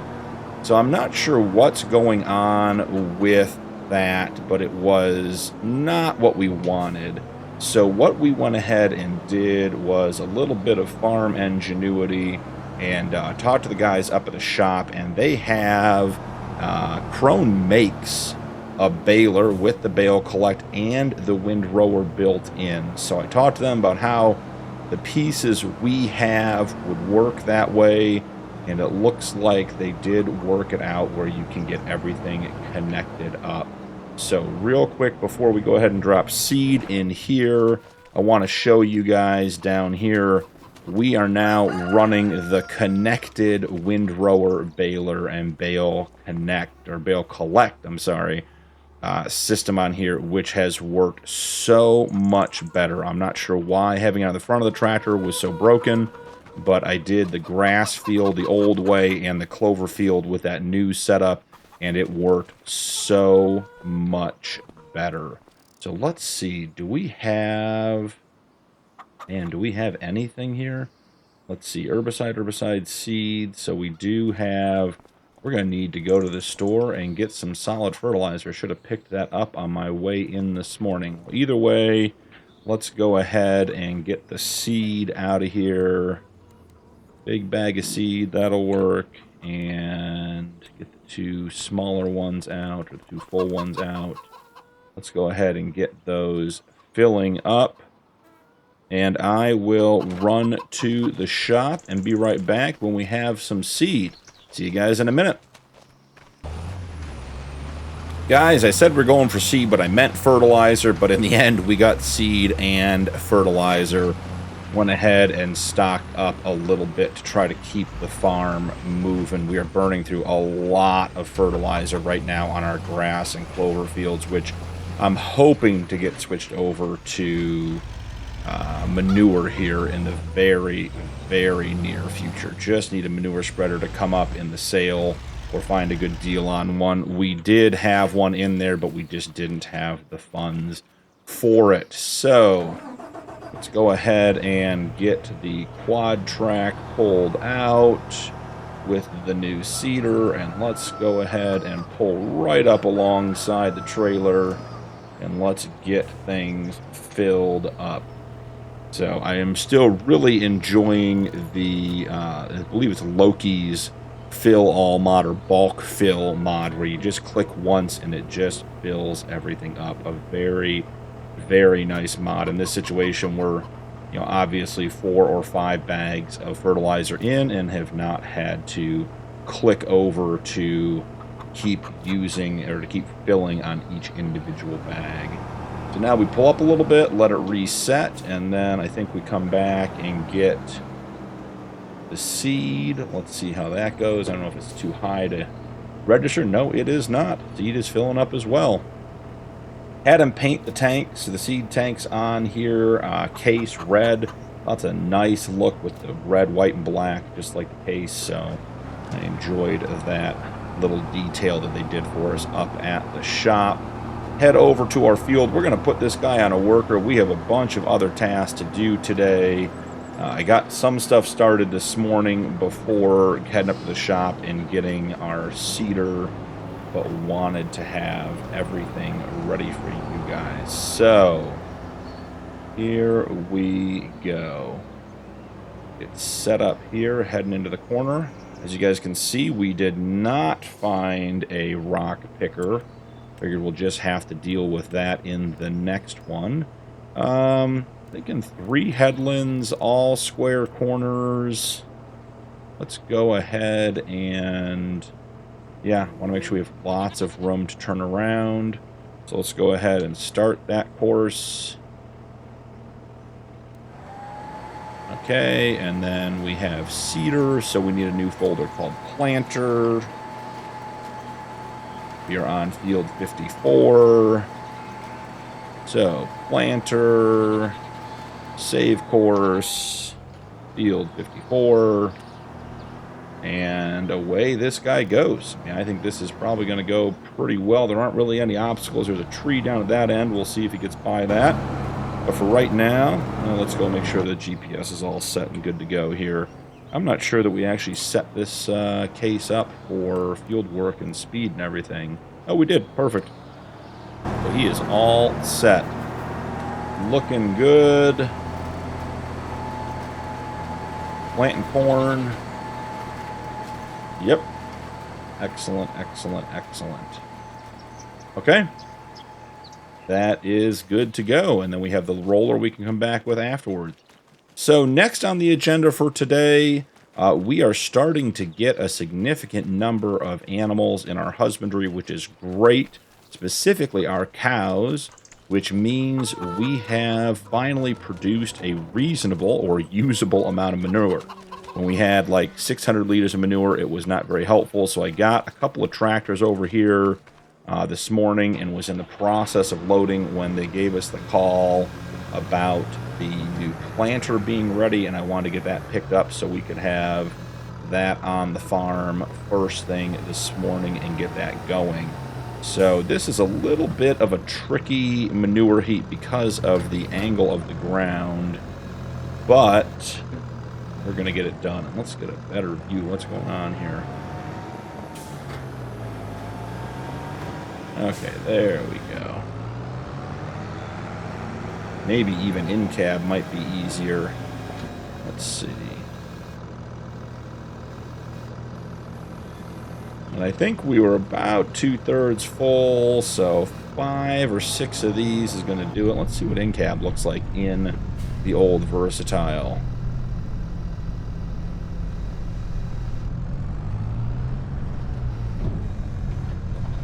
Well, didn't quite get a full bucket load there. Let's see. There we are. Still getting used to using the manure forks to hold everything in.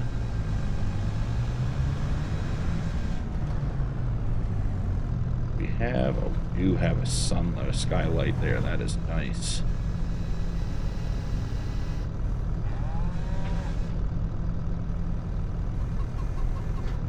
Cool.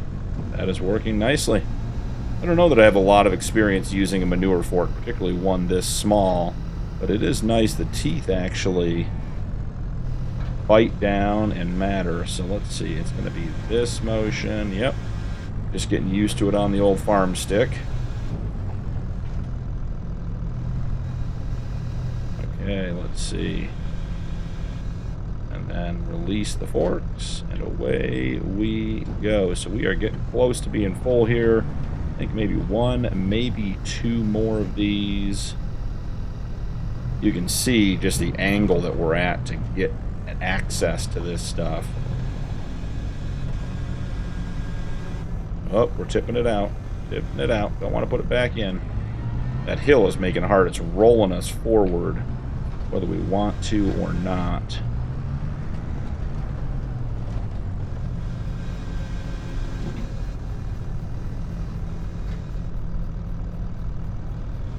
Alright, I think we're going to be pretty close to full here. This, I'm thinking, is going to be our last one.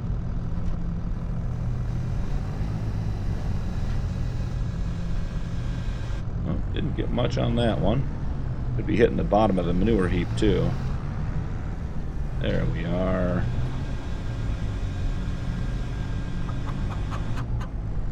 Alright, even if this isn't the last one, I think we're full enough. We're going to run this manure over to the greenhouses. Yeah, I think that's it, guys. I think we are full officially. So let's go ahead and put the manure fork down in or around the manure heap. We'll need it back over here next time. Go ahead and disconnect that. Get the Versatile out of the way. All right. That worked well. Yep, we are full. 19,600 liters of manure. Our little case. I love this tractor. Definitely, we are at its limit with some of the loads we ask it to take. It is. We are pedal to the metal right now, and 10 miles an hour is all we're seeing out of it. But you don't really want a big, powerful tractor for driving around the farm. You just end up crashing into things. Going a little bit slower is not a problem. We are going to go out to the main road. We're not taking this through the little ravine there, our shortcut we use with the beast. I don't want to risk tipping this thing over or dumping it out. So that would be an interesting mechanic to add to Farm Sim if you could, you know, when your trailer is tipped over, if you had bulk items and maybe if they were uncovered, you know, they'd leak out. We'd have to see how that mechanic would work. But you know, definitely could be an interesting thing to add. There are other games that have some, you know, realistic driving mechanics, and when you go over uneven ground, you shake a little bit loose each time, which is a nice gameplay feature. So now we got to get this spread out amongst the 3 greenhouses. So it's the first 3. Let's get zoomed back a little bit. We can see what we're doing here. Okay, so we need to put about 6,000 in each one. See how quickly it comes out here. Pay attention to the number here. Super focused. Oh, this is not going to be bad. Okay. This is not bad at all. Perfect. Okay, moving on to the next one. And guys, with the addition of the manure, because we haven't put any manure in these before, we will be able to start increasing our production for our artisan oils, which I believe I checked last episode off camera. We are basically burning through everything we're sending over there. So we have the ability to produce more canola, sunflower, and rice. and our oil plant will still be able to handle it. So that is going to be good news too. So let's jump in here. Quick update on the leasing. Basically, I can't figure out a way to return the leases on these vehicles. So with that in mind, what I've done is just created basically a solar panel or a generator that gives me the money for the lease each month when we're not using it. So I just put it in when we're not using it, and then I uninstall the generator when we are not, or when we are using it, and that way we're getting charged appropriately. Because I loaded the mod in, I loaded the mod off, but because everything on this map is, you can't remove it, it's permanent, there's just no way to effectively do that and make it work. So we're just trying to make the money right, and they'll just be on here until we eventually figure out how we're going to purchase them, which will be an interesting thing, because if we've leased them and can't purchase them, it may be a bit of a struggle. But that's enough about that for now. So we are going to switch over. We're going to turn off the canola. So let's see. Right now we're doing 864 cycles a month and producing, that's 6 and 12. So this is 288, which is twice, but it's producing 12 instead of 6. So if you look at the math here, guys, we're doing 864 cycles per month, and we're producing 6 canola for each cycle. With the manure, we're doing 288 cycles, but we're producing 12 canola, so twice as much. So we're actually at about 576 cycles at 100%. So we are good to go here. So we're going to turn this one off. We're going to turn this one on. We're going to boost it up to 300%, which will produce us a lot more. We'll come in here. We'll turn off the regular rice, turn on the manure rice, bump that production up to 300%. And then our final one for the sunflowers, turn that one off, turn that one on, and boost it up to 300% with the manure. Now, I'm not sure how it's going to go with the actual manure if we're going to burn through it, because right now that was a couple months worth of manure there. So if we're burning through the manure faster than we're producing it, we have to go back and turn on the water recipe again. But right now, we will leave it there. The Case Quad Track is just doing its thing over there. It seems to be happy as can be, working away in the background. That's what we like. That's what we want. A little Case 90C. Let's go ahead and grab some water. Make sure everything's topped off with the water. That one seems to be full already.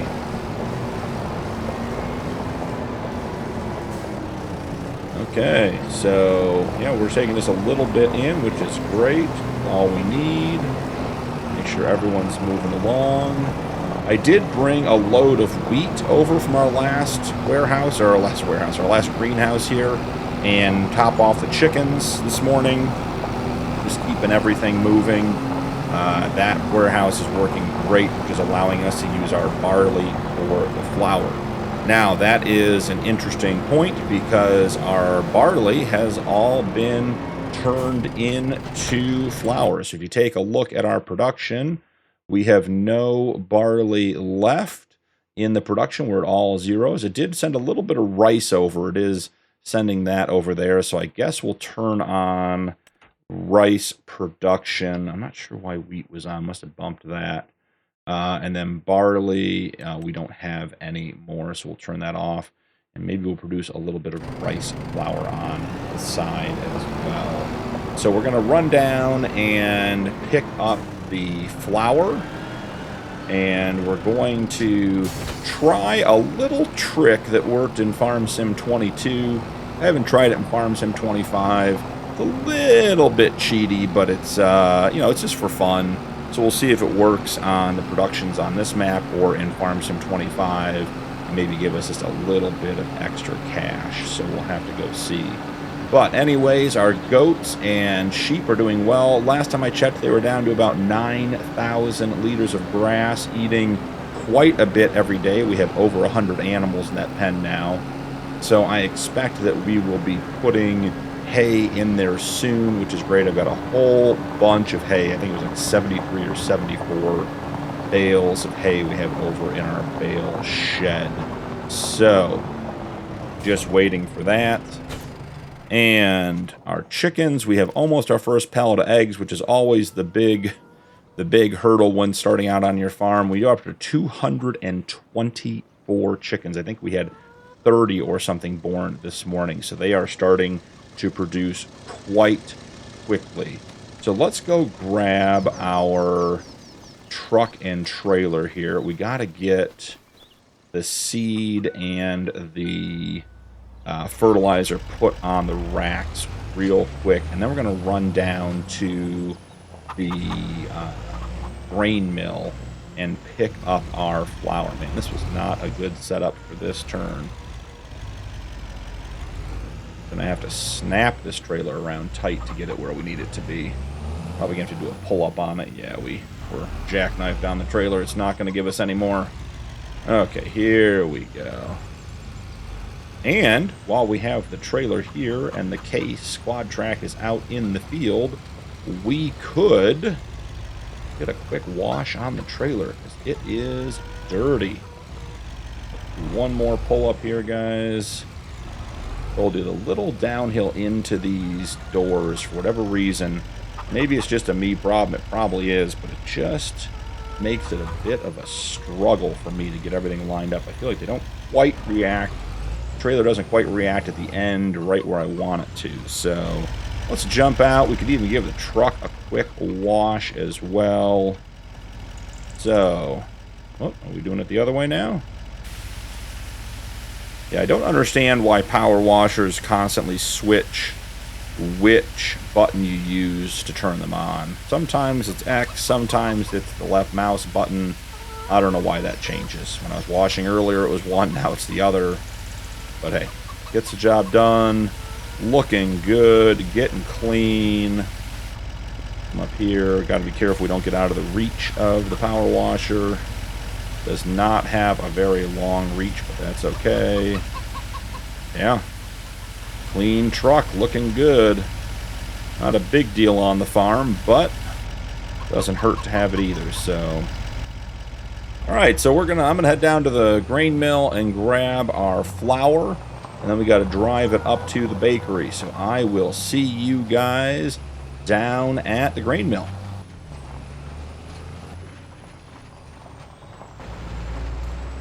Guys, I always forget when we come down this way that if we're going to the grain mill, we should go the other way by our neighbor's farm. This way, just all the winding turns with the big trailer, underneath the bridges, all that kind of stuff, we should just come down the other way. But not a big deal. Let's go ahead and get over here to the grain mill. We'll head out that way, and I'll show you guys the other way you can get down here, which just makes it so much easier.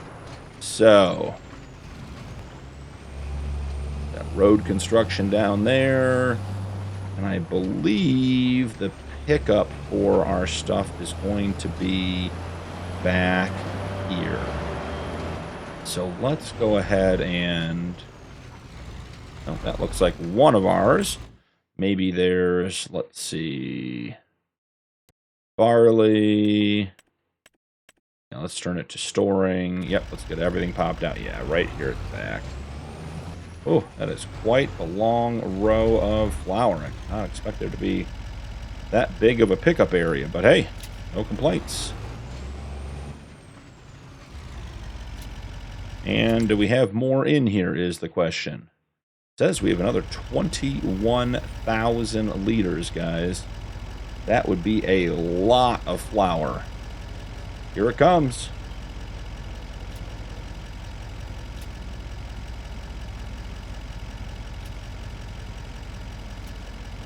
Wow, guys, I gotta say, I was not expecting this much flour.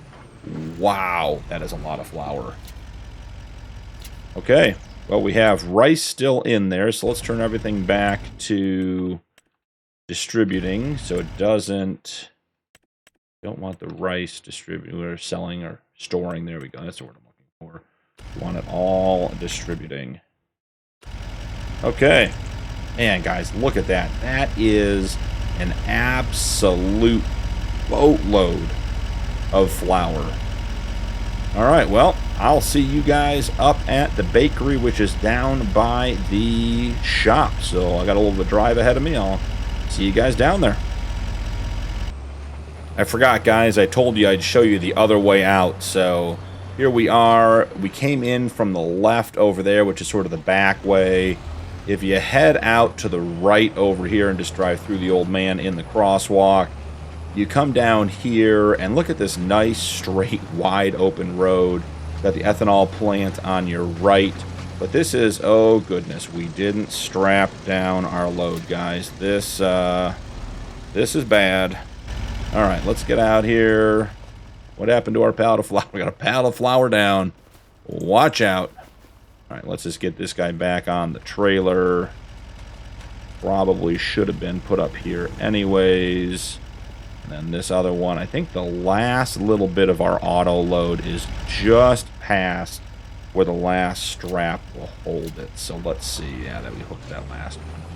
So anyways, now that the flour is back on the trailer, with this nice wide straight road that comes in by the grain mill. We could also come down this way for the oil mill. And it drives right past our neighbor's farm. And you can just see in the background there on the top right, that bridge that goes up. That's where our farm is, up left on the ridge. We take that bridge on the right to get up there. But we can come down here and you hook a right in front of this really nice white and brown farm. And you end up at the bottom of the bridge rather than driving through Hobson.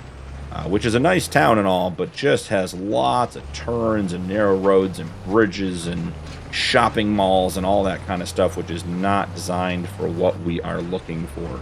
So the route we took here was down to the right over there, into Hobson and through town, and we want to avoid that and come down through here. So now that I've followed through on showing you guys where that is, I will see you guys at the bakery.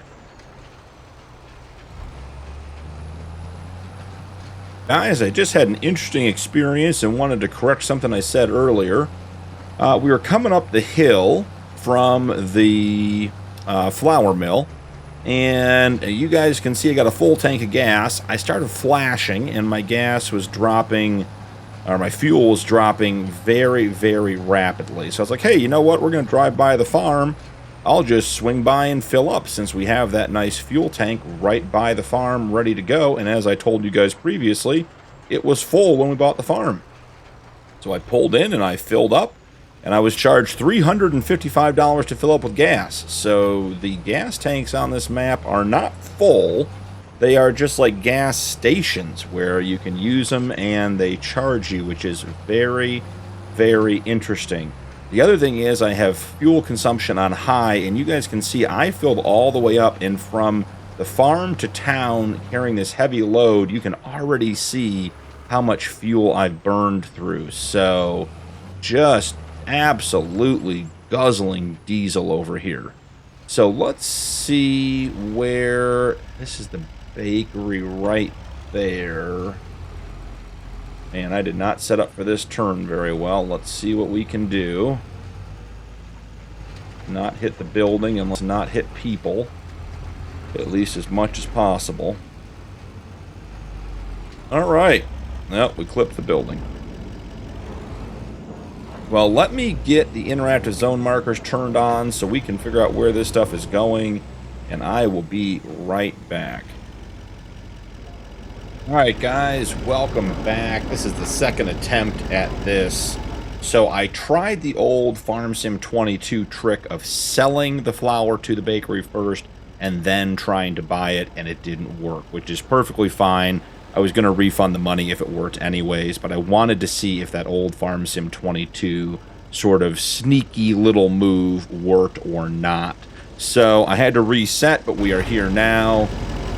We did not have enough money to buy the bakery. It was $50,000, so I sold our propane tanker, which we used once and spent about $55,000 or $65,000 on, maybe even a little bit more. So now we can afford to buy the bakery for $50,000. I think bread's going to be something we're going to produce pretty much regardless. So now let's take our trailer and go ahead and get backed up into the trigger point and get all of our flour dropped off, guys. Here we go. Okay, so that is all in there. Let's jump into the production and get the bread going.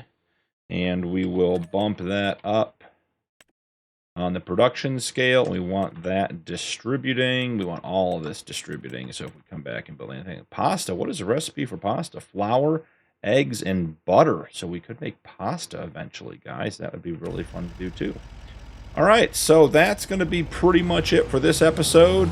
After the corn is done being planted, I will get the roller probably on the Versatile and go roll that field to maximize our yield, or at least maximize what we can on that field. And then I will pick up with you guys next episode in June. Thank you so much for joining me today. Don't forget to drop a like and turn on notifications for more videos. And I'll see you in the next one.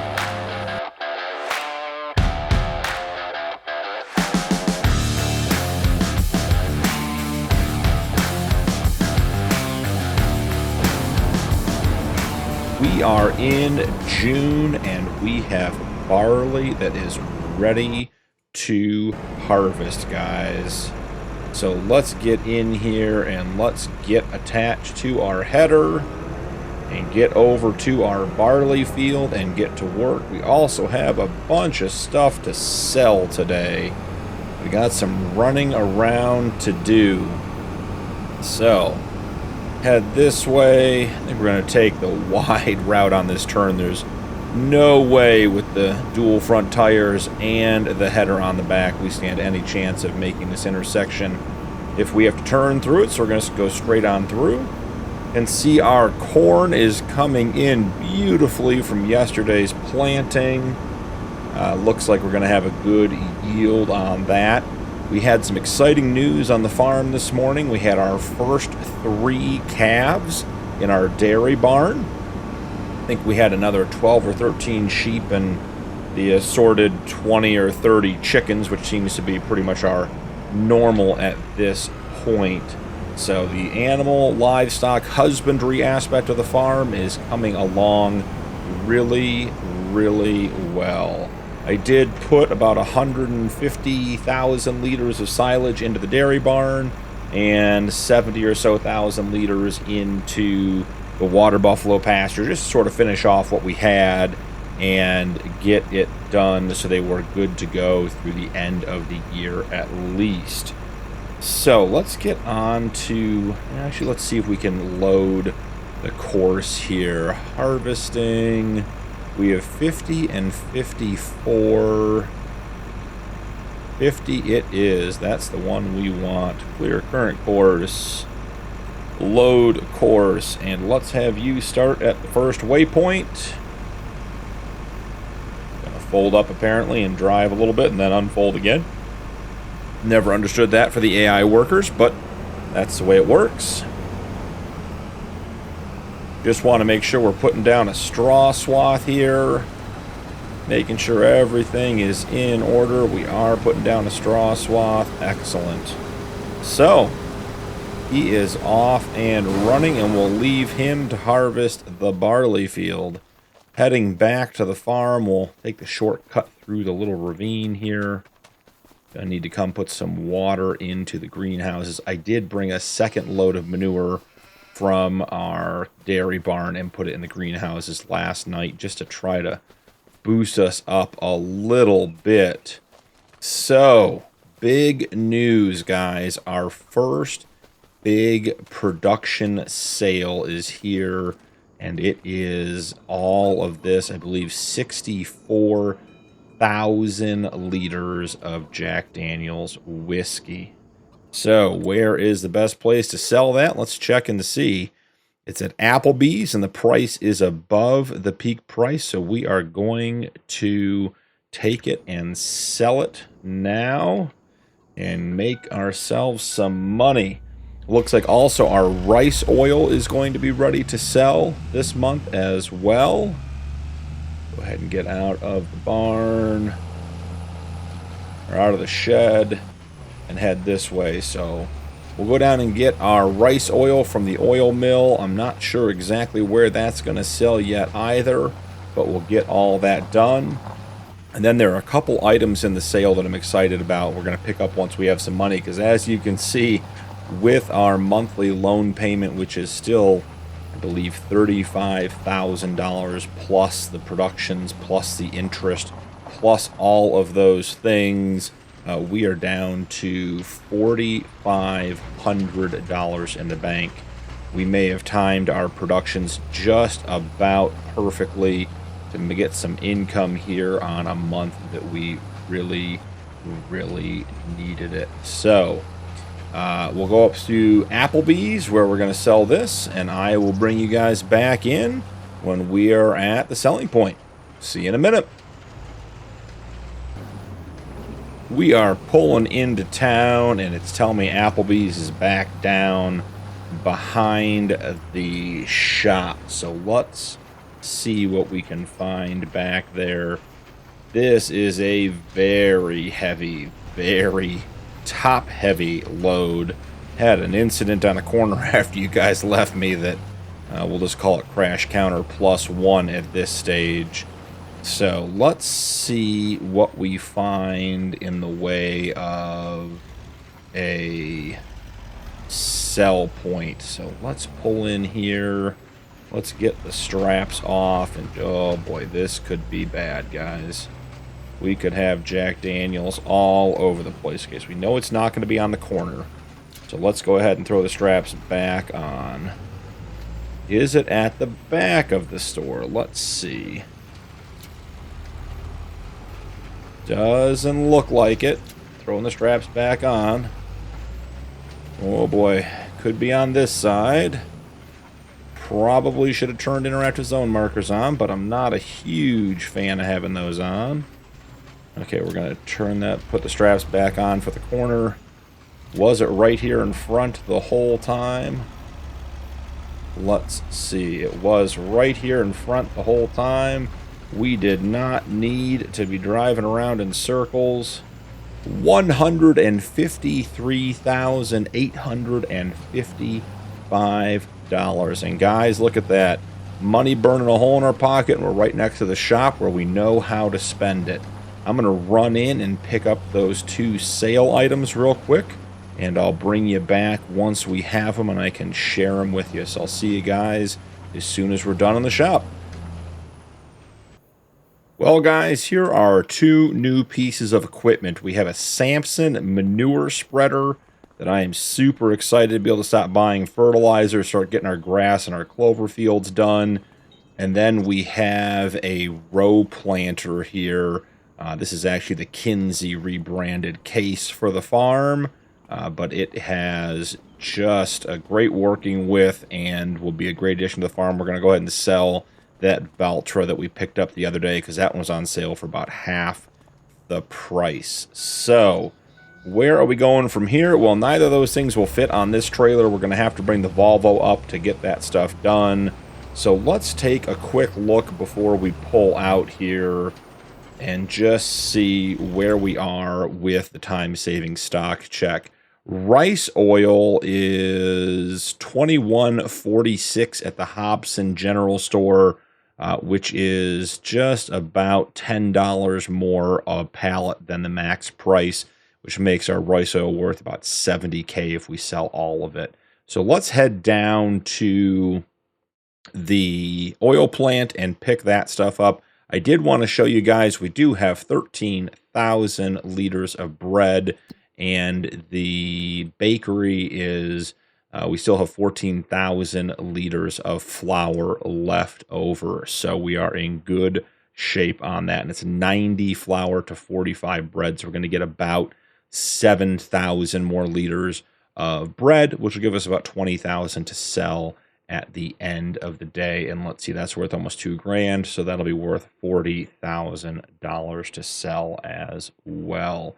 So we're going to head down to the oil plant and pick up our rice oil, take it over to the Hobson, was it convenience store, general store, whatever it said, and get that sold. So I will check in with you guys down at the oil plant when we're on the way to sell our rice oil, and then I'll probably send the Volvo back up here to grab those 2 pieces of equipment and bring them back to the farm.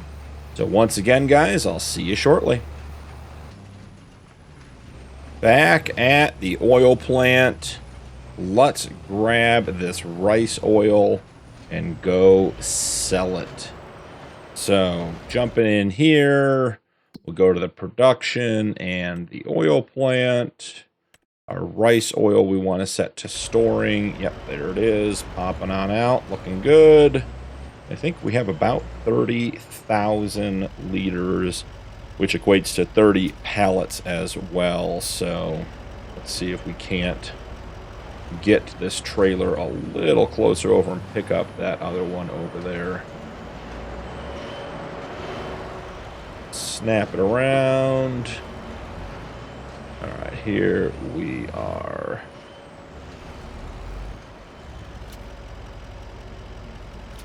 There's 19. We're a little over halfway there.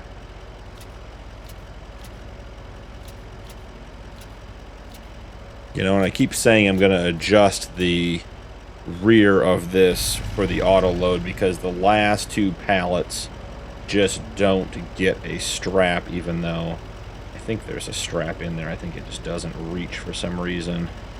So we will push those up just a little bit. Let's go ahead and push it up a little bit. There we go. And re-strap, and away we go. Got to be careful not to hit the building here. Don't want to be hitting your own production. That wouldn't be good for business.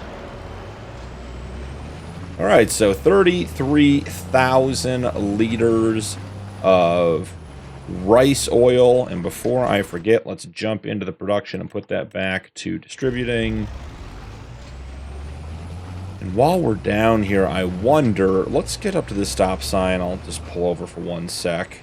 We're doing rice flour at the flour mill as well. So, oh, do we not turn rice flour on?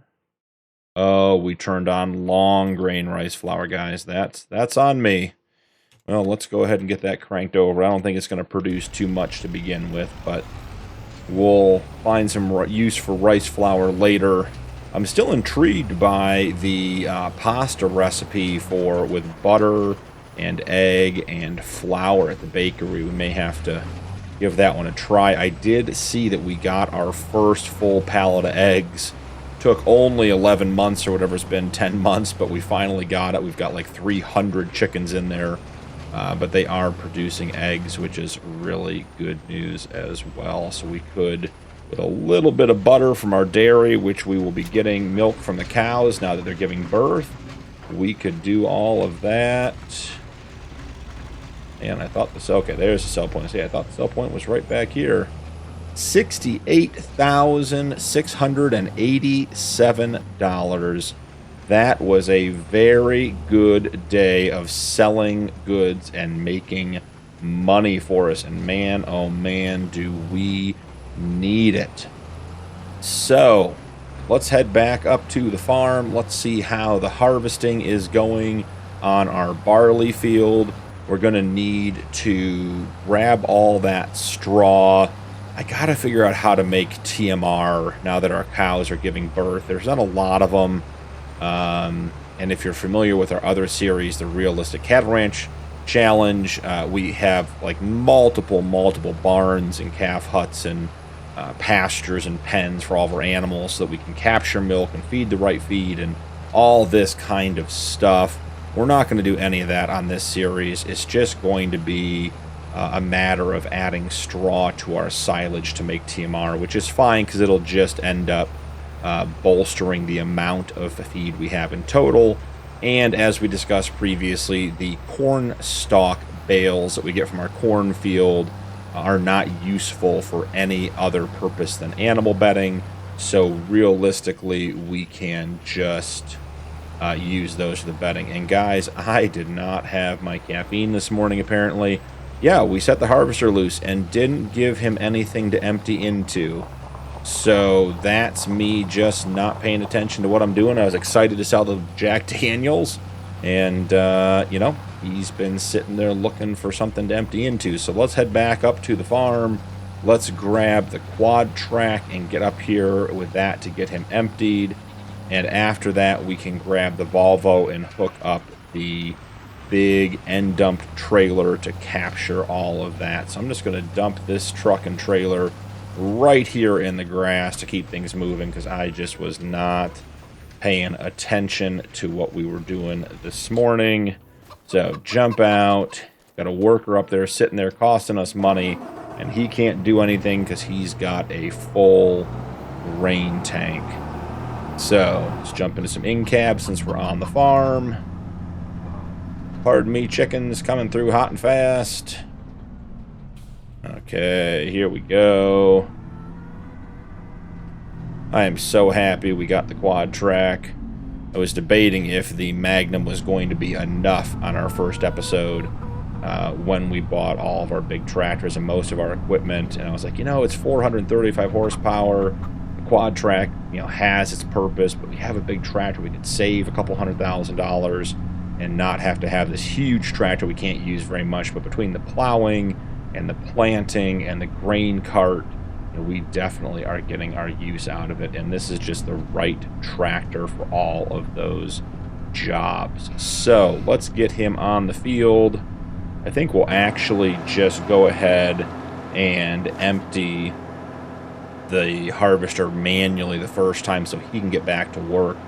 I was not anticipating the harvester sitting there while we were gone, so we've got a little bit of catch-up to do in regards to the time he's going to be on the field, and we want to get that done because I'd love to get the straw collected this episode. So let's see if that's going to be a good spot for him.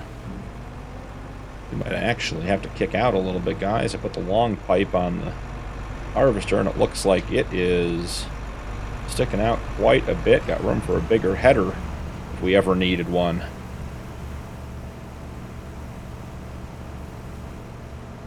Alright, so that's going to help keep him moving. We're going to have to figure out what we want to keep for barley, what we want to take down to the mill, and what we want to so we can turn it into flour and then eventually into bread or even pasta at that point. So I think last year we took 33,000 liters of barley down to the mill. We might start with 20 or 25,000 liters down to the mill and just start there, because the best price for bread's going to be in January. So we want to have bread production done by then, so we're not selling or waiting for another year to sell. I do want to jump in and make sure we have the right field selected.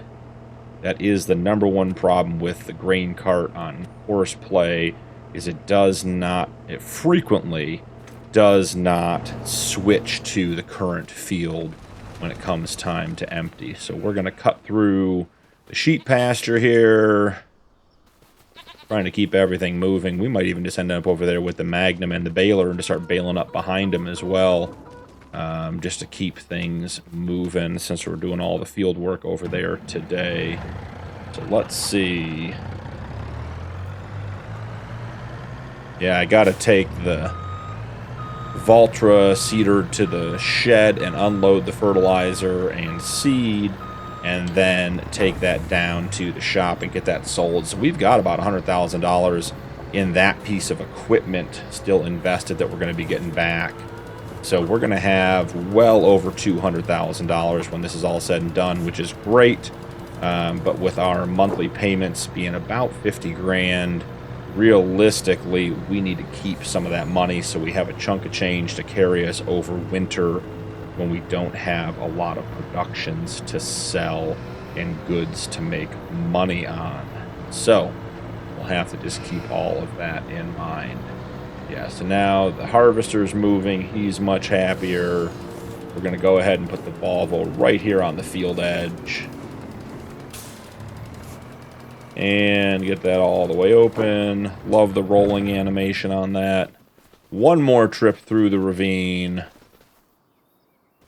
And we'll grab the Magnum for the new baler. We used to use the Versatile, but now with the windrower on it, I think the horsepower capacity is just higher than we have available to us. So disconnect the back mower. Go ahead and grab some in-cab driving for around the farm. I find it so much easier around the farm to drive in-cab because you're not dealing with the camera bouncing off things or clipping. Just a nicer experience, I guess. Yeah, our new Magnum with the quad tires. Excited to put this thing back to work. The AI worker has a full grain tank. Great, we have that taken care of for the first time. Alright, so we're heading back out, down to the field. We will just bail behind the harvester. I think at that point we won't quite catch up to them, but we'll have the bales done. Probably turning in here with the signs wasn't the best plan. Yeah, there's a stop sign on the corn. Not our finest driving, but it got the job done. Let's go ahead and get this thing unfolded. It's nice, too. Now I only have to unfold one piece of equipment to get all this going. We might actually go the opposite direction to the harvester as well. So, just double checking. We're on 240 centimeter round or square bales. We are. Everything kicks over and turns on just like it's supposed to.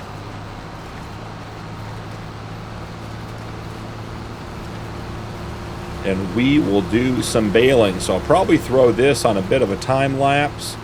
You guys don't have to listen to me ramble on while I'm getting the baling done. But I'll catch up with you guys when we're wrapping up.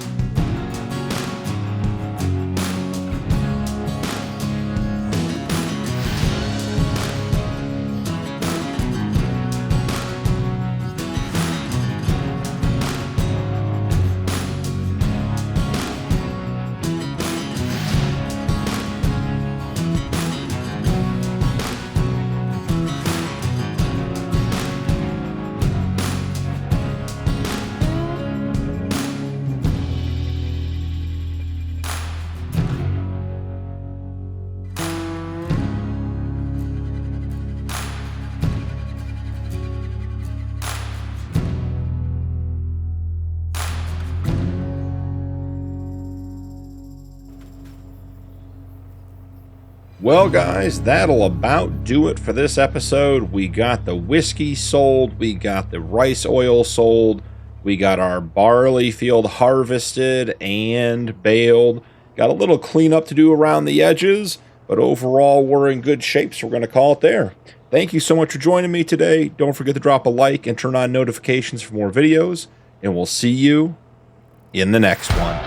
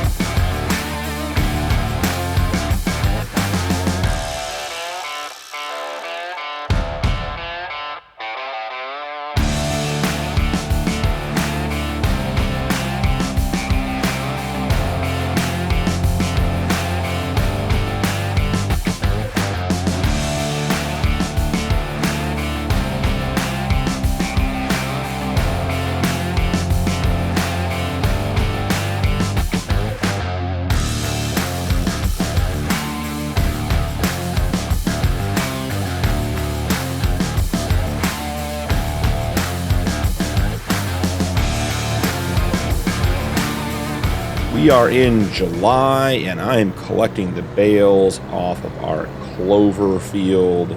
We already mowed and baled and collected off of our grass field. As you guys can see, the mower does seem to be missing a little bit of the clover. I tried adjusting the speed, a couple other things, and just nothing really seemed to make a difference. So might just be the way clover is, but we're still getting an absolute ton of bales off these fields. We got 98 bales off of our grass field and 76 bales off of our clover field, which is going to easily give us another 1,000,000 liters of silage, probably in August overnight. So we'll go drop these bales off and come back and get the rest of them off the field. We have a little bit of farm work to do. As you guys can see, our grass field is picked totally clean in regards to cut grass. The new baler windrower setup works so much better without leaving all of that grass behind. So nice to see our hard work paying off and getting everything off of the field. So let's see. I have to kick back and let this guy get taken here real quick. At these top two bales off. And before putting our last couple of bales in, we are already well over 1.1 million liters of grass and clover in there already. And still have, I think it was another 6 clover bales to go grab. We'll do a quick farm tour and sort of update with our daily work. We have to go water the greenhouses. And then I thought, since we're in July and this is the last month of our first year, we might go and just take a quick look at everything we've done and what progress we've made, where we're headed next, all that kind of stuff. So grab these last couple of bales. It's a little hard to see the bales with the clover still sticking up because it's so dark green, but I think that's going to be it for the bales. So let's go ahead and get those strapped down. Perfect.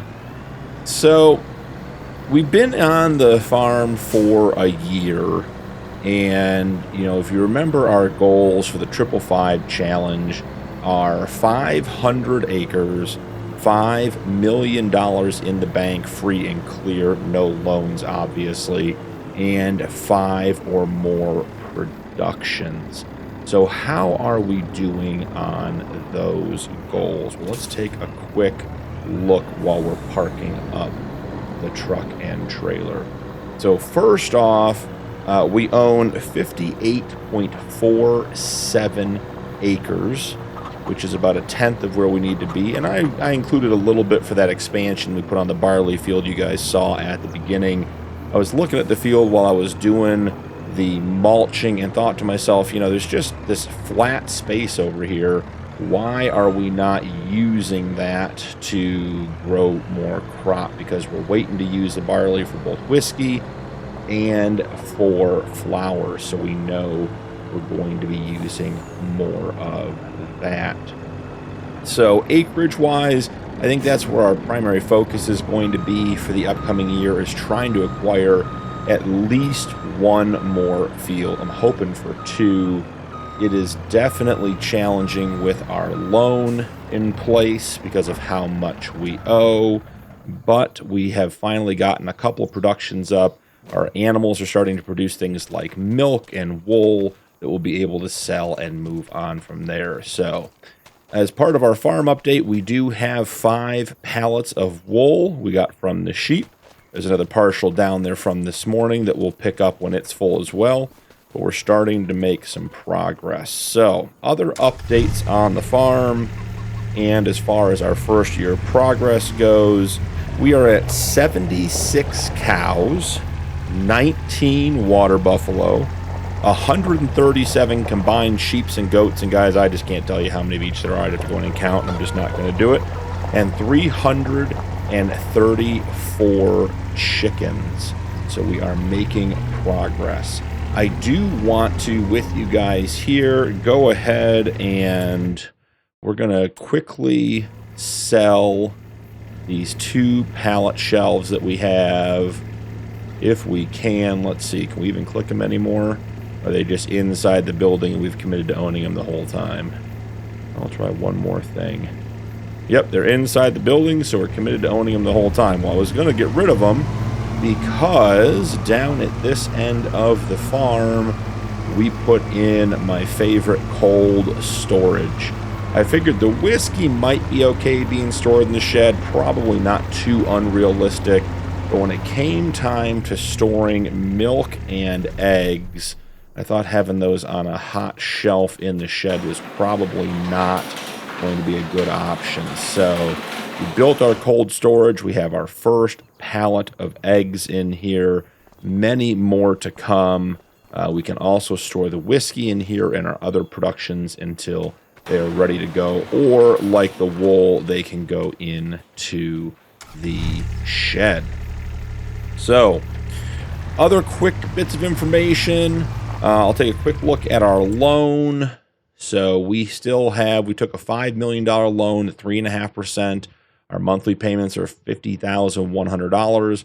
We took it over 10 years, which is 120 months, and we have 109 months left with a $4,603,562 balance. So we are just about to make our 12th and first full year payment on the loan. And that is probably our biggest detriment to expansion right now, is not having that $50,000 a month that we're working so hard to make in the bank. So heading down to the greenhouses, I'll show you guys the expansion we put on that field that you guys saw in the beginning. Like I said, just felt like there was a flat area over there, and why not take that and make it into field for us to plant. So it starts out here behind the greenhouses. I did leave this area over here to the right in case we wanted to expand our greenhouse area, but we just brought it out about 30 feet closer to the edge, just where it was free. It was relatively flat. We had a couple of these big rocks here at the base of the tower we had to go around, and then this was a nice big piece of the expansion up here coming out to the edge of the field. So that will be a nice addition to harvest next year when the barley is ready. We still need a rock picker. Still been looking for one in the sale. Just have not had any luck finding one. We need to get the rocks out of the cornfield, the rocks out of our field expansion over here. And if we do end up getting enough rocks overall, we could do a lime production, which would save us some money on the lime, and I'm sure our fields are going to need liming here soon. So while we're down here, I thought we'd check in on our greenhouses, give them a little bit of water. I put between 10 and 12,000, I think it's realistically between 11 and 12,000 liters of manure in each of these last month. This one has 10,693, so that has a ton left, 11,416 liters of manure, and this one has 9,595 liters of manure. So I don't think we need to add any more in right now. That seems to be working just fine for us. Our wheat greenhouse down here at the very end, we did bump the production up because the chickens are starting to reproduce at a very, very fast rate. So I did pull 10,000 liters of wheat out of here yesterday, last month in June, and fed the chickens, so they have a bunch, and we already have 7,759 already. Now I have to watch this one a little bit because we are producing straw out of this greenhouse, which is not something that we're looking for or was intentional. It's just a byproduct of growing the wheat, and that is at 18,242 liters out of the 50,000 that this greenhouse will hold. And obviously once it gets full, it will stop producing, and we don't want that to happen. So other things for the first year, we do own two productions. We own the bakery and the oil mill. Those have been good money makers for us so far with the oil mill, and the bread is best in January, I believe, and we should be good to sell that for about $40,000. I am debating, we have, let's take a quick peek into the time-saving stock check, and I'll tell you guys, we have 64,228 liters of barley, which is going to be used in combination for the whiskey production and for more flour. I'm just debating how much I want to put in to the flour production to make sure we have some for the whiskey. So we might have to run some of that down there today. Other interesting facts, I was looking at some of our stats for the whole game. We're just under 40,000 or 40 hours on the playthrough so far. We've made 709 total bales, which we sold a lot of that as silage. However, I am confident that with our animals and husbandry expanding, we are going to need to use a lot more of that. So I'm still thinking about that grass field at the end of the road and grabbing that sort of between here and the distillery so that we can just continue producing silage and hay as needed, because silage has been a good money maker for us. So that's sort of the year one update. I think we're in a good spot. We knew the $5 million loan was going to be a challenge, and it certainly has proven to be that. We have to continue just to produce money every single month just so we can afford to pay the loan. And if we had, you know, let's see, 11 months and $50,000, if we had $500,000 laying around, we would certainly have bought some more fields by now, but that just isn't the case, and that's part of the 555 challenge, is overcoming that initial debt. So our big focus for the upcoming year is going to be on expansion, trying to get several more fields. I'd love to get 3 to 5. Realistically, if we get 2, I think we've done really, really well. So we have goals and aspirations for year 2 on Judith Plains. So now a task that I've been waiting for it seems like since day 1 with these big fields. We are going to spread manure instead of paying for fertilizer. I didn't actually look at the stat, but it's probably worth pulling up here real quick. We went through 23,767 liters of fertilizer, guys, and that stuff is what, $1,300 a liter, so, or per 1,000 liters. So we went through like almost $40,000 in fertilizer while trying to build this cow and water buffalo herd. And so now hopefully we get a little return on that, and they provide us with manure that we can use as free fertilizer for our fields, and that should save us some money. And you know, basically at $40,000, we spent almost 1 month's loan payment on fertilizer last year that we could have saved and had to pay down the loan. We'll run down to the water buffalo enclosure and grab their fertilizer. I think they only have 4,000 or 5,000 liters, but want to be topped off as much as we can. Not sure how much of this field we're going to be able to do with what we have on hand, but may as well start with it and get it moving. Hopefully every month we're producing more and more, so we can eventually not be using any fertilizer on our fields. The interesting thing is that Case/Kinsey planter that we picked up last episode, 4,981 liters. We did not opt for the fertilizer package, so it is seed only. So we could spread fertilizer and pre-fertilize our barley field before we plant it in a couple months and save on the fertilizer there as well. So let's get into the field. Let's get this guy working. Check out what we have. So we want to, I think we want to do 2 headlands. I'm fine with the corners being rounded on this one, honestly, guys. The getting deep into the corners for the fertilizer on the grass is probably more wasteful than anything else. So we can, 5 is the smallest radius, we'll leave it at that. We have a 78.7 meter working with. Let's go ahead and generate that course. Yeah, that looks pretty good, and it's even going up and down the way we want the field to be done, so that is great news. So we're on the grass field 49. Go ahead and start him off. We need a new folder for manure spreading, and we want to save the course under that so we can use it next time. It's grass 49. Good to go. And look at that Samson run, guys. We are absolutely tearing through the manure, though. Yep, there's another 1,000 gone. I don't see this field getting done entirely, but I think it's going to be worth the money savings of not spending the money on the fertilizer to keep this field up at its maximum yield. So we'll see. I'll bring you guys back when this guy's done or when he runs out. I suspect it'll be run out. But for right now, that is a great looking setup on the back of the case with the Samson manure spreader. And I'm excited to finally be spreading muck on the farm. See you guys in a minute.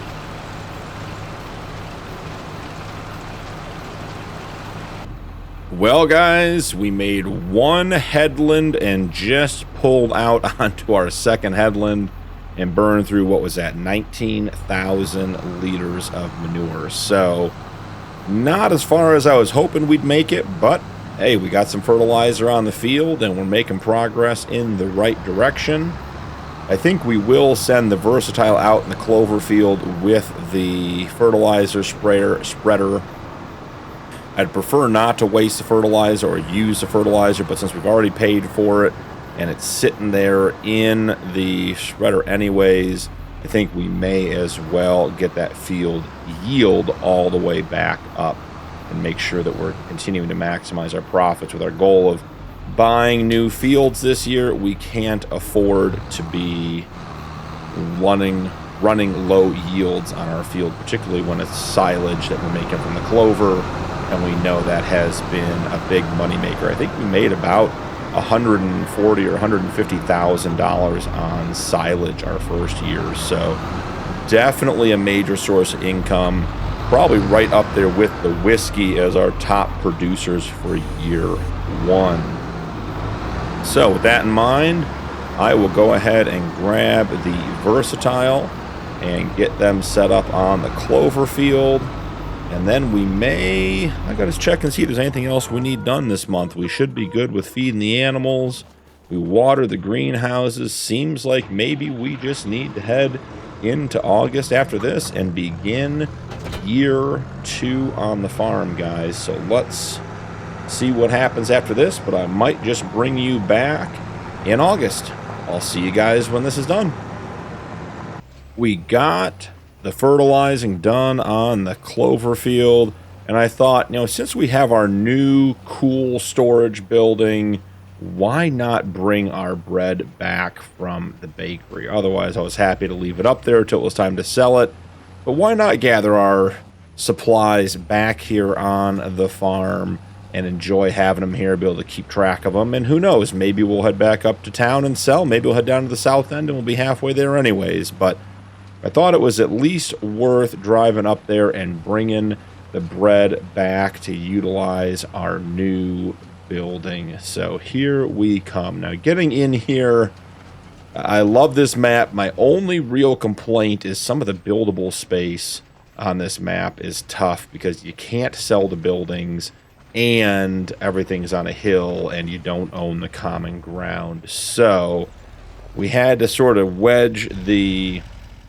cold storage building in where we could, and it looks great and it works great. It's just going to be a little bit tough getting in, but we will get it figured out. So let's get swung around here. Nice and easy. Like a pro, maybe even the first time I opened that second door in case I needed to push the trailer far enough back to get... Oh, we're hitting the rack. I was going to say I'm clear of the door frame there, but we are not clear of the rack. So, just almost got it in one swing. Man, going to be 3 or 4 swings at this point, I guess. Let's see. I'll swing it hard. All I need is the top to drop in, guys. Oh, got one but not the other. Let's see, now the truck bed's going to be stuck. All right, all in and away we go. Let's get pulled out here. We need to go close the door on our cold storage so our cold storage stays cold. It is 88 degrees today.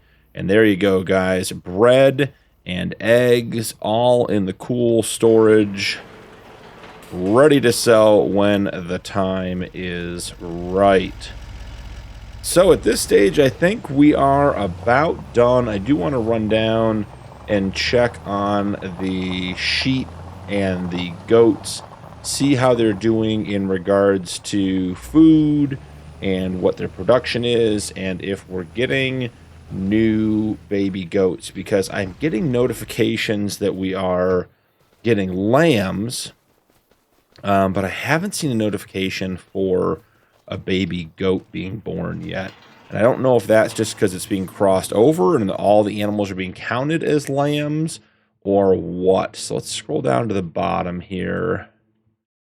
All right, so this animal is 0 months old, 0 months old, 1 month old, 2 months old. So these two were definitely born on the farm today. So that is good news. Do we have any female goat babies? 0 and 1. So we had, I thought it said 3 sheep were born today. That one's 1 month old, 3 months old, 3 months old, 1 month old, 2 months old, 1 month old, 1 month, and 1 month. Okay. So that confirms it. So when I'm getting the notifications when the day changes over at midnight about the birthing of our new animals, goats are just counted as sheep. So it's either going to be sheep or goats or a combination thereof. We just have to keep track of that. So that's good to know. They do have 85,000 out of 120,000 possible liters of food, which is good. It is interesting that none of the meadows grow on this map. Was sort of hoping to have some meadow grass to be our backup, but no such luck. We are just getting 151 liters of goat milk, which since we just had a couple of babies isn't all that surprising. And our wool is up to 973 liters. So we will definitely have a pallet overnight for that. So I think overall, guys, that is going to be about it for the month of July. We'll head into August. We'll head into year 2. It has been a very exciting year 1 on the farm. Lots of changes, obviously lots of equipment purchased and getting things set up and finding the right equipment. And I feel like we built a good base for the rest of our time here on Judith Plains. Now we just need to turn the money-making machine up and just crank out productions and products and animals and crops to the point where we are making enough money to get ahead of our loan situation and be able to start purchasing more fields and expanding our holdings so that we can do more stuff, because all of our productions at this point are burning through their inputs long before we run out of inputs, meaning, we harvest all of our barley within a day. All of our flour is made. So we need a lot more barley, a lot more corn, a lot more dried corn, a lot more, stuff for our oils, the canola, the sunflowers, and the rice. So we got to just keep upping that stuff. And we will. We'll get there. But just a matter of staying on top of it for now. So really excited to have completed year 1. Hope you guys are enjoying the series. Don't forget to drop a like, turn on notifications for more videos, and I'll see you in the next one.